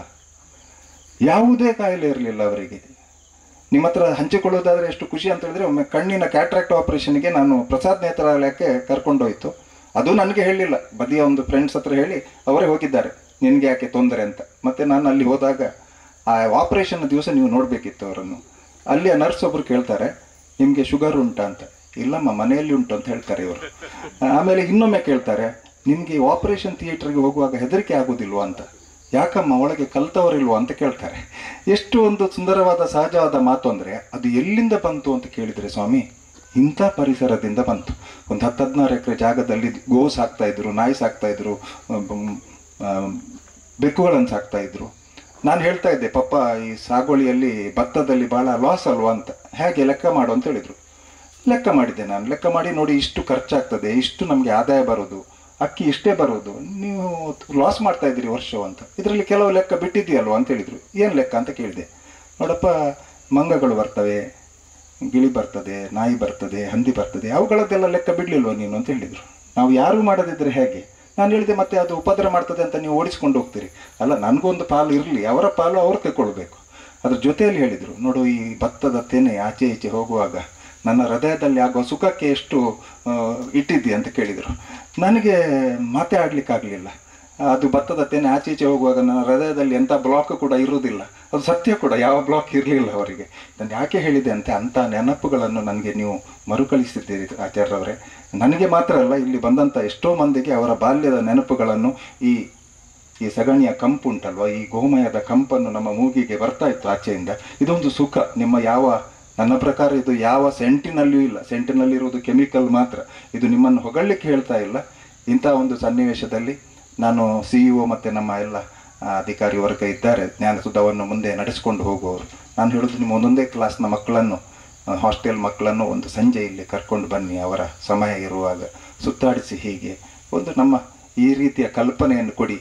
ಕಡೇ ಪಕ್ಷ ಆ ಒಂದು ಕ್ಲಾಸಿನ ಮಕ್ಕಳಲ್ಲಿ ಒಬ್ಬಾದರೂ ಡಾಕ್ಟರ್ ರಾಮಕೃಷ್ಣಾಚಾರ್ಯರ ಹಾಗೆ ಅವರ ಊರಿನಲ್ಲಿ ಮಾಡಿದರೆ ನಮಗೆ ಇಂಥ ಕಾರ್ಯಕ್ರಮಗಳು ಭಾಳ ಸಾಫಲ್ಯತೆಯನ್ನು ಪಡೆಯುತ್ತವೆ ಅಂತ ನಾನು ಹೇಳಲಿಕ್ಕೆ ಇಷ್ಟಪಡ್ತೇನೆ. ನಮಗೆಲ್ಲ, ನಾನು ಕೂಡ ಸೇರಿಕೊಂಡು, ನನಗೊಂದು 4-5 ವರ್ಷದಿಂದ ಈ ಸಂಸ್ಥೆ ನಡೆಸುವ ಜಂಜಾಟ. ನಾನು ಯಾವಾಗಲೂ ಹೇಳ್ತಿದ್ದೆ ನಮ್ಮ ಕೌನ್ಸಿಲರ್, ನಮ್ಮ ಡಾಕ್ಟರ್ ಪ್ರಸನ್ನ ಅವರ ಹತ್ರ, ನೋಡಿ ಸರ್, ನನಗೊಂದು ಬೇರೆ ಸ್ಪೇಸ್ ಬೇಕು, 60 ವರ್ಷ ಆದಮೇಲೆ ಇದೆಲ್ಲ ಬೇಡ, ಸ್ವಲ್ಪ ಆಧ್ಯಾತ್ಮ ಮತ್ತು ಕೃಷಿ ಅಥವಾ ಆ ಸೈಡಿಗೆ ಓಲೈಸ್ತದೆ ನನ್ನ ಮನಸ್ಸು ಅಂತ. ಆಗ ಒಂದು ಕಡೆಯಲ್ಲಿ ನನಗೊಂದು ಜವಾಬ್ದಾರಿ ಇದೆ. 252 ಮಂದಿ ಉದ್ಯೋಗಿಗಳಿದ್ದಾರೆ. ಅವರನ್ನು ನಮ್ಮನ್ನು ನಂಬಿಕೊಂಡು ಅಲ್ಲಿಗೆ ಬಂದಿದ್ದಾರೆ. ಅವರ ಒಳ್ಳೆಯ ಒಂದು ಪ್ರಾಯವನ್ನು ನಮ್ಮೊಟ್ಟಿಗೆ ತ್ಯಾಗ ಮಾಡಿದ್ದಾರೆ. ಈಗ ಜ್ಞಾನಸುಧ ಇಷ್ಟು ಎತ್ತರಕ್ಕೆ ಹೋಗಿದರೆ ಅಲ್ಲಿ 35 ವರ್ಷದಿಂದ 45 ವರ್ಷ.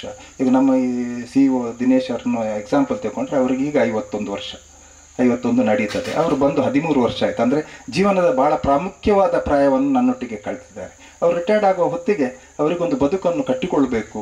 ಅವರು ಮಾತ್ರ ಅಲ್ಲ, ನಮ್ಮೊಟ್ಟಿಗೆ ಇರುವಂಥ ಎಂಪ್ಲಾಯೀಸ್. ಆದ್ದರಿಂದ ನನಗೆ 60 ವರ್ಷ ಆಗುವಾಗ ಸ್ವಲ್ಪ ಆ ಕಡೆ ಹೋಗ್ಬೇಕಂತಿತ್ತು. ಯಾಕಂತ ಹೇಳಿದ್ರೆ ನೀವು ಹೇಳಬೇಕು, ದಿನೇಶ್ರವರೇ, PRO ಮತ್ತು ಎಲ್ಲ ಇಲ್ಲಿ ಬಂದವರು ಹೇಳೋದು, ನನಗೆ ಇಂಥ ಬದುಕಿದ್ರೆ ನಿಮಗೆ ಖುಷಿ ಕಾಣೋದಿಲ್ವಾ, ಅಂಥ ಬದುಕು ಇದು ಅಲ್ಲಿ ಹೊಗಳ್ತಾರೆ, ಎಲ್ಲ ಮಾಡ್ತಾರೆ, ಬರ್ತಾರೆ, ಎಲ್ಲ ಮೆಟೀರಿಯಲಿಸ್ಟಿಕ್ ವರ್ಲ್ಡ್.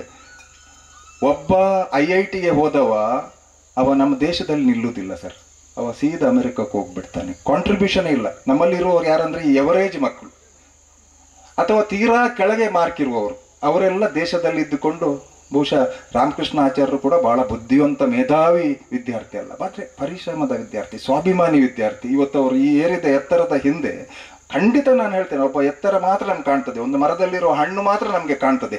ಆ ಮರವನ್ನು ಯಾರು ನೆಟ್ಟರು, ಯಾರು ಗೊಬ್ಬರ ಹಾಕಿದ್ರು, ಯಾರು ನೀರು ಹಾಕಿದ್ರು, ಅದು ಹೇಗೆ ಬೆಳೆಯಿತು, ಎಷ್ಟು ಒತ್ತಡದಲ್ಲಿ ಬೆಳೆಯಿತು, ಎಷ್ಟು ಬಿಸಿಲನ್ನು ಸಹಿಸಿಕೊಂಡು ಬೆಳೆಯಿತು, ಅದು ಯಾವುದು ಗೊತ್ತಿರೋದಿಲ್ಲ.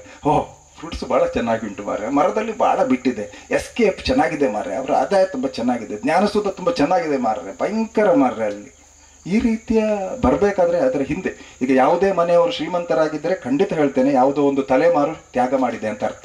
ಯಾವುದೋ ಒಂದು ತಲೆಮಾರು ಕಾಲಿಗೆ ಚಪ್ಪಲ್ ಹಾಕದೆ ಮಕ್ಕಳನ್ನು ಬೆಳೆಸಿದೆ. ಆದ್ರಿಂದ ನಾವು ಕೆಲವೊಮ್ಮೆ ಹೇಳ್ತೇವೆ, GSB ಸಮುದಾಯದಲ್ಲಿ ನೋಡಿ, ನೀವು ಕಾರ್ಕಳದಲ್ಲೆಲ್ಲ ನೋಡಿ, ನಾವು ಹೇಳ್ತೇವೆ ಅವರೆಲ್ಲ ಶ್ರೀಮಂತರು ಮಾರ್ರೆ ಅಂತ. ಅವರಲ್ಲಿ ಕೆಲವರು 4 ಗಂಟೆಗೆ ಎದ್ದು ಕಾಲಿಗೆ ಚಪ್ಪಲ್ ಹಾಕದೆ ದುಡಿತಾರೆ. ಹೆಂಡತಿಯ ಒಂದು ಕುತ್ತಿಗೆಯಲ್ಲಿ ಚೈನ್ ಇದ್ದದ್ದು ಮಾತ್ರ ನಮಗೆ ಕಾಣ್ತದೆ, ಆದರೆ ಗಂಡ ಎಷ್ಟೊತ್ತಿಗೆ ಎದ್ದು ನೆರೆಮನೆಗೆ ಹಾಲು ಹಾಕಿದ್ದಾನೆ ಅಂತ ನಮ್ಗೆ ಗೊತ್ತಿರುವುದಿಲ್ಲ. ಮಂಕುತಿಮ್ಮನ ಕಗ್ಗದ ಮಾತಿನೊಂದಿಗೆ ಬಹುಶಃ ನಾವು ಮುಗಿಸುವ, ಯಾಕಂದರೆ ಕೊಂಡಳ್ಳಿಯವರಿಗೆ ಸ್ವಲ್ಪ ಖುಷಿಯಾಗುತ್ತೆ, ಅವರ ಗುರುಗಳವರು, ಅವರ ದೇವರು ಅದು. ನಮಗೆಲ್ಲ ಏನು ಗೊತ್ತಾ, ಆಗನ್ನ ಟೀಚರ್ಸ್ ಒಂದೊಂದು ಮಾತಾಡಿದರೆ ಸಾಕಿತ್ತು. ಏನು ಹೇಳ್ತಿದ್ರು, ಮಂಕುತಿಮ್ಮನ ಕಗ್ಗ ಇದನ್ನೆಲ್ಲ ಹೇಳ್ತಿದ್ರು.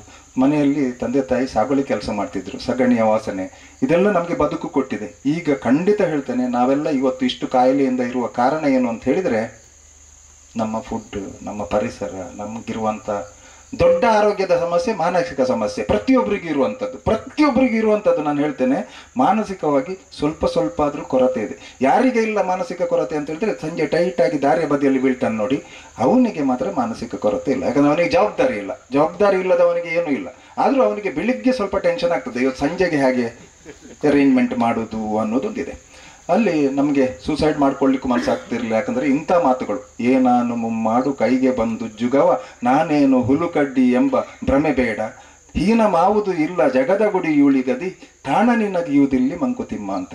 ಈ ಜಗತ್ತಿನಲ್ಲಿ ಸಣ್ಣದು ಕೆಲಸ ದೊಡ್ಡದು ಕೆಲಸ ಅಂತ ಏನಿಲ್ಲ. ಈ ಪ್ರಪಂಚ ಅನ್ನೋದೇ ಒಂದು ಭಗವಂತನ ಒಂದು ಮನೆ, ಅದರಲ್ಲಿ ಮಾಡುವ ಊಳಿಗ ನಾವು ಊಳಿಗ ಅಂದರೆ ನಿಮ್ಗೆ ಗೊತ್ತುಂಟು, ಕೆಲಸದವ.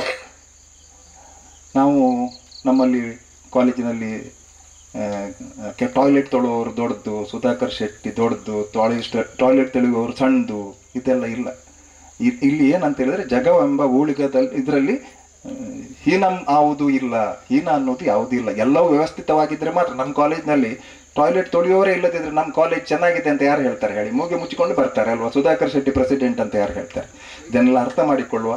ನಿಮ್ಮಲ್ಲಿ ಬಂದವರಿದ್ದೀರಿ, ನಿಮ್ಮ ಇತಿಮಿತಿಯಲ್ಲಿ ಒಂದು ಸಣ್ಣ ಜಾಗದಲ್ಲಿ ಇಂಥ ಕೃಷಿ ಮಾಡಲಿಕ್ಕಾಗತ್ತಾ ಅಂತ ನೋಡಿ.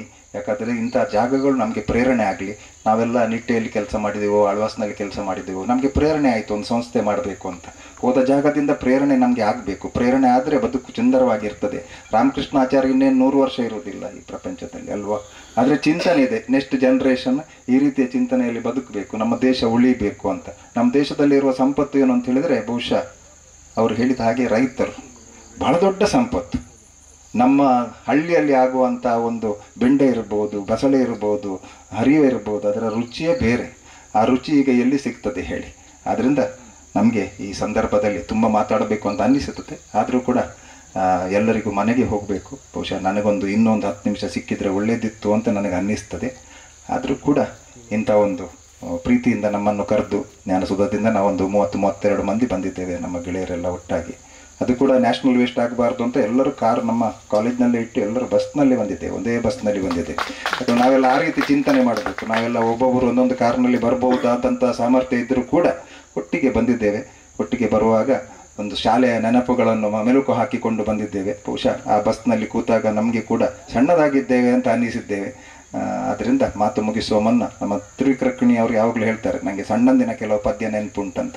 ಏರುವನು ರವಿ ಏರುವನು, ಬಾನಲ್ಲಿ ಸಣ್ಣಗೆ ತೋರುವನು, ಏರಿದವನು ಸಣ್ಣವನಾಗಿರಬೇಕೆಂಬ ಸತ್ಯವ ಲೋಕಕ್ಕೆ ಸಾರುವನಂತ. ನಾವೆಲ್ಲ ಏರಬೇಕು, ಜನರೆಲ್ಲ ಹೊಗಳ್ತಾರೆ, ಎತ್ತರಕ್ಕೆ ಹೋದ್ಮೇಲೆ ಚಿಕ್ಕವರಾಗಬೇಕು ನಾವು, ಅದು ಬಿಟ್ಟು ದೊಡ್ಡವರಾಗಬಾರ್ದು. ಚಿಕ್ಕವರಾದರೆ ಏರಿದವನು ಚಿಕ್ಕವನಾಗಿರ್ಬೇಕನ್ನೋಂಥ ಸತ್ಯವನ್ನು ನಾವು ಜಗತ್ತಿಗೆ ಸಾರಲಿಕ್ಕಾಗತ್ತೆ. ಆದ್ದರಿಂದ ನಾವು ಮಾಡಿದಂಥ ಇದು ಸನ್ಮಾನ ಅಲ್ಲ, ನಮಗೆ ತೋರ್ಪಡಿಸಬೇಕು. ಶಬ್ದಗಳಿಗೆ ನಿಲುಕದಷ್ಟು ದೊಡ್ಡ ಸಾಧನೆಗಳನ್ನು ನೀವು ಮಾಡಿದ್ದೀರಿ. ಆದ್ದರಿಂದ ಒಂದು ಮಲ್ಲಿಗೆಯ ಹೂವನ್ನು ನಿಮ್ಮ ಕೊರಳಿಗೆ ಹಾಕಿ ಆ ಪರಿಮಳದಂತೆ ನಿಮ್ಮ ಈ ಕೆಲಸ ಎಲ್ಲ ಕಡೆಗೆ ಹರಿಯಲಿ. ಎಲ್ಲರೂ ನಿಮ್ಮಿಂದ ಪ್ರೇರಣೆಗೊಂಡು ಒಂದಷ್ಟು ಮಂದಿ ಗೋವುಗಳನ್ನು ಸಾಕಲಿ, ಪ್ರಕೃತಿಯೊಟ್ಟಿಗೆ ಬದುಕಲಿ ಅಂತ ಹೇಳಿಕೊಂಡು ಈ ಸಂದರ್ಭದಲ್ಲಿ ನನ್ನ ಮಾತುಗಳನ್ನು ಭಾಳ ತಾಳ್ಮೆಯಿಂದ ಈ ಹೊತ್ತಿಗೆ ಕೇಳಿದ ತಮ್ಮೆಲ್ಲರಿಗೂ ಥ್ಯಾಂಕ್ಸ್ ಹೇಳಿಕೊಂಡು ರಾಮಕೃಷ್ಣ ದಂಪತಿಗಳಿಗೆ ನಾನು ಆಭಾರಿಯಾಗಿದ್ದೇನೆ ಅಂತ ಹೇಳಿಕೊಂಡು, ನನ್ನ ಜೊತೆ ನೀವೆಲ್ಲರೂ ಆಭಾರಿಯಾಗಿದ್ದೀರಿ ಇಂಥ ಸುಂದರ ಸಂಜೆ ಕೊಟ್ಟದ್ದಕ್ಕೆ ಅಂತ ಹೇಳಿಕೊಂಡು, ಪುಂಗನೂರು ಸ್ಪೀಸೀಸ್ 12,02,000 ಕರುಗಳಿಗೆ ಒಂದು ಹೆಸರಿಡುವಂಥ ಒಂದು ಯೋಗ ನನಗೆ ಬಂದಿದೆ. ನಾನು ಆ ಖುಷಿಯನ್ನು ಬಹುಶಃ ನನ್ನ ತಂದೆ ತಾಯಿಗೆ ಅರ್ಪಣೆ ಮಾಡ್ತೇನೆ. ನನ್ನ ತಂದೆ ತಾಯಿ ಕೃಷಿಕರಾಗಿದ್ದರು. ಅವರು ಬಹುಶಃ ಮೇಲೆ ಇಟ್ಟುಕೊಂಡು ನನ್ನ ಮಗ ಇವತ್ತು ಭಾಳ ದೊಡ್ಡ ಕೆಲಸ ಮಾಡ್ತಾ ಇದ್ದಾನೆ ಅಂತ ಹೇಳ್ತಾ ಇರಬಹುದು. ಆ ಸುಖವನ್ನು ಕೊಟ್ಟ ತಮಗೆ ವಂದಿಸಿ, ನಿಮಗೆಲ್ಲರಿಗೂ ವಂದಿಸಿ ನನ್ನ ಮಾತು ಮುಗಿಸ್ತೇನೆ. ಮತ್ತೊಮ್ಮೆ ನಮ್ಮ ಈ ಕಾರ್ಯಕ್ರಮದಲ್ಲಿ ನನ್ನನ್ನು ಜೋಡಿಸಿದ್ದಕ್ಕೆ ದಾಮೋದರ ಶರ್ಮರಿಗೆ ನಾನು ಋಣಿಯಾಗಿದ್ದೇನೆ. Thank you. ಫೇಸ್ಬುಕ್, ಯೂಟ್ಯೂಬ್ ಅಂತ ಹೇಳೋದಿಲ್ಲ, ಆದರೆ ಯೂಟ್ಯೂಬಲ್ಲಿ ನೀವು SK ಫೆಲಿಕ್ಸರ್ ಅಂತ ಹುಡುಕಿದ್ರೆ ಅದರಲ್ಲಿ ರಾಮಕೃಷ್ಣಾಚಾರ್ಯರ ಜೀವನದ ಕಥೆ ಬರ್ತದೆ, ಒಮ್ಮೆ ನೋಡಿ. ಅದರಲ್ಲಿ ಇಲ್ಲದೇ ಇರುವಂಥ ಒಂದು ವಿಷಯವನ್ನು ಹೇಳಿಬಿಡುತ್ತೇನೆ. ಅವ್ರು ಹೇಳಿದ್ರಲ್ಲ ಕಡು ಬಡತನದ ಮೇಲೆ ಬಂದದ್ದು ಅಂತ. 2 ನಿಮಿಷ ತಗೊಳ್ತೇನೆ, ಅನ್ಯಥಾ ಭಾವಿಸಬೇಡಿ. ಬರೀಲಿಕ್ಕೆ ಬಳಪ ಇಲ್ಲದ ಕಾಲಕ್ಕೆ ಒಡೆದು ಬಿಸಾಕಿದ ಸ್ಲೇಟಿನ ತುಂಡನ್ನು ರಸ್ತೆ ಬದಿಯ ಮೋರಿಗೆ ಉಜ್ಜಿ ಬಳಪ ಮಾಡಿಕೊಂಡು ಬರದಂತಹ ಒಬ್ಬ ವ್ಯಕ್ತಿ ಹೇಳ್ತಾರೆ, ವಿದ್ಯಾರ್ಥಿ ಜೀವನದಲ್ಲಿ ನಾನು ಪೆನ್ ಹಿಡಿದದ್ದೇ ಇಲ್ಲ ಅಂತ. ಆದರೆ ದೇವರು ನಡೆಸಿ ಇವತ್ತು ಅವರಿಟ್ಟುಕೊಳ್ಳುವ ಒಂದೊಂದು ಪೆನ್ನುಗಳು ಸಾವಿರಾರು ರೂಪಾಯಿಯ ಮೌಲ್ಯವನ್ನು ಹೊಂದಿದ್ದಾವೆ. ಮಾತ್ರ ಅಲ್ಲ, ಅವರು ಹಾಕುವ ಅವರ ಒಂದು ಸಹಿಗೆ ಕೋಟಿ ಜನ ಬೆಲೆ ಕೊಡ್ತಾರೆ. ಆ ಎತ್ತರಕ್ಕೆ ಬೆಳೀಬೇಕಿದ್ರೆ ಅದರ ಹಿಂದೆ ಇದ್ದದ್ದು ಪರಿಶ್ರಮ. ಆದ್ದರಿಂದ ಅವರು ಹೇಳಬೇಕು ಅಂತಿಲ್ಲ, ನಾವು ತುಂಬ ಬಾರಿ ಗಮನಿಸ್ತೇನೆ ಅವರದೊಂದು ನೋಟ, ಅವರದ್ದು ಒಂದು ನಗು, ಮತ್ತೆ ಕೆಲವೊಮ್ಮೆ ನಾವು ಹೇಳಿದಾಗ ಅವರು ಏನೂ ಮಾತನಾಡದೆ ತಲೆ ಅಲ್ಲಾಡಿಸಿ ಬಿಡ್ತಾರೆ. ಅದರ ಹಿಂದೆ 10 ಸಂಗತಿಗಳಿರ್ತವೆ. ನಮ್ಮ ತಪ್ಪುಗಳನ್ನು ಮಾತು ಆಡದೆ ನಾವು ತಿದ್ದಿಕೊಳ್ಳುವುದಕ್ಕೆ ಅವರು ಸೂಚಿಸುವಂಥ ವಿಧಾನ ಬಹಳ ಚೆನ್ನಾಗಿದೆ. ಅದರ ಜೊತೆಗೆ ನೀವು ಇವತ್ತು ನೋಡಿದ್ರು ನಾನು ವ್ಯಂಗ್ಯ ಮಾಡ್ತಿಲ್ಲ, ನೀವು ಗಮನಿಸಿ. ಇವತ್ತು ಹೋಗಿ ನೀವು ಅವರು ಹಾಕುವ ಚಪ್ಪಲ್ ನೋಡಿದ್ರೆ ಆ ಹರಿದ ಚಪ್ಪಲ್ ಇರ್ತದೆ, ಅದನ್ನು ಹಾಕೊಂಡು ತಿರುಗಾಡ್ತಾ ಇರ್ತಾರೆ ಅವರು. ಯಾಕೆಂದರೆ ಅವರು ಒಂದು ಸಂಸ್ಥೆಯ ಬಗ್ಗೆ ಮಾತಾಡುವಾಗ ಹೇಳ್ತಾರೆ, ನಾನು ಯಜಮಾನನಾದರೆ ನನ್ನ ಸಂಸ್ಥೆಗೆ, ಊರಿಗೆಲ್ಲ ನಾನು ದೊಡ್ಡವನಲ್ಲ, ಎಲ್ಲರ ಜೊತೆ ಸಾಮಾನ್ಯನಾಗಿ ಬದುಕಬೇಕು, ನನ್ನದಕ್ಕೆ ನಾನು ದೊಡ್ಡವನಾಗಿರಬೇಕು ಅಂತ ಯಾವಾಗಲೂ ಹೇಳ್ತಾರೆ. ಆದ್ದರಿಂದ ಇಂತಹ ಮೌಲ್ಯಯುತ ವಿಚಾರಗಳನ್ನು ತನ್ನ ಬದುಕಿನ ಮೂಲಕ ಸಮಾಜಕ್ಕೆ ಕೊಟ್ಟವರ ಈ ಕನಸನ್ನು ಸಾಕಾರಗೊಳಿಸುವಲ್ಲಿ ನೀವೆಲ್ಲ ನಮ್ಮ ಜೊತೆಗಿರ್ತೀರಿ ಅನ್ನುವ ಸಂತೋಷವನ್ನು ಮತ್ತೆ ಹಂಚಿಕೊಳ್ತಾ, ಮೊನ್ನೆ ಸುಧಾಕರ್ ಶೆಟ್ಟಿ ಬಂದಿದ್ದಾರೆ, ಅವರ ಸಂಸ್ಥೆಯ ಮಕ್ಕಳನ್ನು ಕರ್ಕೊಂಡು ಬರುವಂತಹ ಯೋಚನೆಗಳನ್ನು ಆಡಿದ್ದಾರೆ. ಖಂಡಿತ ಅದಕ್ಕೆ ಪೂರಕ ವ್ಯವಸ್ಥೆಯನ್ನು ರಾಮಕೃಷ್ಣಾಚಾರ್ಯ ಮಾಡುತ್ತಾರೆ. ಎಲ್ಲರೂ ಜೊತೆಯಾಗಿ ಬೆಳೆಯುವುದಕ್ಕೆ ಇಂತಹ ಕಾರ್ಯಕ್ರಮಗಳು ಕಾರಣವಾಗಲಿ ಅಂತ ಹೇಳ್ತಾ, ಡಾಕ್ಟರ್ ಸುಧಾಕರ್ ಶೆಟ್ಟಿ ಅವರಿಗೆ ಒಂದು ಪುಟ್ಟ ಗೌರವ ಇದೆ, ತಾವು ಸ್ವೀಕರಿಸಬೇಕು ಅಂತ ನಮ್ಮನ್ನ ಕೇಳ್ಕೊಳ್ತೇನೆ.